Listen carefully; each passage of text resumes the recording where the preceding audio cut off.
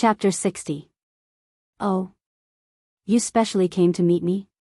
Yi Qinghan raised his eyebrows and said in confusion, Miss Qingcheng, this seems to be the second time we've met, right? I don't think there's anything special that requires you to specially come for me, right? Yi Qingcheng didn't say anything. She just turned her body and looked at the quiet lake quietly. The light eyebrows on her forehead frowned slightly and said with some resentment, since it's the second time we've met, I wonder what Qingcheng did wrong? What made young Master Han hate Qingcheng so much? Hate? This. Where did this come from? Yi Qinghan was slightly surprised and didn't understand. At the same time, he sent a telepathic message to Xiao He and asked him to go play at the side. He didn't want his trump card to be seen by Yi Qingcheng. The reason why a trump card was because others didn't know about it. Yi Qingcheng rolled her black pearl-like eyes. She was a little blaming and a little annoyed. This rolling of her eyes didn't look ugly at all. Instead, it made her originally pure temperament more mischievous and clever, which made Yi Qinghan excited. Yi Qingcheng was a little hesitant. Actually, with her identity, she shouldn't have come here and said such shameful words. However, Yi Qinghan's words of not taking the initiative to woo her and his unusual behavior in the Emerald Pavilion had successfully aroused the competitive spirit of a little girl in Yi Qingcheng's heart. The Yu clan's holy maiden, Li Dai, had bewitched all the men in the world. However, the previous generation's holy maiden had fallen under Yi Dao's robe, which made the Yu clan's holy maiden feel an unprecedented humiliation. And now, Yi Dao's son was the same. How could she endure this? Therefore, when she heard that Yi Qinghan was taking a walk alone, Yi Qingcheng didn't hesitate and hurried over. It was just a conversation. Facing Yi Qinghan's direct question, Yi Qingcheng didn't know what to say. Looking at Yi Qinghan's expression, it was hard to tell if he really didn't understand, or if he was pretending not to.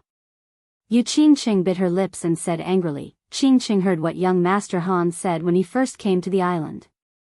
And young Master Han's unconventional performance in the Emerald Pavilion, Qingcheng also heard about it.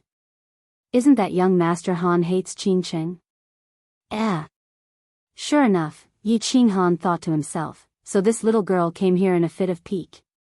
It seems that father dumped their saintess back then, which made them lose a lot of face. Does she want to regain face from me? No way. After figuring out the cause of the matter, Yi Qinghan smiled brightly and innocently, it's this thing. Miss Qingcheng, I'm willing to explain. I'd like to hear the details. Yi Qingcheng turned her head and a trace of happiness flashed through her eyes. She listened attentively. Hee. Miss Qingcheng, actually you've misunderstood. Actually, this is a conspiracy. Yi Qinghan chuckled and said with a somewhat complacent smile. His words were like a clap of thunder, which successfully aroused Yi Qingcheng's interest. He continued, actually, my love for Miss Qingcheng is like the bright moon in the sky, like an endless torrential river. To put it simply, I love you so much that you want to die. The seas dry up and the rocks crumble, the earth tremble, the sky fall and the earth crack. But Miss Qingcheng has so many pursuers. I'm not as beautiful as that transvestite Hua Hua, not as handsome as that idiot Long Shui Lu. My demeanor is not as outstanding as that hypocrite Shui Wuhan, and my muscles are not as stylish as that lunatic.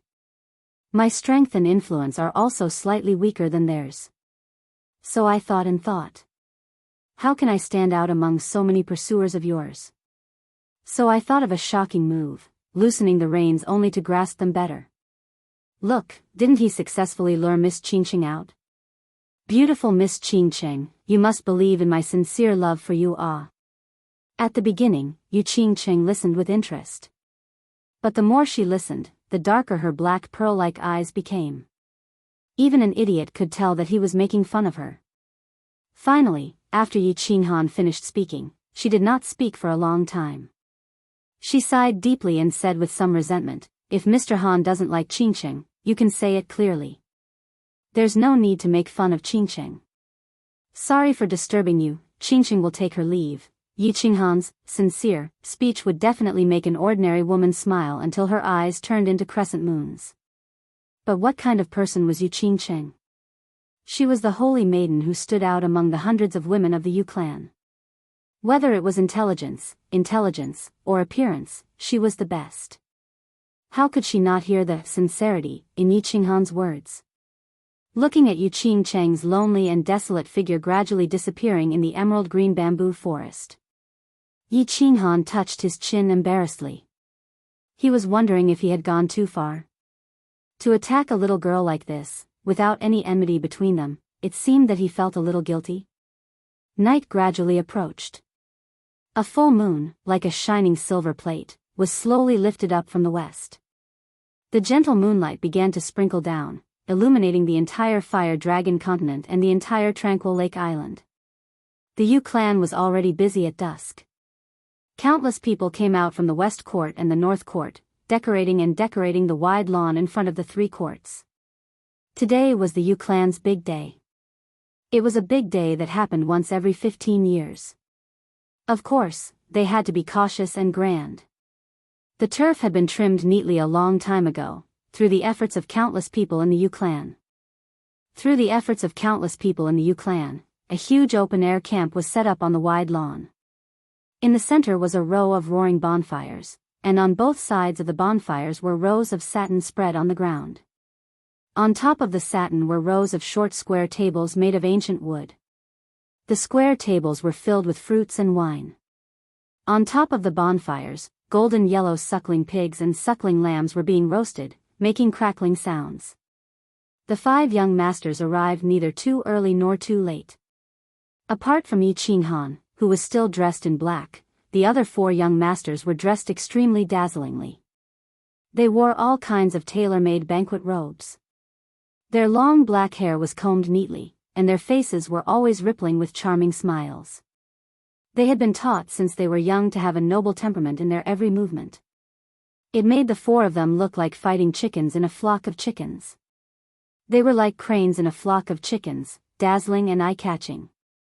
It made Enchanting, who was following behind, look like a bodyguard, pale in comparison. A group of young masters were already sitting in the open space. They were the elite children of the famous families in the House of Aries. However, there was still a gap between their families and the 5 major families, so they did not receive the treatment of Enchanting and the others. It was not until the evening that they were received by the Yu clan into the Tranquil Lake Island and directly brought to the bonfire party. There were countless beautiful girls scattered around the open space. These were the Tranquil Lake disciples of the Yu clan. They had been nurtured for many years. They were also the main targets of this group of young masters. Most of these young masters were nominally subordinates of the 5 great clans and the manor lord. Thus, when they saw Enchanting and the others walk in, they immediately stood up and rushed forward to greet them. Lu Xiao greets young Master Shui. Young Master Shui looks radiant today. You will definitely be the top courtesan. Brother Z, I'm Chao Pei. Do your best, Brother Z. Take Enchanting back to West Wind City. Young Master Hua, I'm the cousin of your uncle's nephew. It's an honor to meet you. Young Master Long. Ha, I've long heard of your name. Today, I can finally meet you. I'm extremely excited. The 4 young masters smiled faintly and casually responded to the young masters who came to greet them. They were somewhat proud and somewhat arrogant. They looked askance at Enchanting, as if showing off their fame and status. Why should they be proud? Why should they be arrogant? Because the people who came to greet them were all heading towards the 4 of them. No one paid attention to Enchanting, who was following behind them. After arriving at the Yu family, they had always been suppressed by Enchanting. So today, they finally had the opportunity to suppress him. So they were very excited, very excited. Normally, they would not care about such a scene, but they were very enthusiastic. Enchanting smiled faintly. He ignored them and walked to a square table alone. He poured himself a cup of tea and lowered his head to drink. Excuse me? At this moment, 5 young masters suddenly walked straight to Enchanting and bowed respectfully. They seemed a little excited and a little scared as they asked politely. Huh? Yi Qinghan raised his head in astonishment and looked strangely at the unfamiliar young masters in front of him. He frowned. And the four people who had been chatting with the crowd were also slightly shocked. They looked over with interest and seemed to find it strange that there was someone who knew this country bumpkin. And when the young masters saw that Yi Qinghan was frowning, they bowed even lower, and their tone became more respectful. They said in a slightly trembling voice, "Excuse me, are you the one who crippled Yi Qingquang, killed Yi Rong, and imprisoned Yi Jian, young master Yi Qinghan?" "Ha!" As soon as the words fell, the whole place fell into a dead silence. The four young masters opened their mouths wide, and their bodies trembled slightly. But they recovered their calmness immediately, but their hearts were in turmoil. They had received news from the Yi family some time ago. The Yi family had undergone a great change. Yi Jian was imprisoned, Yi Qingquang was crippled, and the elder of the Yi family, Yi Rong, was dead. But the reason was unknown in the news. Now that they heard that all these things were done by Yi Qinghan, their first feeling wasn't shock, but funny. But at the same time, they started to think about the truth of these words carefully. And the young masters at the side were also half doubtful and half shocked. They thought this young man was just a follower or something. They didn't expect him to have such a powerful background and such a fierce story. So their eyes changed at the same time, and they looked at Yi Qinghan respectfully. No matter whether he did it or not, the fact that he could sit here today and represent the Yi family, it itself represented a certain attitude of the Yi family. And the attitude of the Yi family was one that must be respected. Countless beauties of the Yi family standing at the side also looked at Yi Qinghan with slight surprise. Although they already knew that this skinny young man dressed in black, who didn't look particularly outstanding, was the popular young master of the Yi family. And they also heard some rumors indirectly, that this young master actually didn't even care about the saint of the Yi family, Yi Qingcheng. But this was the first time they heard that Yi Qinghan had actually done such a big thing. Yi Jian, Yi Rong, and Yi Qingquang were all famous people in the house of Aries. Of course, they had heard about it. But now, all of them were actually crippled and destroyed by this ordinary young man? For a moment, the ripples in their eyes started to turn, and they all used their charming eyes to look at Yi Qinghan. "You can eat whatever you want, but you can't say whatever you want. I am Yi Qinghan. What's the matter?" Yi Qinghan was a little angry. He looked at the five idiots in front of him with some reproach. How could these things be spoken carelessly here? Dongfang Dao, Nangong Chang, Sima Fu, Xiaoho Gong, Duge Jian, greet young master. The five of them didn't say much, but they all knelt down in front of everyone. Their eyes were actually filled with hot tears, and they put on a good show of searching for their master. "What are you all doing? Get up, can you give me an explanation?" Yi Qinghan was a little confused. He frowned and stood up. The four young masters were dumbfounded. This Yi Qinghan actually did something like this. Wasn't he stealing their limelight? However, it seemed like Yi Qinghan wasn't acting, so they continued to watch seriously from the side. On the other hand, the young masters at the side were in an uproar. They all knew these people, and they had some dealings with them. They were the top 5 young masters among the young masters of their level. Regardless of whether it was martial strength, talent, or intelligence, they were all top-notch. Now, they actually recognized him as their master in front of everyone. One had to know that this recognition was no joke. This was a master that they would follow for life. Chapter 61. At Yi Qinghan's words, the 5 people quickly stood up. The young master in the middle, who called himself Dongfang Dao, stepped forward and said respectfully, "Young master, have you heard of Master's dripping blood guards? We are the descendants of the 5 guards. When Master died, our clans were suppressed by Yi Jian. In recent years, the patriarch has gone into seclusion and the young master is still young, so our 5 clans did not dare to act rashly and could only live in seclusion. Now that young master's power has been extinguished, the old patriarch has come out of seclusion again. Of course our 5 clans will come out again. After obtaining the consent of the patriarch, we will come to serve young master." The dripping blood guards? Yi Qinghan suddenly understood. His father, Yi Dao, had used his unparalleled charm and peerless strength to subdue 5 strong men. They were known as the Dripping Blood Guards. But when his father died on the God-slaying mountain, the 5 experts also died, so Yi Qinghan did not know how to react for a while. Now, the 5 people who suddenly appeared were the descendants of the 5 masters. At this time, Yi Tianlong must have played a part in the show of searching for his master. It seemed that Yi Tianlong had spared no effort in order to win back his heart.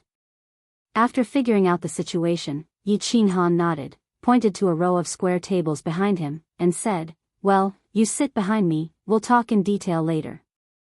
The 5 people nodded, sat respectfully at the back, and remained silent. Yi Qinghan did not care about the gazes of the crowd. He sat down alone and began to drink tea. He was not overly intimate with the 5 people behind him.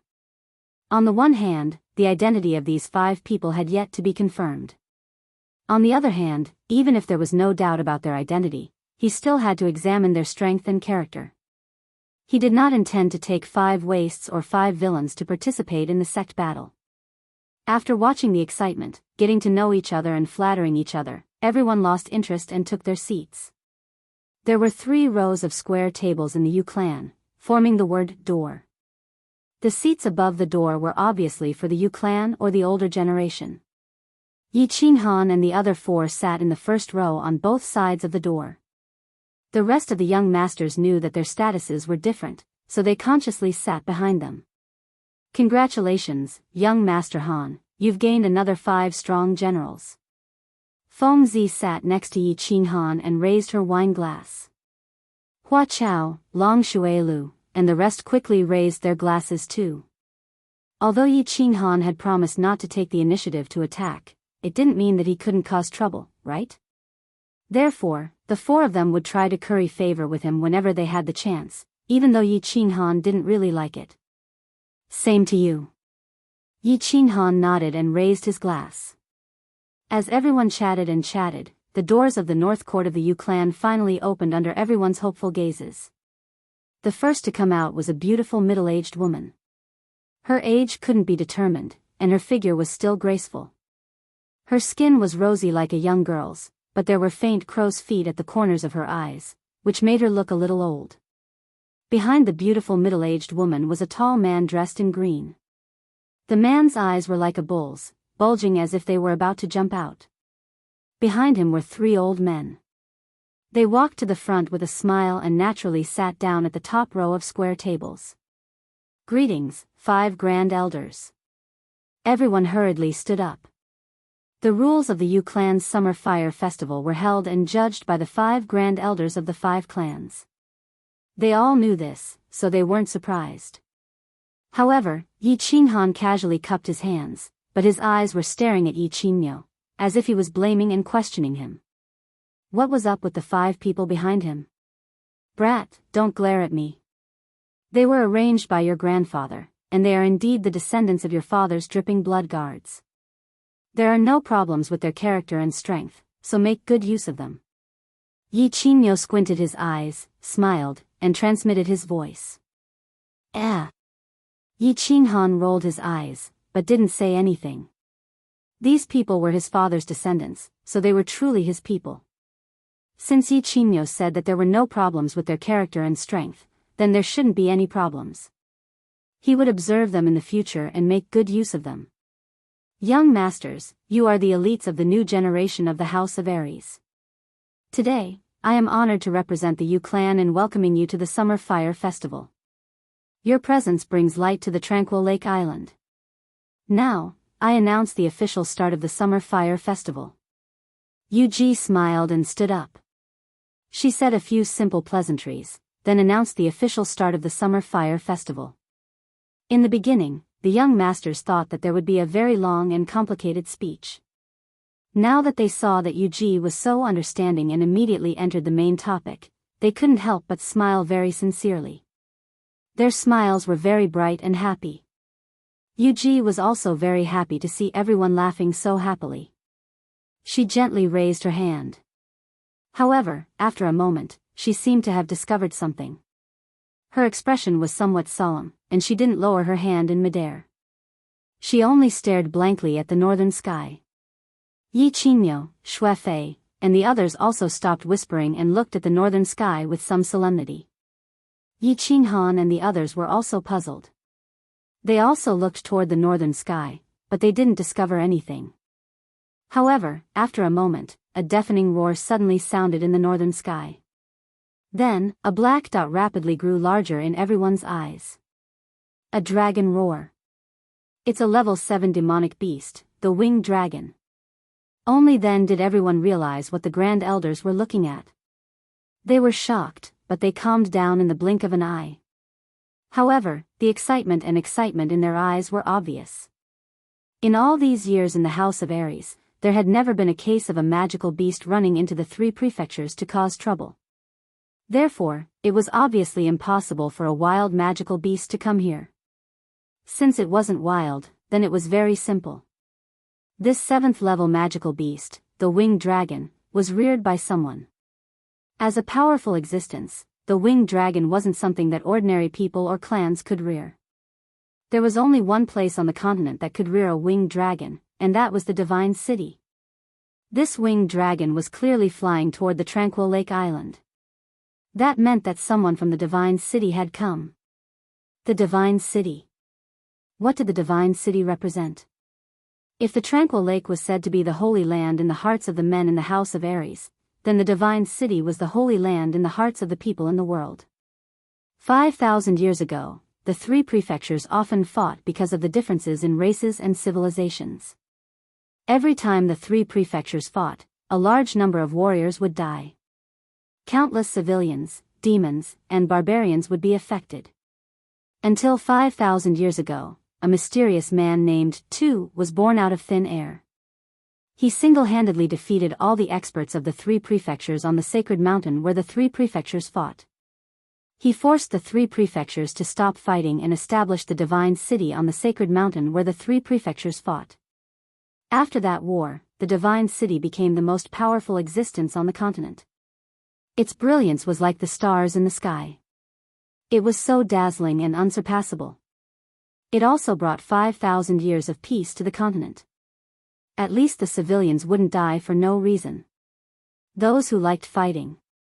Sure, go to the prefecture battles and kill to your heart's content. The more you kill, the more you'll be rewarded. Those who liked peace. Sure. Live a peaceful life without having to worry about the mutated races coming to your doorstep in the middle of the night. Afterward, other than a few loose rules, the Divine City had never interfered with the affairs of the prefectures. It stood quietly on the Divine Mountain, like an otherworldly master, smiling at the clouds in the sky and calmly watching the storms in the world. It was because of the Divine City's indifferent attitude that the people of the 3 prefectures began to accept the sacred mountain and the Divine City represented by the powerful man. However, there were talented people in every generation. Countless experts and heroes appeared in the past few thousand years. They seemed to care a little about the tall Divine City, which was pressing down on their sky and blocking their way. Therefore, they picked up the swords in their hands, walked up the mountain, and walked into the city. However, the ending was always the same.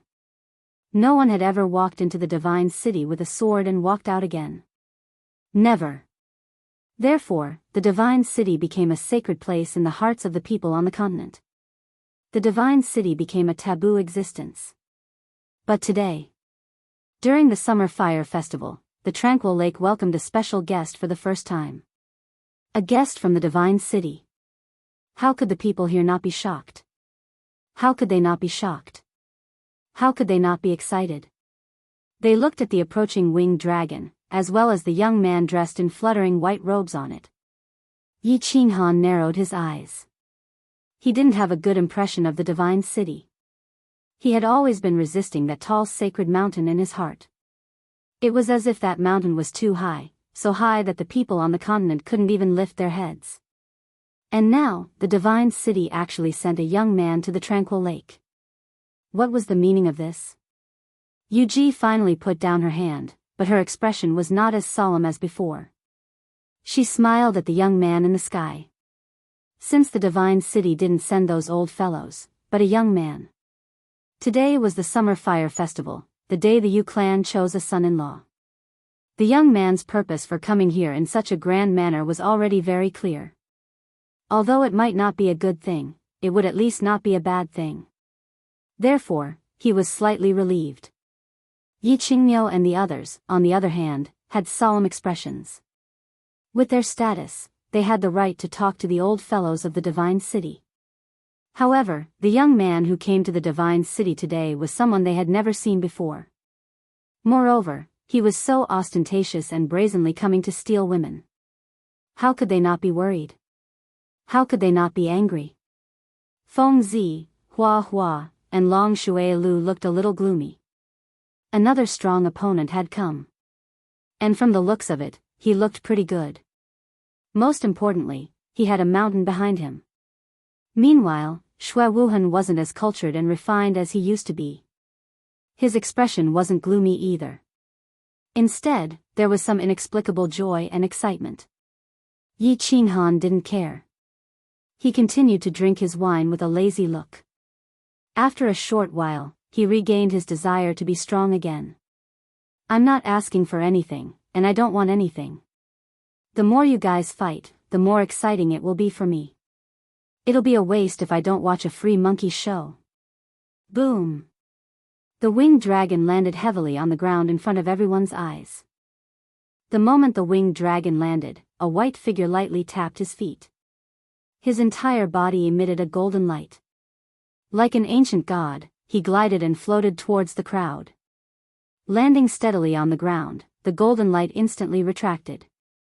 The young man in white smiled and cupped his fists towards the few grand supreme elders at the head of the table. Tu Qianjun greets the seniors. I've long heard of Lady Qingqing's unparalleled beauty. Today, I, too, have specially come to pay my respects. Furthermore, I heard that the young elites of the House of Aries are all here. I, too, also hope to be friends with the Martial Arts Association. Chapter 62. Tu Qianjun greets seniors. I've long heard of Miss Qingqing's unparalleled beauty. Today, I, too, specially came to pay my respects. Also, I heard that the elites of the younger generation of the Battle Gods Manor are all here. I, too, also hope to make friends with them. Pay my respects. They're probably here to snatch her. Make friends with Wu. Make friends? They probably want to give her some pointers. The few elders on the seats sneered secretly. When this brat descended, the golden light emitted from his body was the unique aura of the Duke Realm, also known as the Pseudo-Saint Realm. Furthermore, his golden aura actually reached a radius of around 1 meter. It seemed that he had the cultivation of the first level of the Duke Realm. He actually released his aura unscrupulously in front of them, who were all in the Saint Realm. Furthermore, he relied on it to glide for such a long distance, making people feel as if he was flying over. Wasn't this clearly showing off his strength? It was also clearly slapping the faces of the young masters present. It was also to build momentum for him to snatch her. It seemed that the chances of those young masters in their clan were slim. However, Yu Ji beamed with joy. This brat was rather tactful and respectful to these old fellows. Moreover, he had made it clear that he was here to pursue his daughter, not to cause trouble. She also knew that this generation's saintess was more outstanding than the previous generations of saintesses in all aspects. However, she didn't expect that even the Divine City, which rarely appeared, would send people to snatch her. What was this? This was glory. This was also strength. Hence, she smiled brilliantly. Young Master 2 must be the young master of the dragon-slaying divine guard of the Divine City's 4 guards. You're indeed as graceful and elegant as your father. Servants, give him a seat. Elder Yu Ji, my father asked me to send his regards to you. There's no need to give me a seat. I have an old friend here, so I'll sit with him. Tu Qianjun smiled faintly. He turned his head and swept his gaze across the young masters. Finally, his gaze landed on Shui Wuhan. Young master, please take a seat. Shui Wuhan had been smiling all along. When he saw Tu Qianjun looking over, his smile became even more amiable. He hurriedly stood up and lowered his head slightly, indicating for Tu Qianjun to take his seat. Tu Qianjun nodded indifferently. It seemed as if he didn't care about everyone's gazes. He walked straight to Xue Wuhan's seat, and sat down peacefully. He lowered his head and smoothed his sleeves. He saw that the people in the vicinity were looking at him cautiously. He raised his head in astonishment and said, "What's wrong?" "Do as you wish. Don't worry about me, just pretend that I don't exist." "Yes, yes."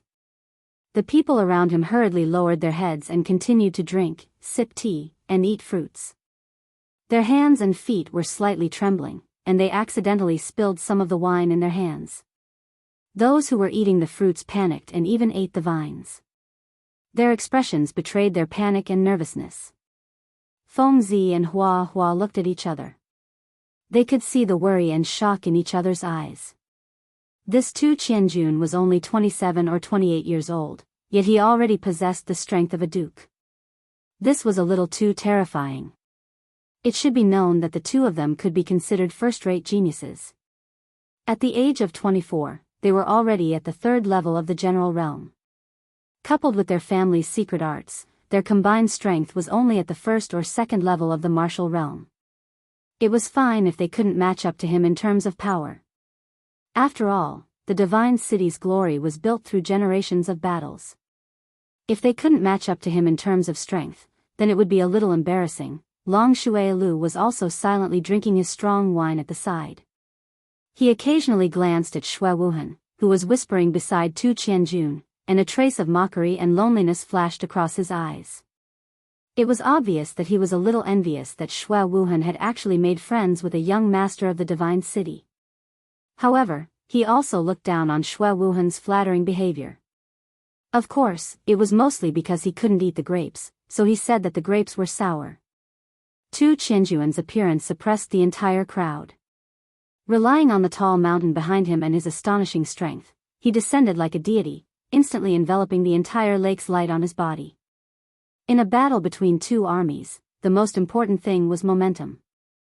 Without momentum, this battle would only end in defeat.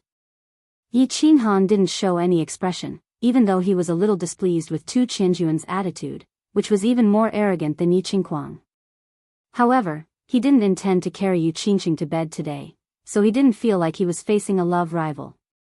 However, he hated Xue Wuhan's flattering attitude even more than Long Shuilu.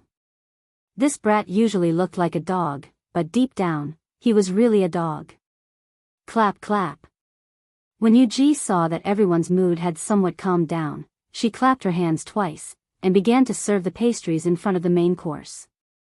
Along with the clap of her hands, the door of the west courtyard opened, and 12 red-clothed women walked out. It just so happened that this red dress was very similar to the dress that they wore when they entertained Yi Qinghan and the others in the Jadeite pavilion in the morning. The upper body was a thin tube top, and only the lower half of the white and tender beautiful breasts were covered, revealing a plump snow-white semicircle. The lower body was a gauze skirt, and under the uneven hem was a pair of perfectly straight and slender white legs. On their feet were pairs of long leather boots that covered more than half of their calves. The only difference was that today, on their smooth abdomen, which didn't have any extra fat, hung a small purple bell. Snow-white skin, captivating red dress, and the purple ring around their waists, these three colors actually fused and intersected, evolving into a strange charm.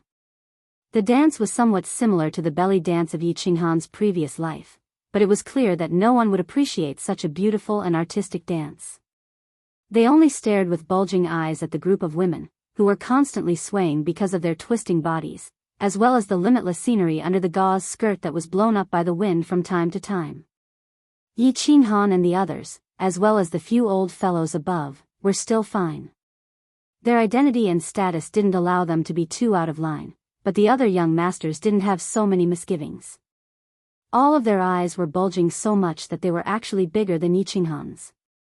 Under the reluctant gazes of the crowd, the 12 women silently retreated, while the young masters were silently thinking of ways to snatch one from the Yu clan. Although the Yu clan's summer fire festival was mainly for the saintess to choose a man, almost every time after the matter of the saintess was settled, the Yu clan would choose a portion of the young masters with relatively higher aptitudes, strength, and influence, and gift them the 12 Tranquil Lake women of the Yu clan. Although it was called gifting, it was actually no different from selling them. Every Yu clan woman would be exchanged for a large amount of resources and treasures. However, these young masters who managed to snatch the Yu clan women wouldn't hesitate at all. Moreover, their clans would also be willing to use a large amount of treasures to exchange for the Yu clan woman. Of course, this wasn't just because the Tranquil Lake women of the Yu clan were unparalleled in the world. Any man who married a Tranquil Lake woman would obtain the most pleasure and satisfaction in the body. It was also because if the young masters of these clans could marry a Tranquil Lake woman, then their clans would automatically obtain the friendship of the Yu clan. They would receive a large share of the Yu clan's intelligence, martial power, and resources, until the woman died. It could be said that the reason the Yu clan women could stand tall in the House of Aries for 1,000 years was also because of this marriage alliance policy. Oh. So that's how it is. This marriage alliance policy was thought up by the genius of the Yu clan. How brilliant! Yi Qinghan exclaimed in admiration as he understood many things he didn't know before from Feng Zi's soft explanation. Feng Zi nodded as well. Her eyes were filled with admiration. The founder of the Yu clan, the Moon Queen. A miraculous woman who made the ancestors of the 4 great clans, the Wind Lord, the Flower Empress, the Snow Marshal, and the Night Emperor fall head over heels for her. Back then, her martial power and cultivation reached the peak of the Sage realm, half a step into the Divine realm. According to the clan's records, this woman naturally rejected the 4 great ancestors. She walked into Silver Moon City alone and created the Yu clan. Stop talking. The dishes are about to be served. You have to perform well later. I'll cheer for you. Yi Qinghan saw Yu Ji raise her hands and clap her hands again. He knew that Yu Qingqing was about to go on stage. He quickly nudged Feng Zi and looked behind Yu Ji. Hearing this, Feng Zi immediately straightened her body and sat up straight. She looked forward very seriously. As Yu Ji clapped her hands lightly, the sound of a guzheng rang out from West Court. She was playing an unknown song. Not many people present understood this. They only felt that the sound of the guzheng was like the whispering of young girls at first. It was pleasant to listen to. Then, the tune changed rapidly like the torrential rain in summer. Water droplets fell onto a jade plate. It was very crisp. Then, it changed to the sound of an ancient spring in the mountains flowing between the cracks of a rock. It was very pleasing to the ear. Finally, it changed to the sound of an armored horse's blade. It made people's blood boil. Even though everyone present was uncouth, they were gradually moved by the pleasant sound. For a moment, their hearts felt very ethereal and very peaceful. In the end, when the sound of the guzheng turned into the sound of a blade, everyone felt like they were in a battlefield of 10,000 people. Their blood boiled. Buzz, just as everyone's blood was boiling, the sound of the guzheng suddenly stopped. Everyone looked in the direction of West Court in surprise. They saw a peach-colored figure floating out from West Court. The peach-colored figure was a woman.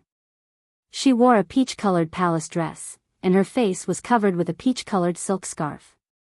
There was even a bright peach blossom on her head. The woman had a sword in her hand. Her left hand was held diagonally below, and her right hand was in front of her. She held a small and exquisite guzheng in her hand. She leaped down from the sky. Her palace dress flapped in the wind, making her look like a fairy from beyond the heavens. It was unknown whether it was because of the strong wind or the woman's own will, but when the woman landed on the ground, the peach-colored silk scarf on her face actually fluttered with the wind, revealing a devastatingly beautiful face. Her black pearl-like eyes contained a smile that was both charming and seductive. Her delicate nose was tall and straight, and the corners of her small mouth were slightly raised. Her red lips were slightly parted, inviting people to kiss them. Below her slender white neck, there was a piece of white jade that was half covered and half covered. When it contrasted with the peach-colored palace dress, it was so soul-locking. Her white waist was actually so small that it couldn't be grasped. Her entire person was like a fairy that had fallen into the mortal world. She made people feel that she couldn't be profaned, that she couldn't be violated. However, she was also invisibly attracting people, making them want to profane her, to go on top of her. This kind of feeling was extremely contradictory. Normally, no one would wear a peach-colored dress that was unique, and no one dared to wear it because peach-colored clothes gave people a very tacky feeling. But today, Enchanting dared to wear it, and she wore it. Moreover, she even wore an even more tacky peach blossom. It was just that, after today, presumably, no one present would dare to say that peach-colored clothes were tacky. At least Enchanting was not ordinary. Not only was she not ordinary, but that faint peach-colored color on her graceful figure, coupled with her devastatingly beautiful face, gave people a feeling that she was so attractive, so ecstatic, so fatal. Peach blossoms were poisonous. They could topple cities, could topple countries, and could even poison people to death. Chapter 63. The lady with peach blossoms stood there quietly. Her eyes glowed and the corners of her mouth curled up slightly, revealing a faint smile. Then, she placed the zither on the ground. Her 5 slender and elegant fingers danced wildly, emitting a few clanging notes. The long sword in her left hand formed a flower and she actually began to play and dance. She played a hurried and rhythmic marching song. Although there would be occasional breaks as she played and danced, the special reverberation of the zither didn't make people feel that there was a break. Instead, they felt that the rhythm was different and it was very dynamic. The dance was a sword dance, and it was very good. Sometimes it was hard, sometimes it was soft. Furthermore, everyone present was an expert and could see that the swordsman wasn't a pretty one. Aside from being pretty, one could see the formless murderous aura that accompanied the sword dance.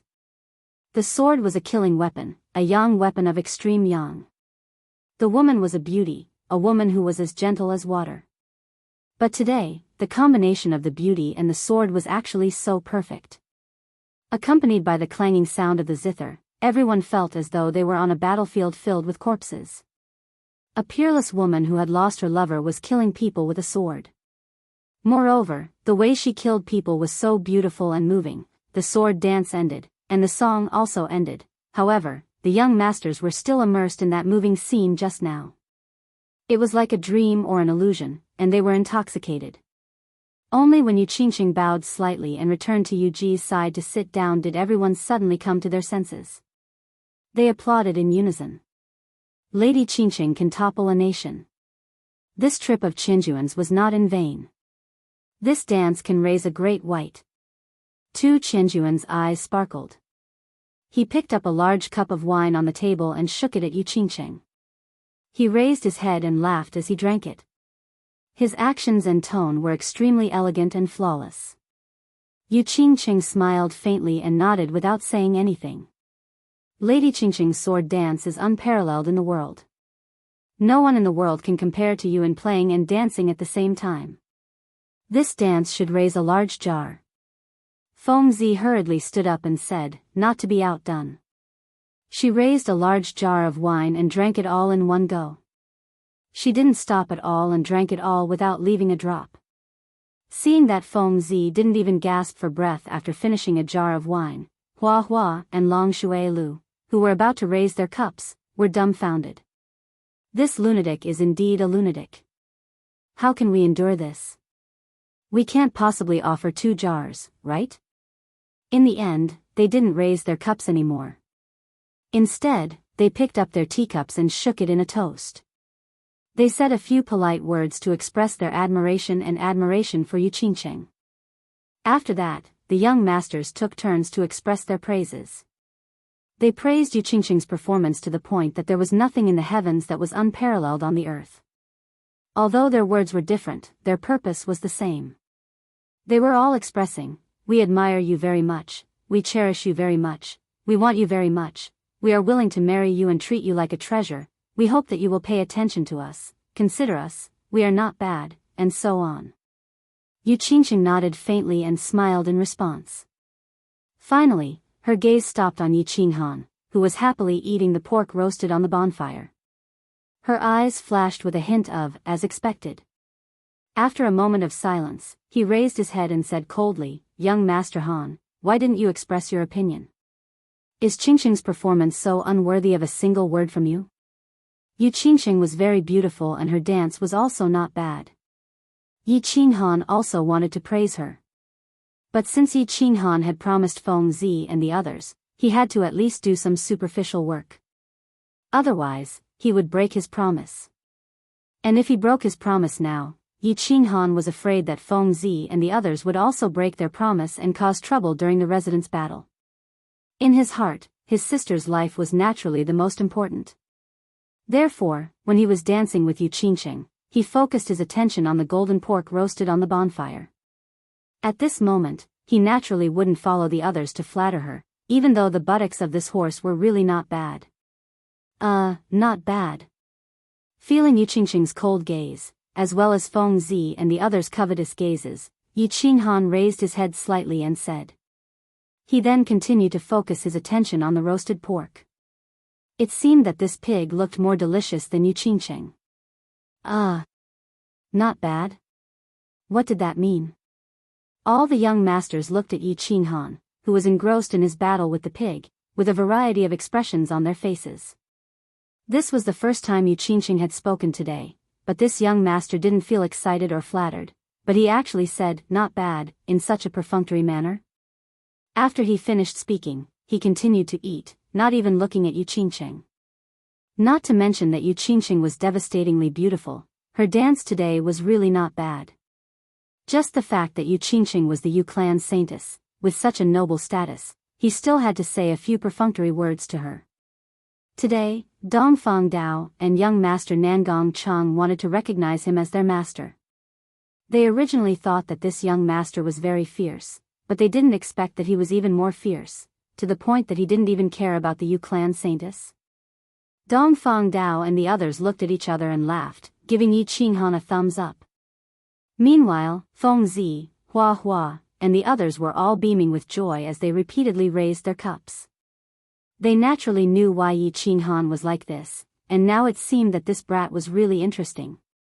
He kept his promise and was a good brother. Tu Qianjun also looked over with a smile, a trace of interest in his eyes. He whispered a few words to Xue Wuhan beside him, then glanced at Yi Qinghan a few times, then silently looked at Yu Qingqing and didn't say anything. Yi Qinghan didn't care about the gazes of the crowd, nor did he care about the warning look Yi Qingniu gave him. Instead, he slightly tilted his head and said to Feng Zi beside him in a low voice, "What are you giggling for? Hurry up and perform well. Do you know what it means to gain the upper hand by a show of strength?" "Thank you, good brother."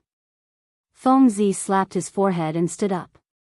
He let out a light cough to attract everyone's attention. He wriggled the two bulging muscles on his chest and said in a carefree voice, "Today is Miss Qingqing's coming-of-age ceremony. I, Feng Zi, am not talented, so I will also perform a few sword dances to celebrate." Although he said it was a sword dance, Feng Zi didn't reach out to hold the sword. Instead, he made a strange gesture. He stretched out his index and middle fingers of his clenched fists and leisurely swung them forward. With a sword hum, the huge sword on his back suddenly unsheathed and turned into a beam of white light that flew straight into the sky. Then, his fingers quickly changed. The huge sword twisted a few times in the air, turned around, and fell straight towards the bonfire. When it was about to touch, Feng Zi quickly changed his gesture again. The huge sword actually made a circle around the bonfire, pierced through a suckling sheep, and flew towards Yu Qingqing. It flew to the table in front of Yu Qingqing and stopped. After shaking a few times, the suckling sheep was actually split into 7 or 8 pieces and fell onto the jade plate on the table. After this was done, Feng Zi withdrew his hand gesture and the huge sword returned to its sheath. Only then did he say with a satisfied smile, "I've made a fool of myself, Miss Qingqing. This roasted suckling sheep is a small token of my appreciation." "Young noble Feng, thank you." Yu Qingqing smiled and nodded in thanks. At the same time, the young noble next to her gave Feng Zi the middle finger in his mind. "You're playing so big right from the start. You only used your Feng clan's ultimate sword control technique. How can others play later?" Plus, even if you want to please Yu Qingqing, you don't need to use the big guy that you kill people to make a living to cut meat. Old man Feng, not bad. Your brat's sword control technique has probably reached the 6th level. Yi Qingyo whispered to the Feng clan's supreme elder on a square table above. Yu Ji also nodded with satisfaction and said, small area control is already very good. With the power of a 3rd level general, I'm afraid even a 1st level marshal can't beat him. Feng Zi's talents are considered the best in your Feng clan in the last 100 years. His future is limitless. Where? Compared to the descendants of your clans, I still have to work harder. The Feng clan's supreme elder said humbly, but his face was full of joy. Haha. My brat is ready to go. Let's see what special performance he has. The Hua clan's elder smiled and drew everyone's attention to the field. Seeing that Feng Zi got the first prize, Hua was a bit unhappy. He stood up and nodded at Yu Qingqing. He said, I'm also here to join in the fun. I'll give Miss Qingqing a mysterious gift. Saying this, Hua slowly walked toward the field. His steps were very elegant and light. However, as he walked, his body slowly became blurry in front of everyone and finally disappeared. Stealth? Everyone was shocked and changed their expressions. They had heard of the Hua clan's stealth technique, but they didn't expect Hua to disappear in front of everyone.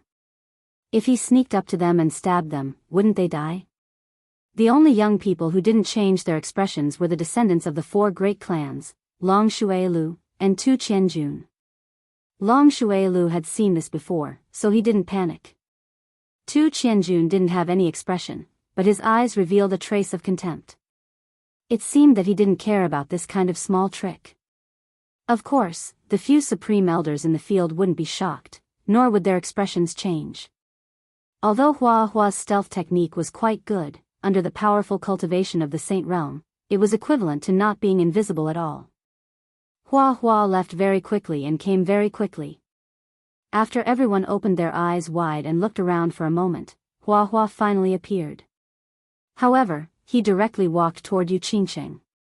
He held a purple rose in his hand and walked with strange steps. His speed seemed very slow, but a series of afterimages appeared behind him. In the field, 3 Hua appeared. Hua held roses in his hand and walked over with a smile on his face. The scene was extremely strange. Finally, the afterimages disappeared and Hua stood in front of Yu Qingqing. He bowed sincerely and said, Miss Qingqing, may your beauty be like this bouquet of roses that will never wither. Thank you, young Master Hua. Yu Qingqing still had an indifferent expression. She extended her lily-white hand and took the purple rose. He had even used the afterimage clone technique to pick up girls. That transvestite actually used such an awesome escape technique to put on a show. Everyone shook their heads and secretly decided that they wouldn't embarrass themselves later. Anyway, the descendants of the 4 great clans, Long Shuilu, and a young master from the Divine City were there. Even if they thought about it, they wouldn't have any hope. It was better to think about how to snatch one of the 12 elite girls from the Yu clan. Chapter 64. After the strange performance of the beautiful ladyboy Hua, the atmosphere suddenly turned cold. Although all the young masters had fantasized about showing off their skills today, using their unique temperament and unique style to win the heart of the beauty, and finally returning home with glory and beauty, all the young masters had fantasized about showing off their skills today, using their unique temperament and unique style to win the heart of the beauty. However, under the abnormal special skills of the Feng family and the Hua family, as well as the performance of Feng Zi and Hua, everyone felt as if a bucket of cold water had been poured over them. They were completely sober, and they were also shocked. Obviously, Long Shuilu didn't want this to happen, so he casually made his move. His battle aura turned into a palm, holding a cup of top-notch perfume named Poison, that he had spent a lot of money to buy, and he flew towards Yu Qingqing. Long Shuilu's move had indeed shocked everyone present. It should be known that battle aura was just an external release of energy. It was easy to use energy to kill and destroy enemies, but to materialize battle aura into a real palm, even if it could only hold a bottle of perfume, one would need to be at least in the Emperor realm. However, it was a pity that he hadn't managed to completely learn Palace Master Long's famous consummate skill, the dragon capturing hand. Palace Master Long's dragon capturing hand was extremely powerful. With Palace Master's strength at the peak of the Saint realm, if he used the dragon capturing hand, not to mention the Saint-level Azure Dragon, he would definitely be able to capture the 8th-level Tyrant Dragon. He would be able to easily throw it around like it was a broken jar. Long Shuelio's battle aura was naturally not a problem for him to kill enemies with his battle aura. However, if he wanted to materialize battle aura into a real palm, hold a bottle of perfume, and fly it for more than 20 meters, it would obviously be a little difficult. Therefore, when this palm flew, it would occasionally shake a little, and there was even one time when it almost fell. In the end, Long Shuelu was covered in cold sweat, and his face was pale. Only then did he deliver the bottle of perfume to Yu Qingcheng. Looking at the faint smile in everyone's eyes, Long Shuelu knew that he had really made a fool of himself this time. After that, some young masters seemed to feel that there was still hope, and used their last bit of strength to fight. They all went up one after another, each displaying their own unique skills. For a moment, it was very lively and brilliant. On the other hand, there were only 3 people who should have made a move but didn't. One of them was the dazzling young master of the Divine City, Tu Qianjun, who rode on a winged dragon. The other one was Xue Wuhan, who was sitting respectfully beside Tu Qianjun. The last one was Yi Qinghan, who had silently finished off the suckling pig and started to wipe out the fruits on the table. It seemed like Tu Qianjun wanted to make the last move and suppress everyone with his skill. However, Xue Wuhan looked like a slave. He sat respectfully beside Tu Qianjun. It seemed like he didn't want to make the first move. On the other hand, Yi Qinghan didn't seem to be interested at all. It was as if he felt that the beautiful lady on the table was not as delicious as the plates of fruits on the table. The last young master's childish performance didn't garner any enthusiastic applause. The rest of the young masters finally recognized a fact. The ultimate skills that they were so proud of were so lowly and childish in front of the 5 clans and the Divine City's young masters. Therefore, they decisively expressed their silence and gave up. They didn't want to embarrass themselves and make a fool of themselves. Wu Hen, don't you want to go up and play? Tu Qianjun swept a glance at Yi Qinghan. He had been eating fruits with his head lowered. It seemed as if he would never be full. Tu Qianjun raised his eyebrows after he confirmed that no one else was going up. Young master is here. What is Wu Hen going to do? Make a fool of myself? Xue Wuhan shook his head and said. His tone was a little respectful, a little flattering, and a little humble. Tu Qianjun let out a long laugh. He proudly stood up and coldly swept his gaze across everyone. His eyes didn't have the same look of interest as before. Instead, he looked down on everyone.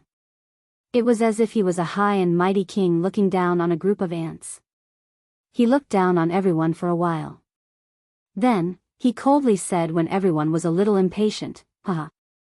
Indeed, you'll only make a fool of yourself if you go up. Since they've already made a fool of themselves, I'll just casually put on a show to liven things up for Lady Qingcheng.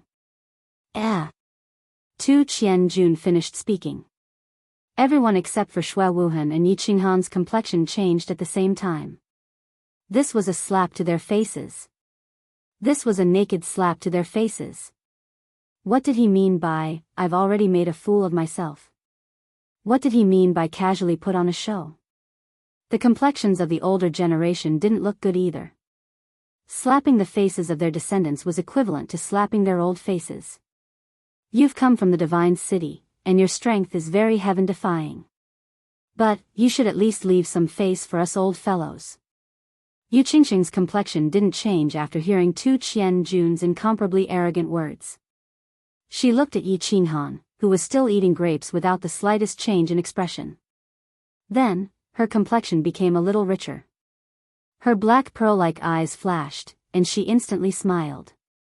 Then, she used an unprecedentedly sweet and soft voice to say, Young Master Tu, please. Qingcheng will wait and see. Feng Zihua and Long Shuelio's complexion changed completely. They became a little deathly gray and looked very unsightly. Today was the summer fire festival. It was the day that Enchanting would choose her man. Strength, influence, and performance were all fake in this bonfire party. The most important thing was Enchanting's attitude. Because the final decision was still in her hands. Originally, when they were performing, Enchanting's attitude was always lukewarm. But now, Tu Qianjuan's performance had not even started, and Enchanting had already expressed her attitude. One could imagine what this meant, haha. Since Miss Enchanting wants to see, I'll also learn from them and perform a few acrobatics for you to watch. Tu Qianjun looked at the blackened faces of Feng Zihua and the others. He seemed to find it very interesting and continued to mock them. As soon as he finished speaking, the expressions of the old fellows sitting in the seats of honor, except for Xue Fei, all changed. Acrobatics? When did the unique skills of the great clans become acrobatics? The expressions of the Feng and Hua clans' Grand Supreme Elders were the worst. Yi Qingmiu and Yu Ji's expressions were not very good either. The 5 great clans were of the same breath and branch. Humiliating one clan was equivalent to humiliating all 5. And now, it was very obvious that Tu Qianjun had actually humiliated all of them. Us old fellows are looking forward to young Master Tu's performance. The Feng clan's Grand Supreme Elder spoke. His tone was full of anger. Hee, Elder Feng, there's no need to be angry. I don't mean to question your clan's imperial sword technique. I just feel that the disciples of your clan don't seem to be using the imperial sword technique very well. It just so happens that I have also learned 2 moves of the imperial sword technique. Elder, please appraise them. Tu Qianjun smiled faintly. It was as if he did not see Feng Zi's true purple face and his explosive muscles, as if they were really going to explode. He just casually waved his hand and did the same action as Feng Zi just now. Following his hand gesture, the meat cleaver in front of him actually trembled strangely. Then, under the astonished gazes of everyone present, it soared into the sky. Then, it elegantly danced in the sky. Finally, it imitated Feng Zi and fell straight down. It pierced through a suckling pig and flew to the sky above Enchanting. Once it was in the sky, the meat cleaver suddenly sped up and turned into an afterimage. It continuously shuttled through the body of the falling suckling pig. Finally, it landed at the same time as the suckling pig and stabbed diagonally into the body of the suckling pig. Huh! All the young masters looked at the suckling pig on the table that was as good as before. They also looked at the meat cleaver that was stabbed into the suckling pig and was constantly shaking. Although they were a little shocked that Tu Qianjun actually knew the Feng clan's unique skill and that he seemed to be dancing very elegantly, they still had some doubts in their hearts. Didn't you say that Feng Zi's imperial sword technique wasn't very good? What did Feng Zi say? He was able to use a huge sword to cut the suckling pig into 7 or 8 pieces. Yet, after dancing for so long, the suckling pig was still intact. Young Master Tu's imperial sword technique is indeed brilliant. Feng Zi admits defeat. While everyone was still puzzled, Feng Zi stood up and swayed. His face was ashen as he spoke in a deep voice. Pa! As soon as Feng Zi finished speaking, the meat cleaver stopped swaying. The suckling pig was like a blossoming flower. It split open from the middle and was divided into countless evenly sized pieces. Then, it was steadily placed on the plate. Young Master's skill is divine. Wu Hen admires you. Xue Wuhan stood up and cupped his hands respectfully as he spoke. The passion in his black and gray eyes was very obvious. Looking at the dozens of evenly sized pieces of suckling pork on the plate, listening to Feng Zi's sincere words, and looking at Xue Wuhan's respectful posture, all the young masters were shocked once again. However, there were too many shocks today. All the young masters felt a little numb. The things that they were proud of and glorious in the past, in front of Feng Zi and Tu Qianjuan's performance, became extremely childish and laughable. As a result, they developed a deep sense of defeat and a faint sense of inferiority. It was to the extent that they didn't even know that Tu Qianjun had suddenly disappeared in front of everyone. They didn't notice, but but Yi Qinghan, Hua Mu, and Feng Zi were very sensitive and discovered it. They looked at each other and revealed an expression of disbelief and extreme shock. What situation was this?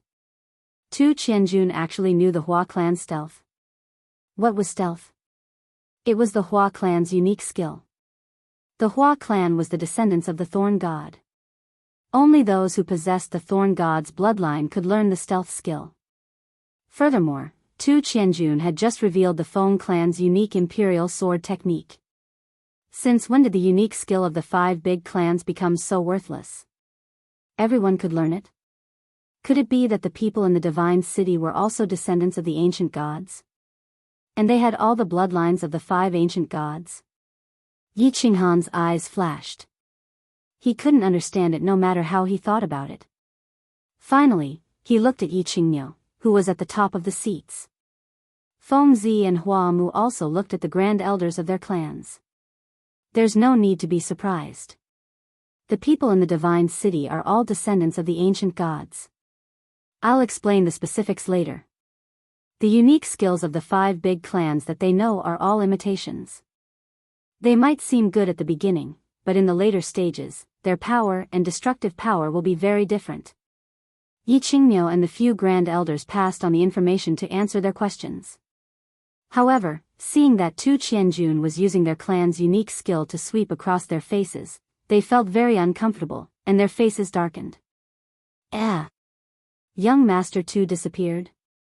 At this time, the people present finally realized that Tu Qianjun had disappeared.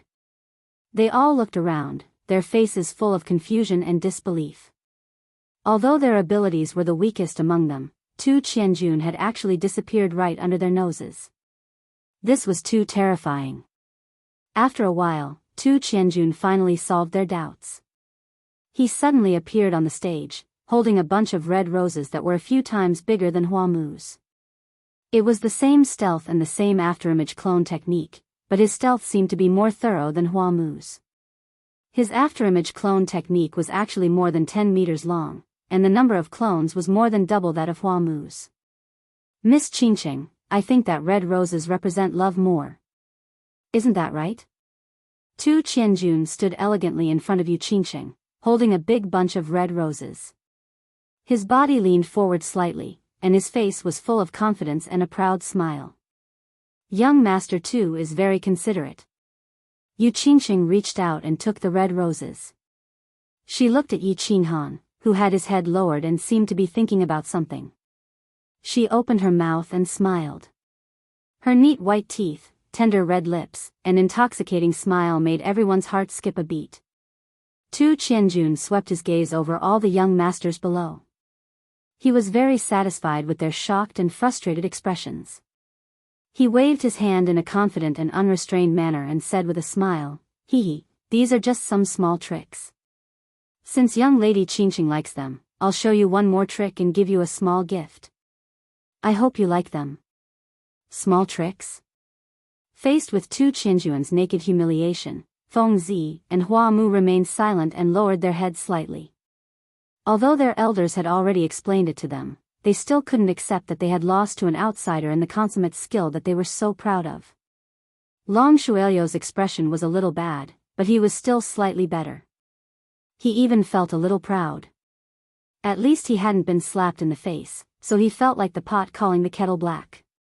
However, in the next moment, his face turned completely ashen. He saw a hand, a huge palm. At this moment, a huge palm flew towards the outside of the field.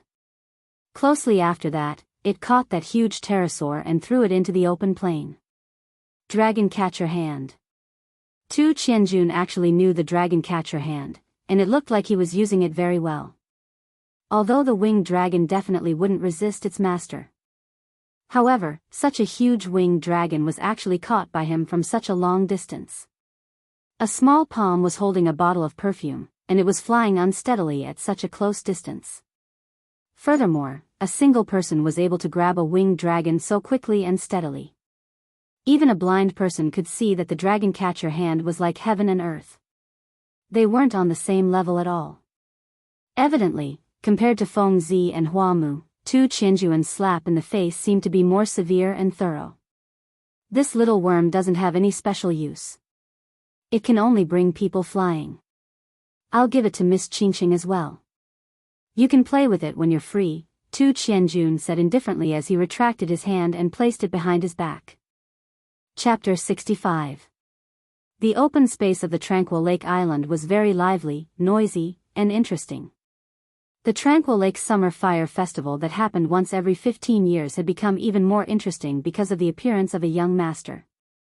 Not only was this young master's strength outstanding, he definitely had the strength of the top 3 on the Earth list. Furthermore, he seemed to be omnipotent. He was very familiar with the ultimate skills of the Feng family and the flora and fauna ancient gods. Even the famous ultimate skill of the Divine War Abode's #1 expert, Manor Master Long, seemed to be executed beautifully by him. He was also very generous. He could easily give away a level 7 magical beast, the pterosaur, which was rare even among the 5 families. Most importantly, he came from the Divine City. The Divine City was undeniably the Holy Land in the eyes of the people of the continent. It had protected the 3 clans of the continent for thousands of years, allowing countless people to live and work in peace and contentment. Countless people didn't need to worry that war would happen to them. The city on the high and mighty Divine Mountain had played the most important role. Today, the young masters from various places in the House of Aries finally had the opportunity to see the elegance of some people from the Divine City. They weren't disappointed. Whether it was in terms of temperament, grace, or strength, he suppressed all the young masters present, and many people were convinced. Didn't you see that the Shui family's young master, who was usually high and mighty, was like a dog in front of him? All the young masters were very excited. They were happy that they could see the peerless elegance of the Divine City's young masters. They were secretly happy that the Divine City's young masters had the ability to suppress the usually high and mighty descendants of the 5 families. They naturally thought that only the Son of God from the Divine City was worthy of the goddess-like fairy up there, and only he could possess her. This was too much. Looking at the big guy in front of her full of ferocity and arrogance, Yu Qingqing knew that she had gone too far. Tu Qianjuan's gift was a bit too much. Yu Qingqing was in a dilemma. A level 7 magical beast, the Divine City's special mount. This was not a small gift. Accepting his gift was equivalent to admitting that she was leaving with Tu Qianjun. Originally, Yu Qingqing saw that Yi Qinghan had been acting like this and didn't care about her at all. She wanted to anger him and provoke him a little. It had always been her unconvinced mentality of a little girl causing mischief. At this moment, he realized that he had gone a little overboard, so he didn't know how to end the situation.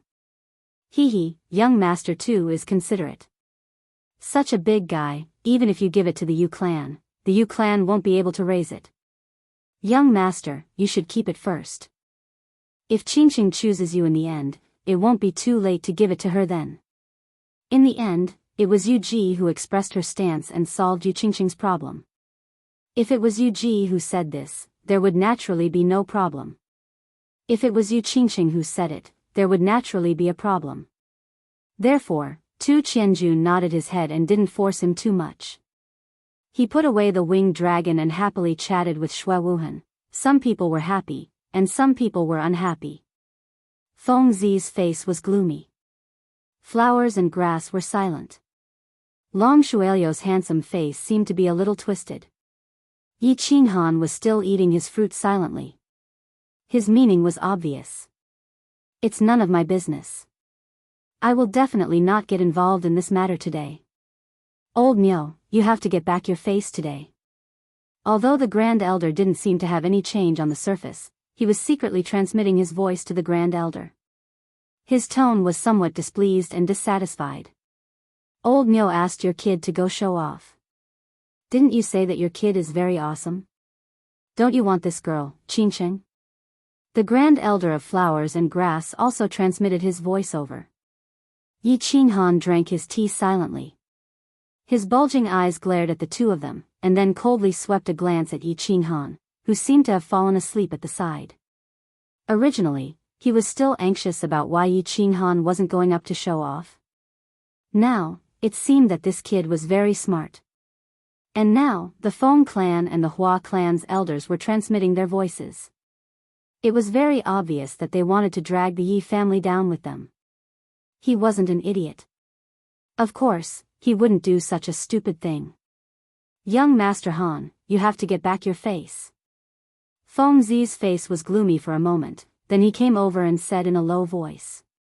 Flowers and Grass' ears twitched, and his beautiful eyes quickly turned a few rounds. He also came over and said, That's right, brother. You have a lot of ideas. Help us get back some face. We, the 5 great clans, are of the same branch. Slapping our faces is also slapping yours.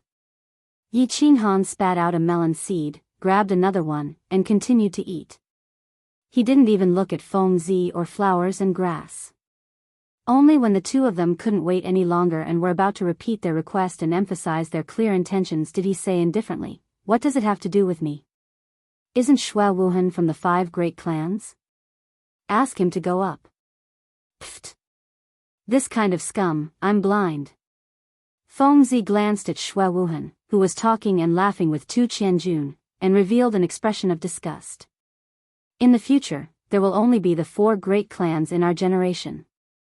I won't acknowledge that dog, Flowers and Grass said coldly, as if Xue Wuhan's behavior had completely hurt his feelings. Oh. Yi Qinghan's eyes revealed a smile. He didn't understand why Xue Wuhan would obviously join Tu Qianjuan's side when he saw him. Moreover, he was acting so pretentiously, which made people uncomfortable. As long as Feng Zi and Flowers and Grass didn't die prematurely, they would definitely be leaders. Why was Xue Wuhan like this? And the old man from the Xue clan seemed to be silently agreeing with his behavior? However, he was very satisfied with Feng Zi and Flowers' attitude. Xue Wuhan had sent people to kill him, and he was the real culprit who had left his sister lying in the back of the mountain. He had to kill this person. Now that he saw Feng Zi and Flowers' attitude, he was even happier. Therefore, he laughed happily, then shook his head and said, I promised the 4 of you that I wouldn't do anything today, and I'm a man of my word. Huh? Feng Zi and Flowers could hear what he meant, and their eyebrows twitched at the same time.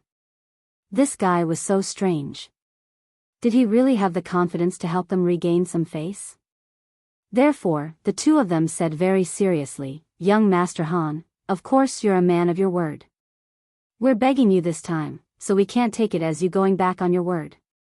Hee, I promised the 4 of you, and the 4 of you promised me one thing too. Yi Qinghan spread his hands, indicating that he couldn't do anything. He didn't want to be stabbed in the back during the residents' battle just to help them regain some face. The 2 of us definitely agree, and Long Shui Lu will obviously agree too. But that traitor, Humph.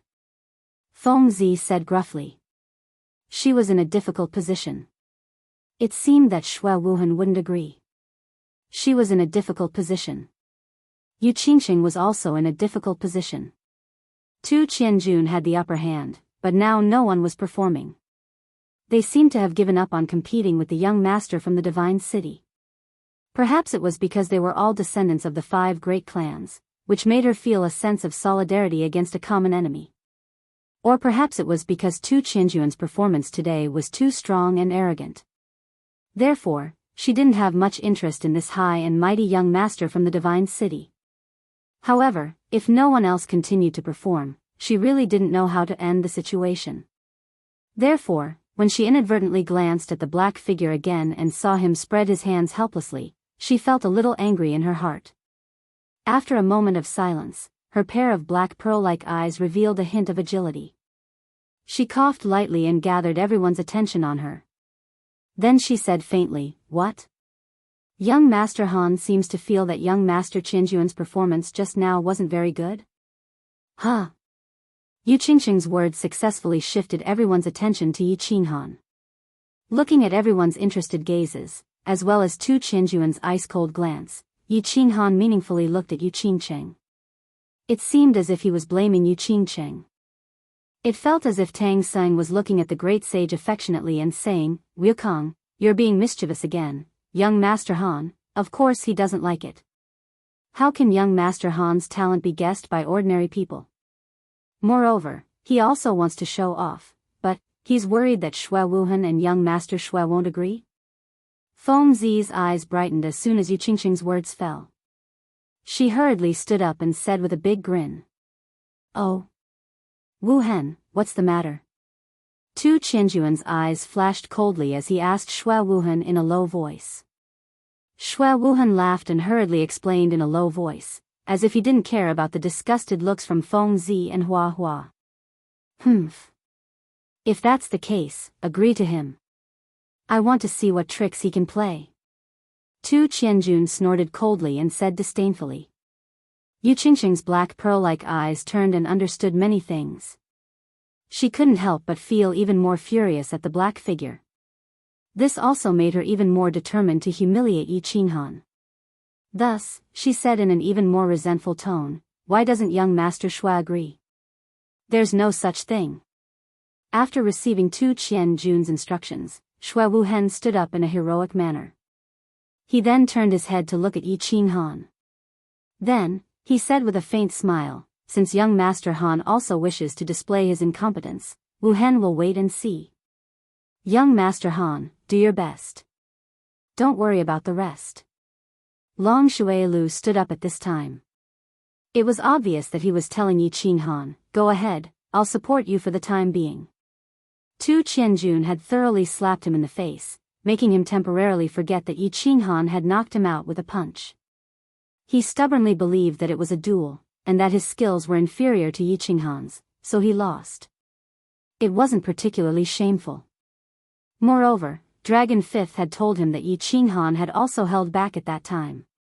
Otherwise, he would have lost his life. Therefore, when faced with the current situation, he immediately stood up and supported Yi Qinghan. If Yi Qinghan performed well, then it would help him regain some face. If Yi Qinghan didn't perform well, then he could also vent his anger from being knocked out by Yi Qinghan. It would be a win-win situation, so it would be a waste not to do it. Little Han, if you're confident, then go up and do it. This brat is making me, old ox, very unhappy. Yi Qingmyo's voice immediately rang in Yi Qinghan's ears. Yi Qinghan awkwardly rubbed his nose and sighed deeply. He stood up, stretched his body comfortably, and yawned lazily. After attracting enough attention, he leisurely said, you're right, you're right. I've always believed that the Yu clan's summer fire festival choosing men through the performances of the young masters is a very wrong way of doing things. It's a bit like a beautiful female monkey asking a group of male monkeys to dance a flirtatious hula dance. Depending on which monkey danced well, it would decide which monkey could sleep on its bed at night. Yi Qinghan's opening sentence caused an uproar among the crowd. Many people in the crowd spat out a mouthful of wine at the same time. His words offended almost all the young masters who had performed, including the goddess-like young lady Yu Qingqing. Feng Zi and Hua Hua lowered their heads in embarrassment, but they were cursing in their hearts. Meanwhile, Tu Qianjuan's expression didn't turn gloomy because of Yi Qinghan's words. Instead, he looked at Yi Qinghan with interest, as if he was looking at a very interesting toy. Yu Qingqing's beautiful eyes narrowed. This brat was too hateful. Every time he opened his mouth, he would say words like choosing a man and sleeping with him. He even compared her to a female monkey. Although he said it was a beautiful female monkey, it was still unforgivable. Yi Qingmyo's mouth was wide open from laughter. This brat was pleasing to the eye no matter how he looked at him. This aura, this sense of humor, he was as flirtatious as when he was young. The rest of the grand elders were also slightly stunned, and they shook their heads in unison. It seemed like Yi Dao's son was even more of a hooligan and wanton than Yi Dao in the past. Yu Ji lowered her head and pondered. She seemed to be thinking deeply about the deep meaning behind Yi Qinghan's words. Looking at everyone's unfriendly gazes, looking at Yu Qingqing's angry eyes, looking at Tu Qianjuan's interested expression, and looking at Shui Wuhan's mocking expression, Yi Qinghan laughed mischievously. Without waiting for everyone to fly into a rage, Yi Qinghan leisurely walked out. He rubbed his hands and continued, of course, this comparison isn't appropriate. In fact, I think that your performance just now was even uglier than a monkey's dance. Don't deny it first. I think that the way men fight over a woman can actually be divided into two types. The first type is pure martial strength. Everyone fight in the arena, and then fight an elimination match. Isn't that more direct? And I personally think that the things passed down by your clan's ancestors aren't for you to perform, but to kill your enemies on the battlefield, and to save your life in the face of death. The other type is pure artistic performance. Although I don't think there's such a thing as artistic in this world. However, everyone, think about it. The martial strength that you rely on to survive and fight is actually used for performance. The martial strength that you rely on to survive and fight is actually used for performance, and other than showing off your strength and special skills, as well as feeling good about yourself, what else is there in your performance? That's why I feel that your performance is inferior to a monkey's dance. No matter what others are dancing is pure art. It's not like the abstract performance of a monkey's dance that was passed down from your clan's supreme martial strength. I really don't feel comfortable watching it. And I'm a person who likes to be more direct, and say whatever is on my mind. Of course, the young masters here are all elites, and their hearts are as broad as the ocean. I think everyone won't mind. I've already talked big today. If I don't perform a bit, I reckon that you won't let me off. So, I'll just perform a dance to liven things up for everyone. Of course, it's a very pure hula dance. Chapter 66. This guy has a sharp tongue and is quite eloquent. But he's only at the first level of the general realm? An 8th grade beast? His strength is nothing much, it's a pity. Tu Qianjun smiled coldly as he shook his head and said to Xue Wuhan, who was standing beside him. Compared to you, he's obviously worthless. It's just that this brat has some tricks up his sleeves. Wu Hen had secretly suffered some losses from him before. Xue Wuhan smiled slightly. His tone and expression were both respectful, without the slightest flaw. He's only a flea that can jump high, it's nothing much. If you can survive this battle, you can go to the Divine City and follow me from now on. Tu Qianjun was very satisfied with Xue Wuhan's attitude. He looked at the fervent look in his eyes and said indifferently. Thank you, young master. Hearing Tu Qianjun's words, Xue Wuhan's eyes emitted a fervent light. He was extremely excited and was about to kneel down to Tu Qianjun to express his respect and gratitude. Unexpectedly, Tu Qianjun waved his hand casually. He could only stand up embarrassedly and stood behind Tu Qianjun even more respectfully. Looking at Yi Qinghan, who was still speaking with fervor and assurance, Xue Wuhan's lips curled into a mocking smile. His body trembled slightly and his fingers turned white from clenching his fists, expressing the excitement in his heart. He met Tu Qianjun by chance 10 years ago when he was traveling outside. At that time, Tu Qianjun was still a 15 or 16-year-old playful child. He often escaped from the Divine City to play. Coincidentally, he discovered Tu Qianjun's identity, so he started to curry favor with Tu Qianjun secretly. He often brought him out to play, fawned on him everywhere, and satisfied all of his requests. Today, he finally received Tu Qianjun's reward. He finally had the chance to enter the tall divine mountain and enter the Divine City. Of course, he was extremely excited. Although he entered as a subordinate, or even a servant, he didn't regret it. On the contrary, he was extremely ecstatic. This was because he had accidentally learned a huge secret from Tu Qianjun, a secret that could change his fate. Only by entering the Divine City could he reach the heavens in a single bound, change his fate, and obtain a huge opportunity. The monkey is going to dance. Hearing Tu Qianjun's cold words, Xue Wuhan immediately withdrew his thoughts. He looked at Yi Qinghan, who was standing in the middle of the arena. He was extremely curious in his heart. How would Yi Qinghan perform? Could it be that he would bring out his beast and perform a monkey show? It's starting. The young masters stopped their discussions and turned their attention to Yi Qinghan, who was standing in the middle of the field. They wanted to see how this arrogant young man would react. Yi Qinghan walked to the center of the field lazily.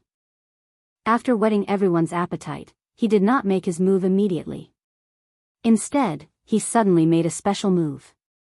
His body shook, and he raised his head. His spine suddenly became straight, and he put his hands behind his back. His expression was solemn, and there was a hint of vicissitudes in his life. His eyes gradually became deep, and his eyebrows inadvertently furrowed slightly. It was as if a young warrior had turned into a middle-aged poet in dire straits. Ugh! Yi Qinghan's instantaneous change in temperament had indeed shocked everyone. His ability to change his expression was too fast. Furthermore, he was acting as if it was really the case. Bring the wine. Just as everyone was secretly sneering, Yi Qinghan suddenly shouted. He maintained his original posture, but he stretched out his hand and waved it towards Feng Zi's square table. Feng Zi chuckled and lightly patted a jar of wine on the table with one hand. The wine jar flew steadily towards Yi Qinghan. Not a single drop of wine spilled on the table, nor did it explode. Yi Qinghan did not turn his head. It was as if he had eyes on his back. Before the wine jar touched his hand, he turned his palm into a claw. He easily grabbed the wine jar, leaned back slightly, and gulped down mouthfuls of wine. Under the illumination of the moonlight, the colorless wine turned into a lustrous white. At this moment, the lustrous white wine spilled out from the wine jar and flowed down violently like the Milky Way. It flowed into Yi Qinghan's mouth, onto his face, onto his clothes, and onto the lawn. Instantly, the strong fragrance of the wine filled the entire space. "Ha, good wine. Bring me my sword." When the wine jar was almost finished, Yi Qinghan let out a long laugh. With a wave of his hand, he flung the wine jar towards Feng Zi. Then, he pointed at De Gujian, who was behind his square table. De Gujian smiled. He picked up his sword with his left hand and slapped the hilt with his right hand. His silver longsword shot out like a bolt of lightning, heading straight for Yi Qinghan's face. At this moment, Yi Qinghan seemed to be a little drunk. His body swayed slightly, but he continued to look at the sky with narrowed eyes, as if he did not notice the sharp sword shooting straight at him. His body swayed just enough to let the silver sword slip past his face. Then, he reached out with one hand. His movements seemed slow, but he firmly grasped the hilt of the sword. Then, he took a small step forward and raised the sword above his head. He reached out with his other hand and grasped the scabbard, slowly pulling it open. Clang! The gorgeous silver scabbard was pulled out in an instant, revealing the dazzling blade. The sword was 3 feet long and 4 fingers wide. Under the moonlight, the cold blade glowed with a cold light. He casually flung the scabbard into the ground, sinking about 3 inches into the soil. Yi Qinghan reached out with his finger and slowly slid it across the silver blade. His eyes were focused and affectionate, as if he were looking at the woman he loved. Everyone present quieted down. It was as if Yi Qinghan's series of actions had brought them into a strange scene. In the Fire Dragon continent, literature and art had never been valued. Therefore, it had never been developed. This was the first time they had seen such a performance. It was novel, exciting, and also a dreamy feeling. Yi Qinghan paid no attention to everyone's expressions. He only stared intently at the sword that was raised in midair. It was as if the sword was the only thing left in his world. After a while, he suddenly moved. He held the sword in his right hand and stabbed it forward. His body quickly followed, and he quickly flicked the sword a few times. Then, his body suddenly stopped, and he suddenly shouted, watching the sword by the lantern while drunk. After saying that, his body quickly danced again. He danced like a fast sword. His movements were clean and neat, and extremely gorgeous.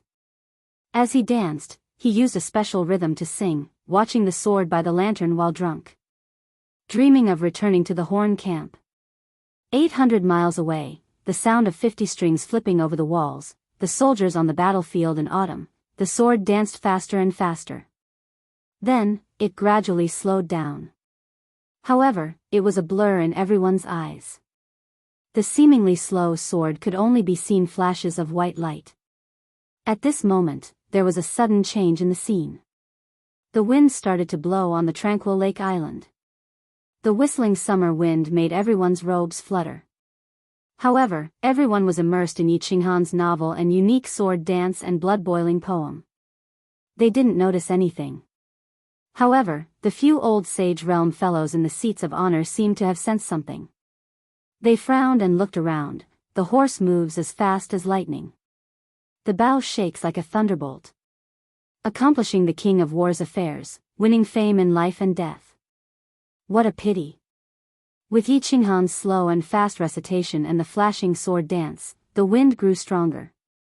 While no one was paying attention, the concentration of the heaven and earth spiritual chi on the tranquil lake island reached a terrifying level.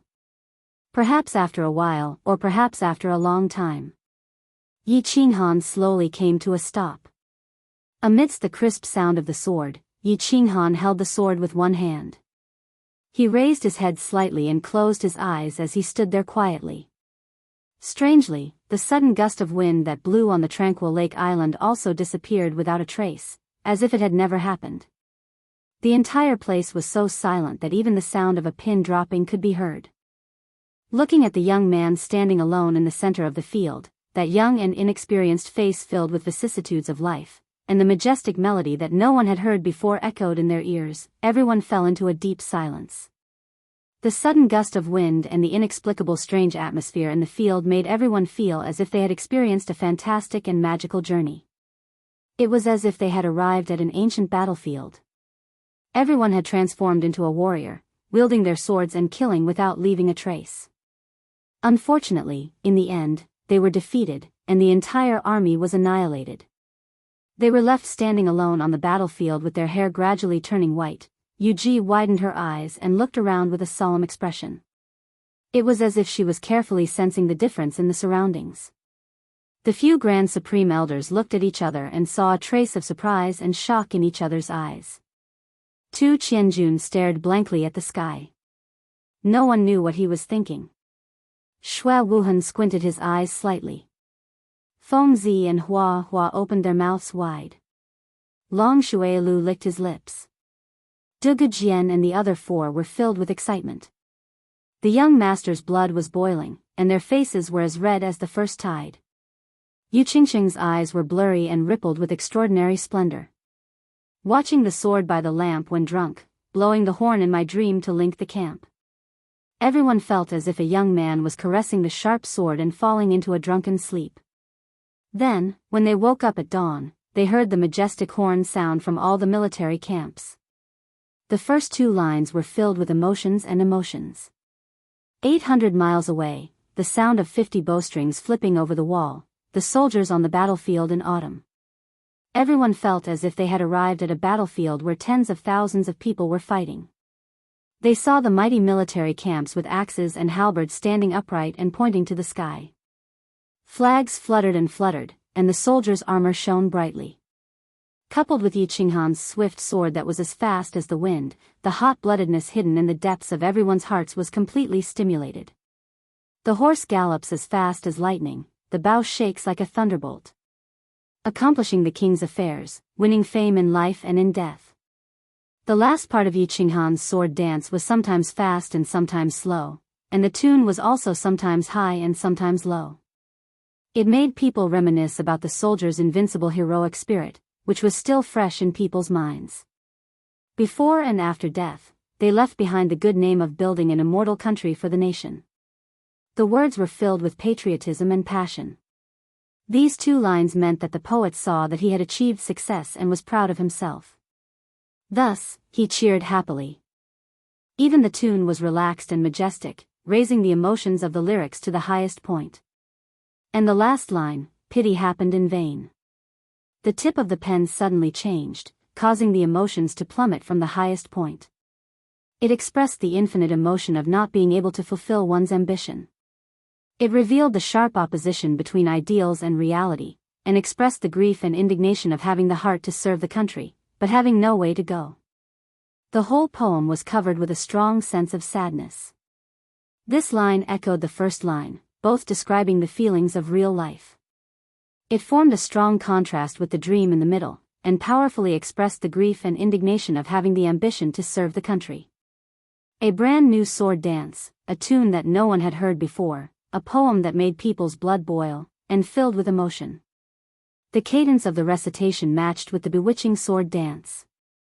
Although there were many parts of the poem that the audience did not understand, and some of the words did not understand the meaning, it did not hinder the audience from appreciating this performance.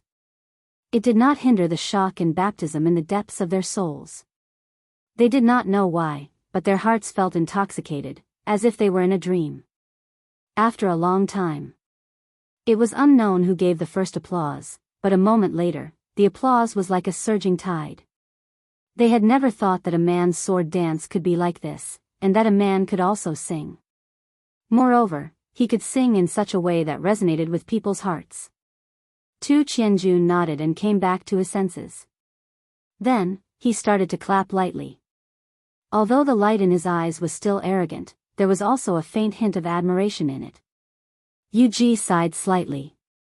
Her expression was cautious, and she did not clap. Instead, she pondered for a long time. Suddenly, she stood up and walked in front of Yi Qinghan with quick steps. She bowed respectfully and said respectfully, "Young Master Han is very talented.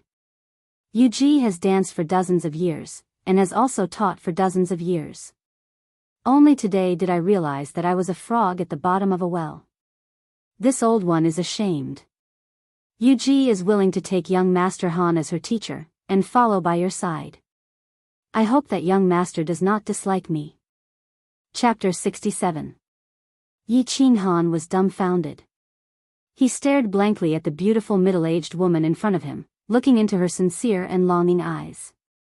He did not understand what had happened. He had not planned to appear today. Just as he had said, this performance was no different from a monkey dance. However, Tu Qianjuan's powerful performance and his undisguised slap to the 5 great clans made him very displeased. Thus, he casually imitated a famous sword dance from his previous life to break the ice. However, he did not know whether it was because of the beautiful scenery of Tranquil Lake Island, or because he had recalled the events of his previous life and the white-clothed woman at the back mountain of the Yi family, or perhaps because he had drunk a jar of wine that made him slightly tipsy. The more he danced, the more intoxicated he became. The more he sang, the more passionate he became, to the point that he himself sank into it. In the end, after he finished his performance, he was still immersed in his dream. Then, he was awakened by Yu Ji's sincere words. He knew that the beautiful middle-aged woman in front of him was actually old enough to be his grandmother. He also knew that Yu Ji was the Yu family's grand elder and one of the 2 saints of the Yu family. However, he did not know why this expert, who was on equal footing with Yi Qingmiao, wanted to take him as her disciple just because he sang a very ordinary song and danced a very ordinary dance. Yi Qingmiao and the others were also dumbfounded. They looked in disbelief at Yu Ji's sincere face. After confirming that she was not joking, they all fell silent and sank into deep thought. They thought of the sudden gust of wind just now and seemed to have connected something. Tu Qianjun was also dumbfounded. He looked seriously at Yu Ji for a while and also fell silent.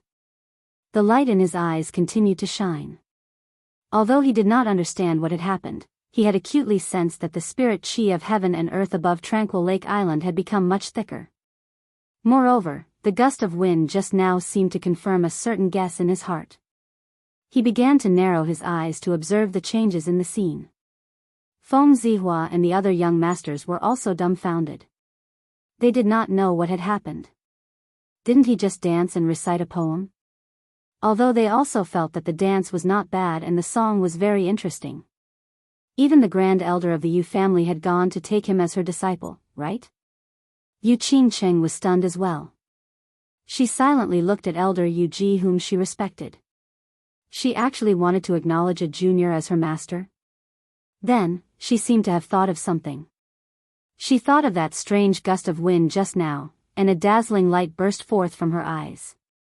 At this moment, a voice transmission suddenly rang in her ears.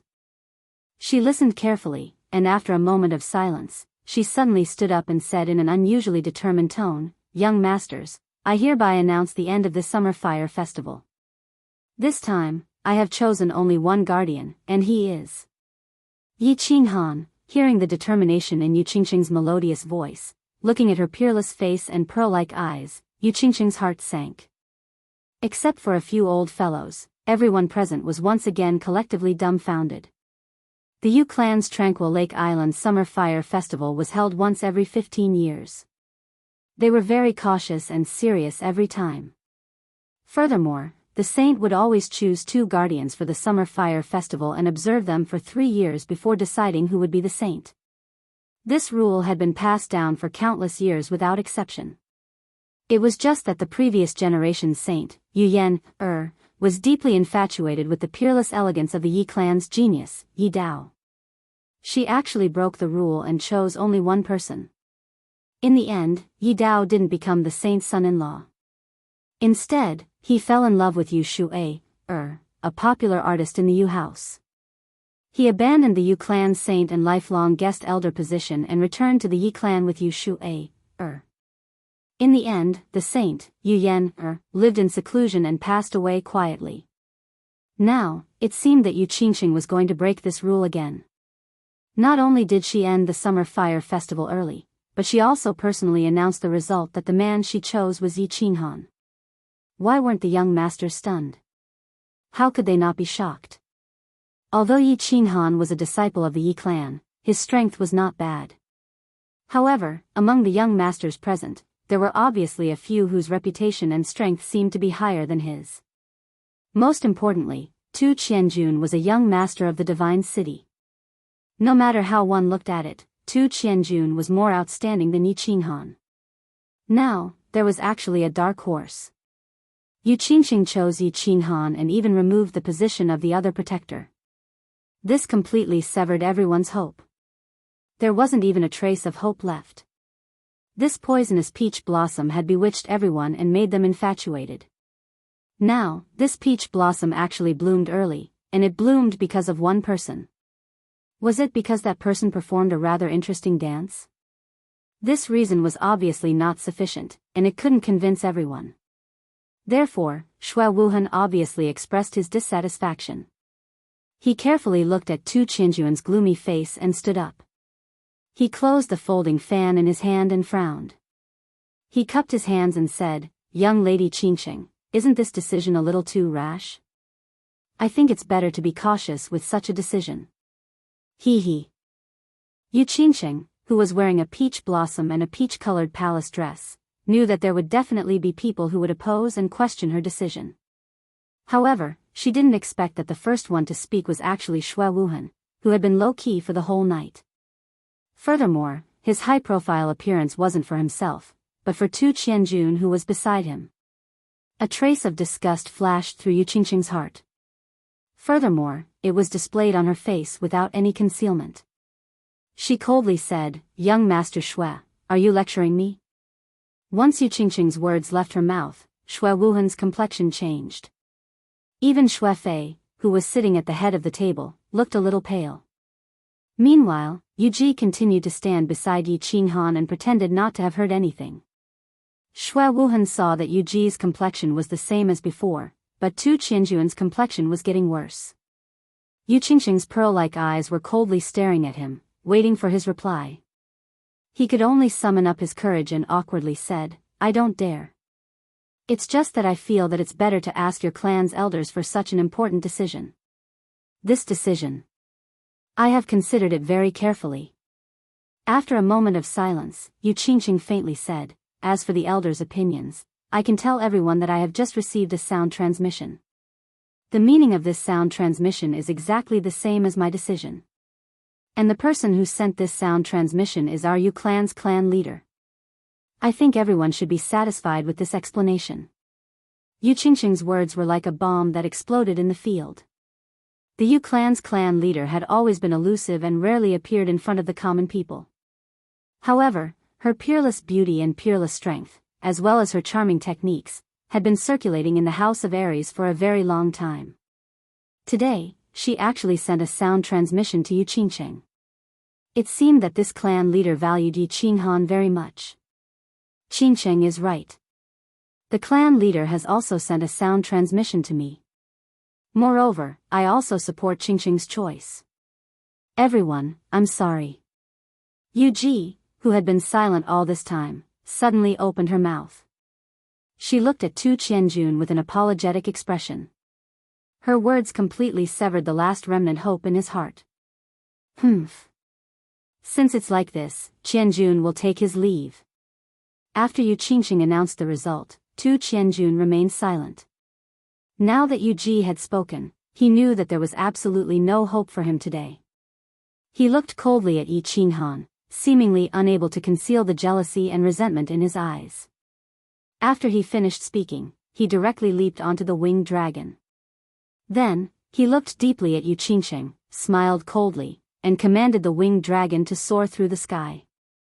Yunyang, please invite all the young masters and elders to the Moon Lodge to have a good rest and entertain them well. After Tu Qianjun soared through the sky and left, Yu once again ordered to arrange for all the young masters to leave the Calm Lake Island. It was the same for every summer fire festival. Once the summer fire festival ended, apart from the man chosen by the Holy Maiden, no one else was allowed to stay on the Calm Lake. Everyone looked at Yi Qinghan, who was standing quietly in the field, with complicated expressions. Some were envious, some were jealous, some were resentful, and most of them were puzzled. However, since their master had already given the order, it wasn't appropriate for them to ask too much. They could only think of a way to snatch one of the 12 Calm Lake girls. Young Master Han, congratulations. You're very good, brat. Although I'm very jealous and resentful of you, at least the fertile water didn't flow to the divine city. I'm still very happy about this. Fengzi walked out with a cup of wine and stood in front of Yi Qinghan. She raised her head and drank it in one gulp. Her expression was a little lonely and disappointed. No need. Yi Qinghan shook his head slightly and pushed Fengzi's body away. He looked at Yu and said very seriously, Elder Yu, you've forgotten something. I don't think you've asked me, the person involved, for my opinion. I didn't agree to be your clan's son-in-law. Chapter 68. Ugh, everyone who was just about to leave suddenly turned their heads as if they had seen a ghost in broad daylight when they suddenly heard this. They blinked their big eyes, trying to see if Yi Qinghan was drunk, or if he had a fever and was talking nonsense. Seeing Yi Qinghan's incomparably serious expression, everyone knew that he was actually serious. Stinking brat, what did you say? Ever since Yu Qingqing announced the results, Yi Qingmiu had been grinning from ear to ear. Just a moment ago, he was still chatting with the Feng clan elder. When he suddenly heard Yi Qinghan's words, he glared at her, his eyeballs almost popping out of their sockets as he angrily rebuked her. Yu Qingqing blushed when she heard this. Yi Qinghan's sword dance today made her think that Yi Qinghan's previous actions were all to loosen the reins only to grasp them better. Today, he came out to perform because he liked her. Therefore, when she received the patriarch's voice transmission, she disregarded her girl's modesty and resolutely stood out. She said those embarrassing words in order to move Yi Qinghan's heart even more. Who would have thought that at this moment, Yi Qinghan actually acted out the scene of Yi Dao rejecting Yu Yan, in front of her? This. How could she endure this, When Yu heard Yi Qinghan's incomparably serious words, she couldn't help but recall that 15 years ago, Yi Dao also rejected Yu Yan, in the same way. Like father, like son. A Yu clan girl owed a Yi clan when she was born? She sighed inwardly, thought for a moment, and said, that's right, it was my negligence. But why did young Master Han reject? Is Qingqing not good enough? Young Master Han doesn't like it? Grand Elder, this is Qinghan's private matter. I hope you won't interfere. Yi Qinghan first cupped his hands at Yi Qingmiu and said with a resolute tone. Then, he looked at Yu Qingqing with some guilt and turned to Yu Ji. Elder Yu Ji, Qinghan has no intention of offending the Yu clan's dignity. Moreover, young lady Qingqing is very good in all aspects and is worthy of the name Qingqing. However, Yi Qinghan already had a fiancé. So forgive me, but I can't agree. As he spoke, Yi Qinghan let out a deep sigh. He raised his head and looked at the southern sky. It was as if he could see through the stars and see the weak, white-haired, white-clothed woman lying on the bed. Brat.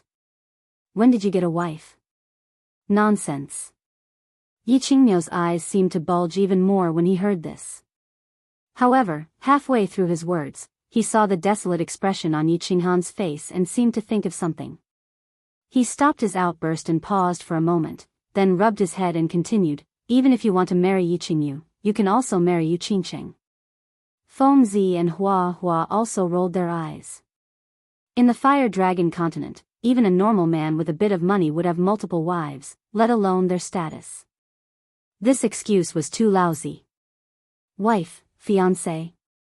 That's the only reason? Yu Ji looked at Yi Qinghan in shock. She thought to herself, even if you want to reject, you have to find a reason. In the Fire Dragon continent, the strong were respected.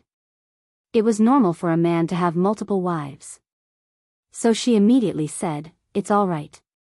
Qingcheng, I think she won't mind.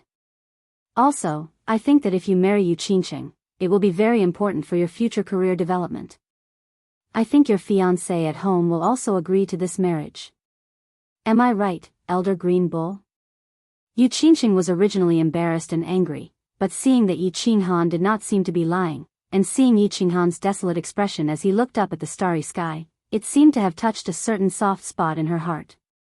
She was no longer angry. Instead, she looked hopefully at Yi Qinghan, waiting for his explanation.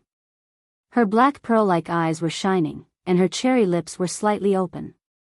Her pitiful expression made people unable to bear to hurt her. Yi Qinghan saw everyone looking at him like a tiger watching its prey. He knew that if he did not give an explanation today, he would not be able to leave this calm lake island. He somewhat admired his father, Yi Dao. Back then, he rejected Yu Yen's offer to leave the calm lake island. He touched his nose and thought for a moment. Then, he looked up at Yu Qingcheng and Yu Ji. Elder Yu Ji, Miss Qingcheng, I really don't know how to explain. Let me put it this way, my fiancée almost died because of me, and she's still unconscious right now. She's still waiting for me to use a type of treasure to save her. My beloved woman is still in a deep sleep. Do you think I will be in the mood to marry again? To have another romance? Furthermore, Lady Qingcheng and I are not familiar with each other yet. It can be said that we have no feelings for each other. I am not familiar with her personality, and she does not understand my situation. It is unfair for both of us to get together in such a hurry. A marriage without love will never be a happy one. Yi Qinghan's words stunned everyone. They looked at Yi Qinghan's serious expression and Yi Qingmiu's lowered head and sighed. In the end, everyone believed that Yi Qinghan really did have a fiancé who was in a coma at home.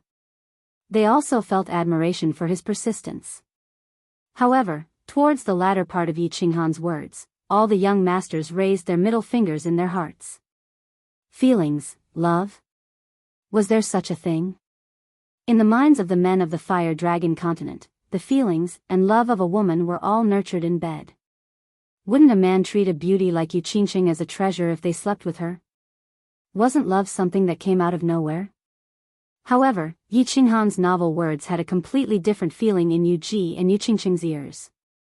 Looking at Yi Qinghan's deep eyes and feeling the emotions from this little man's heart, Yu Qingcheng's initial admiration for Yi Qinghan completely turned into the ignorant heart of a young girl at this moment.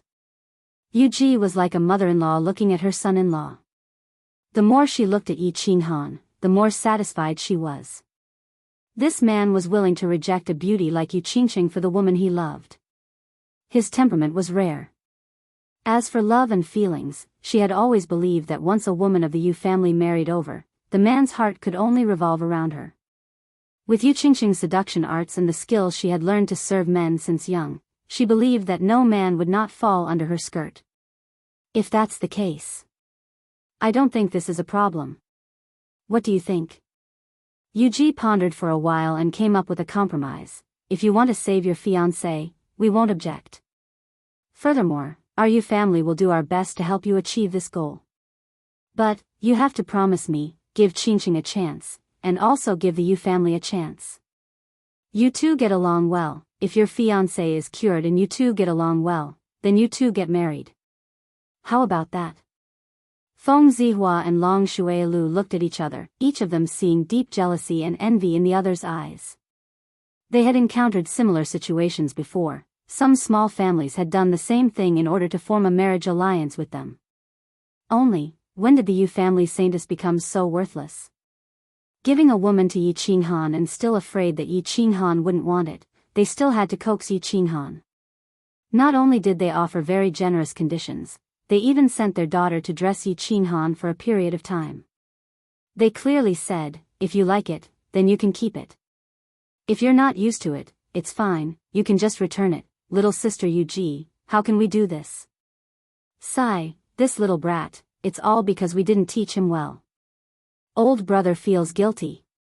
Yi Qingyo rubbed his hands and said with some embarrassment, but he couldn't hide the smile in his eyes, causing the two old men from the Feng and Hua families to almost explode. Like this? Yi Qinghan also rubbed his hands, but he was truly embarrassed.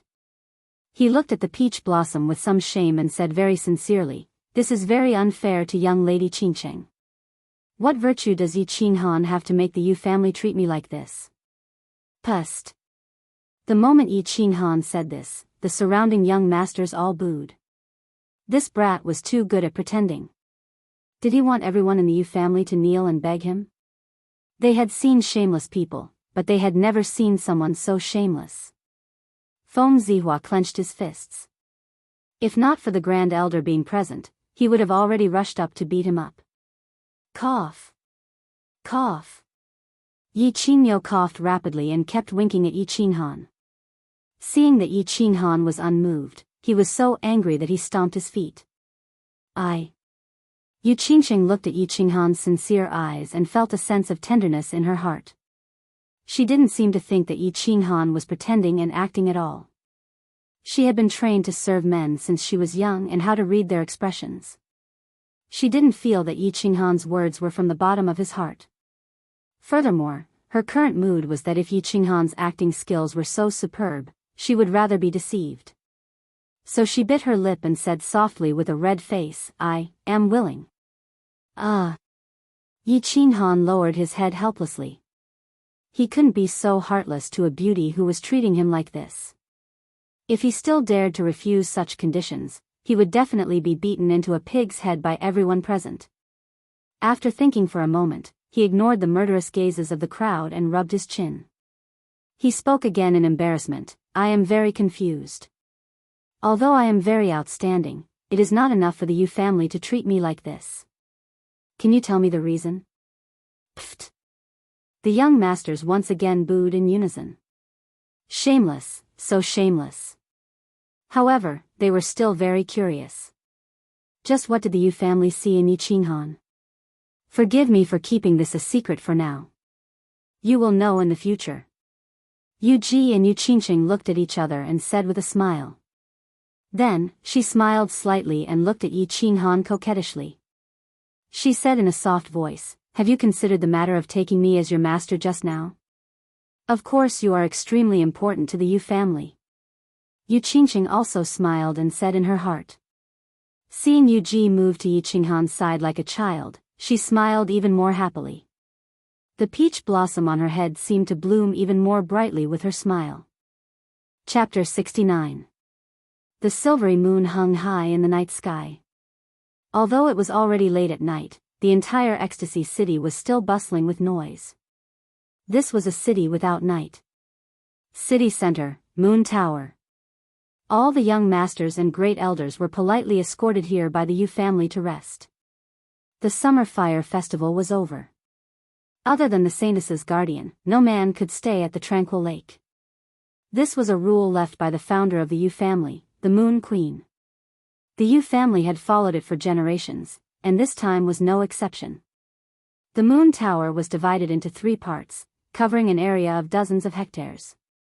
It was said that there were 9,900 rooms inside. The front yard was used to entertain guests from all over the world. The middle yard was made up of 9 pavilions of different sizes, used to entertain distinguished guests. The backyard was where the manager of the Moon Tower lived. The Moon Tower was the top entertainment place in the entire House of Aries, or rather, the entire continent. The front yard took up 2/3 of the Moon Tower, with 3 floors and 9,000 rooms. Every day, thousands of guests came from all over the world to spend their semen and crystal coins here. This brought a steady stream of wealth to the Yu family. The Yu family was undoubtedly the wealthiest among the 5 major families. Yi Qinghan sat quietly in one of the pavilions, listening to the manager of the Moon Tower explain the situation of the Moon Tower in detail. He looked calm on the surface, but he was secretly speechless. Tonight, he did not stay on Tranquil Lake Island. Instead, he followed the crowd to the Moon Tower. It was not that he was pretentious and did not want to sleep on Yu Qingqing's bed, which all men on the continent wanted to sleep on. In fact, he was just like any other man. He could not resist the temptation of the poisonous peach blossom. In Barbarian City, he went to the bed of that coquettish lady boss without any hesitation. However, he felt that Yi Qingyu had been sleeping in the Yi family's back mountain for him. Now that he had gone to someone else's bed after leaving the Yi family, he would definitely not forgive himself. Moreover, the peach blossom was indeed poisonous. He was afraid that he would never come down from that bed. Therefore, he left in a hurry and went to the Moon Tower. The Yu family treated him very well. The pavilion was only opened when the Yu family received their most respected guests. The decorations inside were the best in the continent. Yi Qinghan secretly glanced at them. Even the chamber pot behind the screen was carved out of jade. Yunyang had accompanied him all the way here, and had even introduced the situation of the Yu clan to him along the way. Presumably, the higher-ups of the Yu clan had already given him a position as a guest elder. "Young master, let's rest here tonight. If you need anything, you can just call the maids outside. They will satisfy all your requests." Yunyang's expression was respectful, and her attitude was very respectful. She knew how much her family valued the youth in front of her, so when it came to etiquette, she could not be picky at all.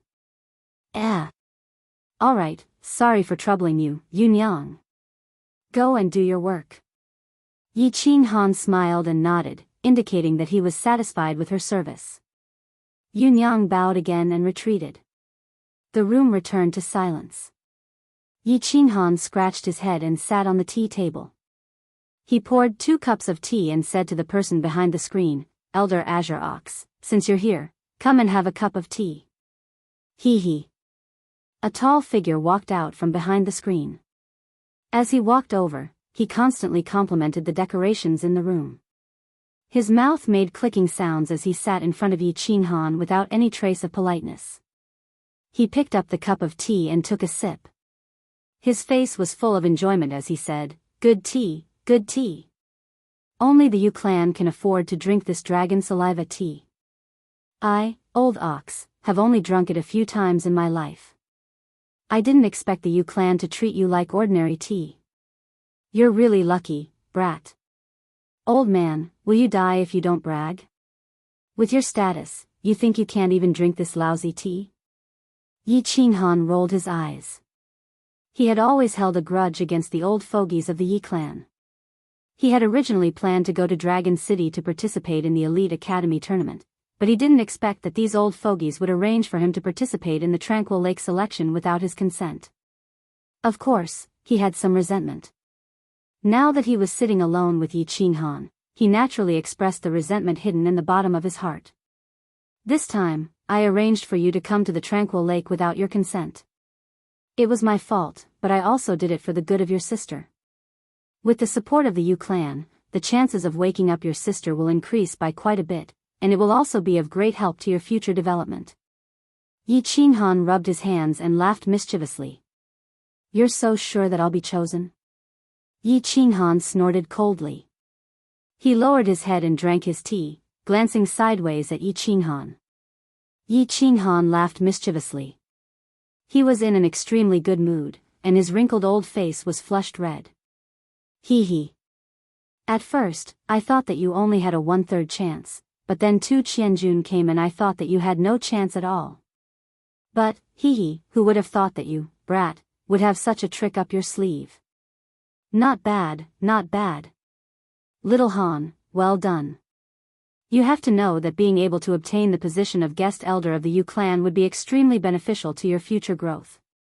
If that idiot father of yours had chosen the Holy Maiden, that brat wouldn't have died on the God-slaying mountain. If my father had chosen Yu Yen, I wouldn't be here now. Yi Qinghan rolled his eyes again. He lowered his head and pondered for a while, then suddenly raised his head and asked, "Why did the Yu clan choose me? Don't say that my sword dance was very coquettish or anything of the sort. I want to know the real reason." Seeing Yi Qinghan's serious expression, Yi Qinghan stopped laughing and thought seriously for a while. He frowned slightly and said, "I don't know the specific reason, but do you remember that when you were performing that sword dance, you, brat, were actually able to draw upon the spirit chi of heaven and earth? Do you remember that sudden gust of wind? At that time, I was completely silent and didn't know anything that happened outside. I only know that I performed that dance very comfortably. My whole body was very relaxed, and my mind was very calm and serene. It seemed that I was in a very good state." Yi Qinghan also frowned and tried hard to recall what happened at that time. He. Yi Qinghu rubbed his round head and became all smiles again. He said, "That's the feeling. I don't know what kind of dog shit luck you have, brat. Did you know that at that time, you entered the state of soul silence that all martial artists dream of? A martial artist's first layer of cultivation is physical cultivation, which includes the tempering of battle chi and the internal body. The second layer is soul cultivation. Of course, with your current strength, your soul is too weak. Basically, your soul can improve along with your battle chi. However, once you enter the Emperor realm, your soul must cultivate alone, and soul cultivation is extremely difficult.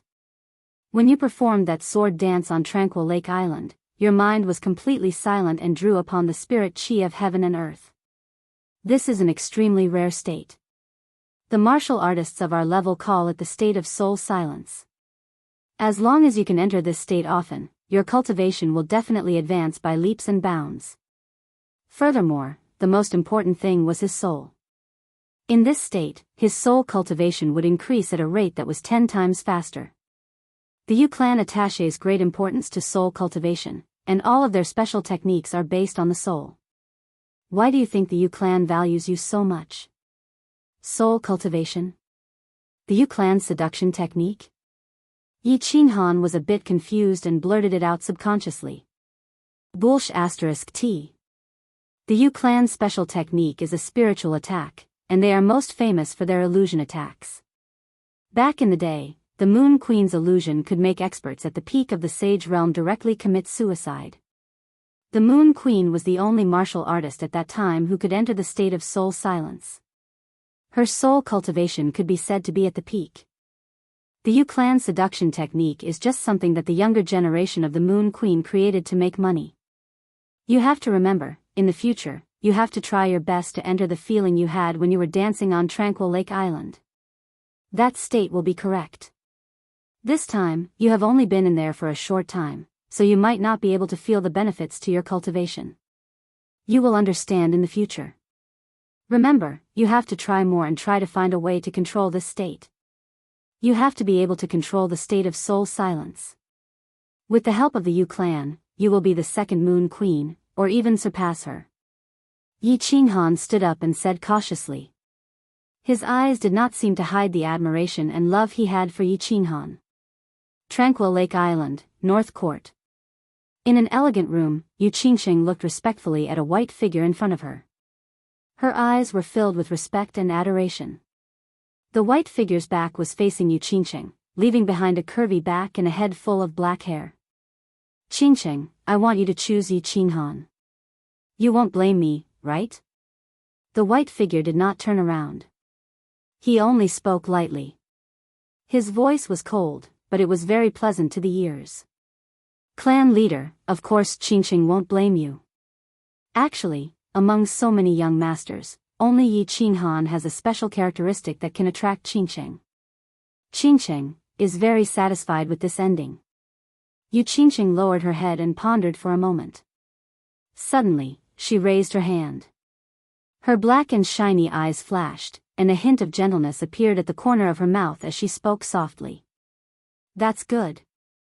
I can tell you that in the entire continent's thousands of years, Yi Qinghan is the second person to enter the soul's silent state. The Moon Queen said in her last words that she entered this state for the first time in her 30s. And how old is Yi Qinghan now? This child's future is limitless. It is very likely that he will be the first person to walk out of the Fire Dragon continent. Therefore, the Yu clan must seize this opportunity. Since you also like him, and he doesn't hate you, then tomorrow, you should go with him to Dragon City. For the sake of the Yu family and your future, do your best to capture his heart. The white figure's voice was still cold, but her words revealed a bit of emotion and excitement. Yes. Yu Qingqing nodded lightly. Her eyes were filled with joy and longing for the future. Her black pearl-like eyes occasionally flashed with light that was as dazzling as the stars in the sky. Moon Tower, Square Pavilion. Xue Fei sat on the bench with a gloomy face. He looked at Xue Wuhan, who was standing respectfully in front of him. After a long silence, he sighed deeply and said, "Your thoughts are not wrong. It's just that your actions are too radical. This will cause the Xue clan to be ostracized by the 5 great clans. Forget it. Since things have already reached this point, I can't say whether it's a blessing or a curse. Since you want to walk the path of Tu Qianjun, then keep walking. I hope you're right." Wu Hen is right. To walk out of the well that is the Fire Dragon continent, there is no other way but to borrow the power of the Divine City. As for the 5 great clans, as long as I can reach that step, the 5 great clans can be destroyed at any time. Second Grandpa, you must believe me. Xue Wuhan said lightly, but the arrogance and insolence in his words were unmistakable. Forget it, let's not talk about this anymore. Xue Fei sighed as he stared at the stubborn Xue Wuhan. Suddenly, a vicious glint flashed across his eyes as he scanned his surroundings. His lips trembled as he spoke in a low voice, "Yi Qinghan, since you've already formed a grudge with this person, then you must protect yourself in the sect battle and think of a way to secretly eliminate him." Yes. Xue Wuhan's eyes flashed with a trace of ruthlessness, and he nodded heavily. Chapter 70. The next day, before dawn, a row of luxurious carriages appeared in front of the Moon Tower. The pedestrians who had woken up early were shocked to see such a long line of carriages.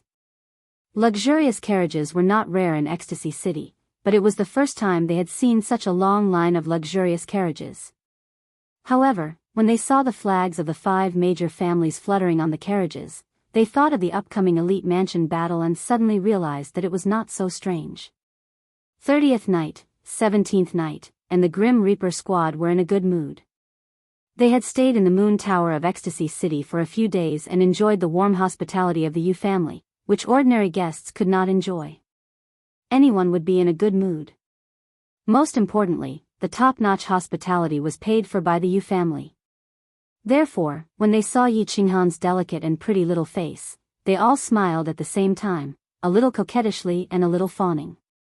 The carriages were already slowly moving toward the north gate of Ecstasy City. Everyone looked at the tall loft of the Moon Tower and the huge plaque through the curtain. Their hearts echoed with the promise that Yi Qinghan had made when he boarded the carriage. They could not help but feel excited. "As long as you can come back alive, I will let you stay in the Moon Tower for a month. And whoever contributes the most in the Elite Mansion battle will be given a month's special package. Now, let's go kill." A month's special package. 30th Night and 17th Night thought of Yi Qinghan's words and could not help but feel excited. Special package. They had only enjoyed the first-class package once this time. The first-class package was enough to make them want to die, and it was enough to make them remember for a lifetime. Now, he actually said that he would give them a special package. And for a month. Yi Qinghan's move was too ruthless.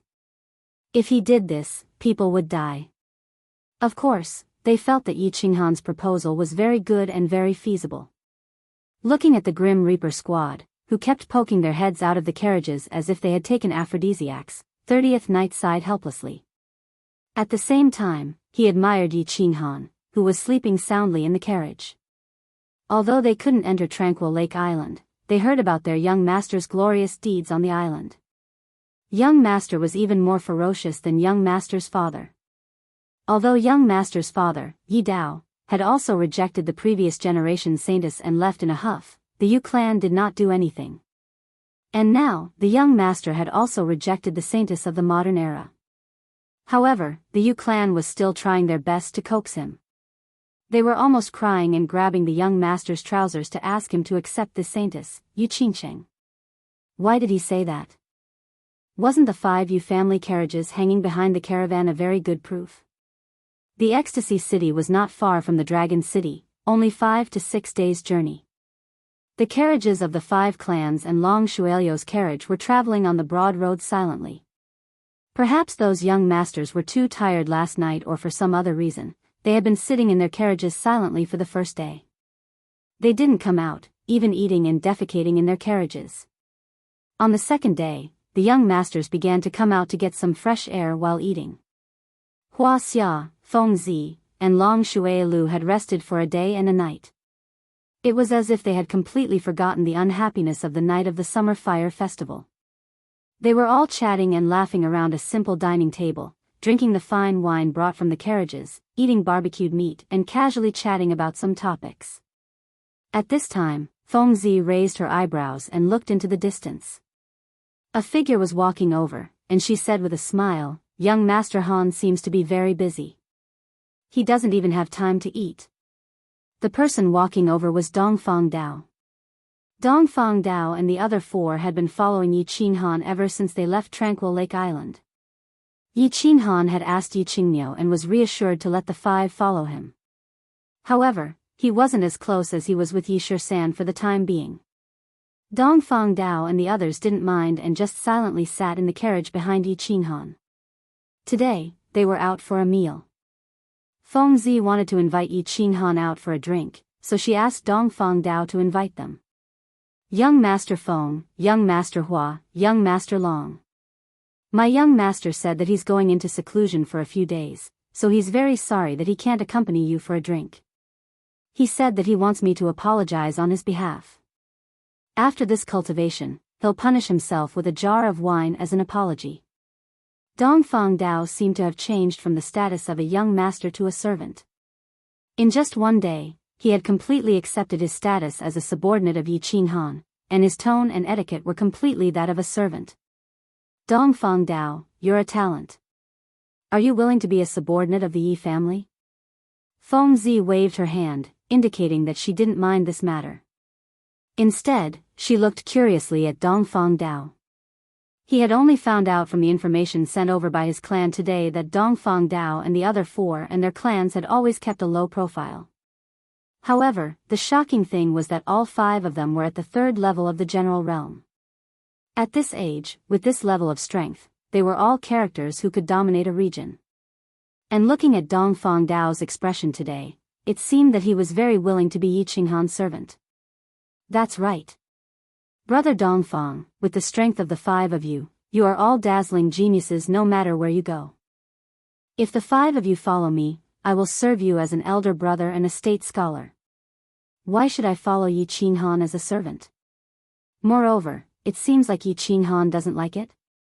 Long Shuelu also said in confusion. He chuckled and tried to poach someone from the wall. Thank you for your favor, young Master Feng, but young Master Long, I don't want to hear such words ever again. The fathers of Dongfang Dao and the other 4 were all saved by Master Yi Dao, and they have already sworn to serve Master's family for generations. Moreover, even if you want to be a servant, you have to look at whose servant you are, right? And the 5 of us feel that it is our fortune to be able to be young Master Yi Qinghan's servants. Dongfang Dao's expression was still calm, but when he heard the word servant from Long Shuelio's mouth, a blade-like sword light appeared in his eyes. He cupped his hands and left calmly after speaking. He walked to the side and silently ate with Nangong and the others. Long Shuelu was choked by Dongfang Dao's words. He rubbed his nose embarrassedly and picked up his wine to drink. Brother Shuelu, if it were me, I wouldn't have said what you just said. You probably haven't seen the information on what Yi Qinghan has done in the Yi family. Yi Qinghan is very fierce. The reason why Dongfang Dao and the other four are so loyal to him is probably because of Yi Qinghan's performance. Seeing Long Shuelio's embarrassment, Feng Zi smiled faintly and twisted his neck as he spoke. This kid is indeed fierce. Brother Shuelu, let me give you a piece of advice. You can't befriend him, and it's best not to offend him. Hua Hua hadn't said anything at first, but when he saw Long Shuelio's confused expression, he advised him seriously. Long Shuelu frowned. He was the nephew of House Master Long, but he wasn't like Feng Zi and the others.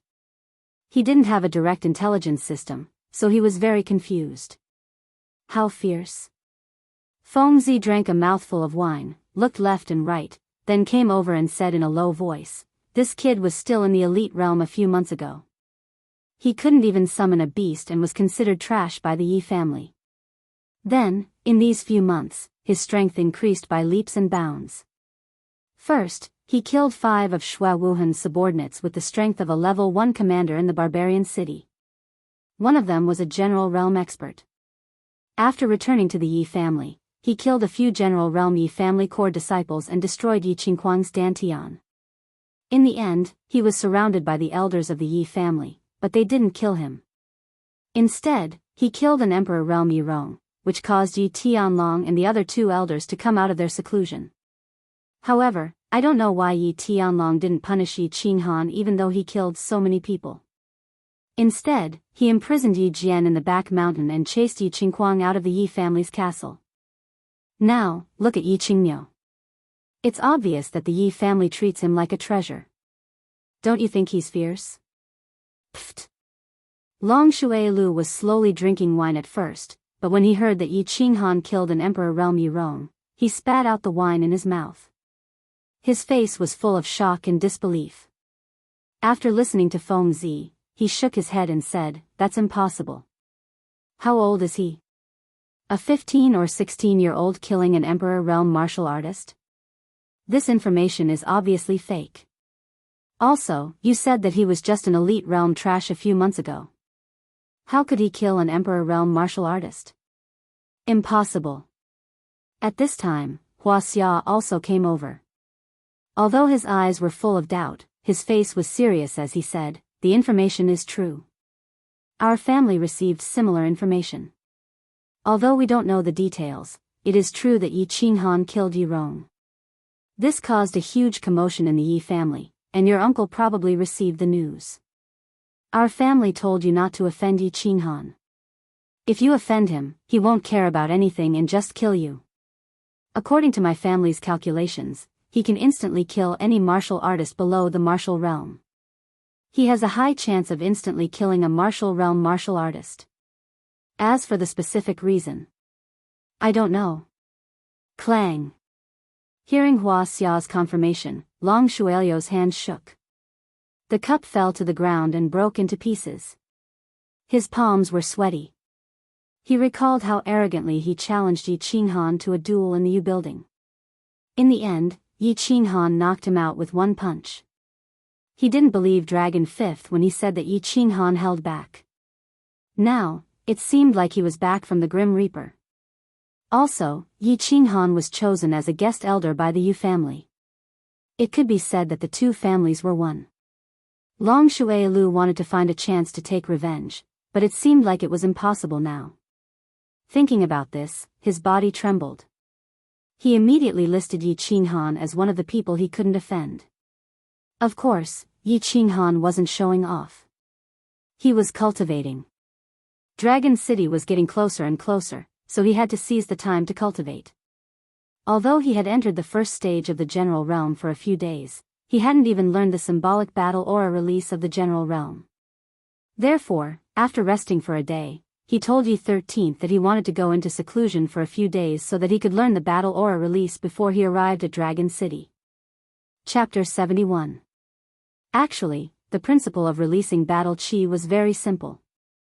Any warrior who could cultivate would know how to do it. Of course, Yi Qinghan knew how to do it.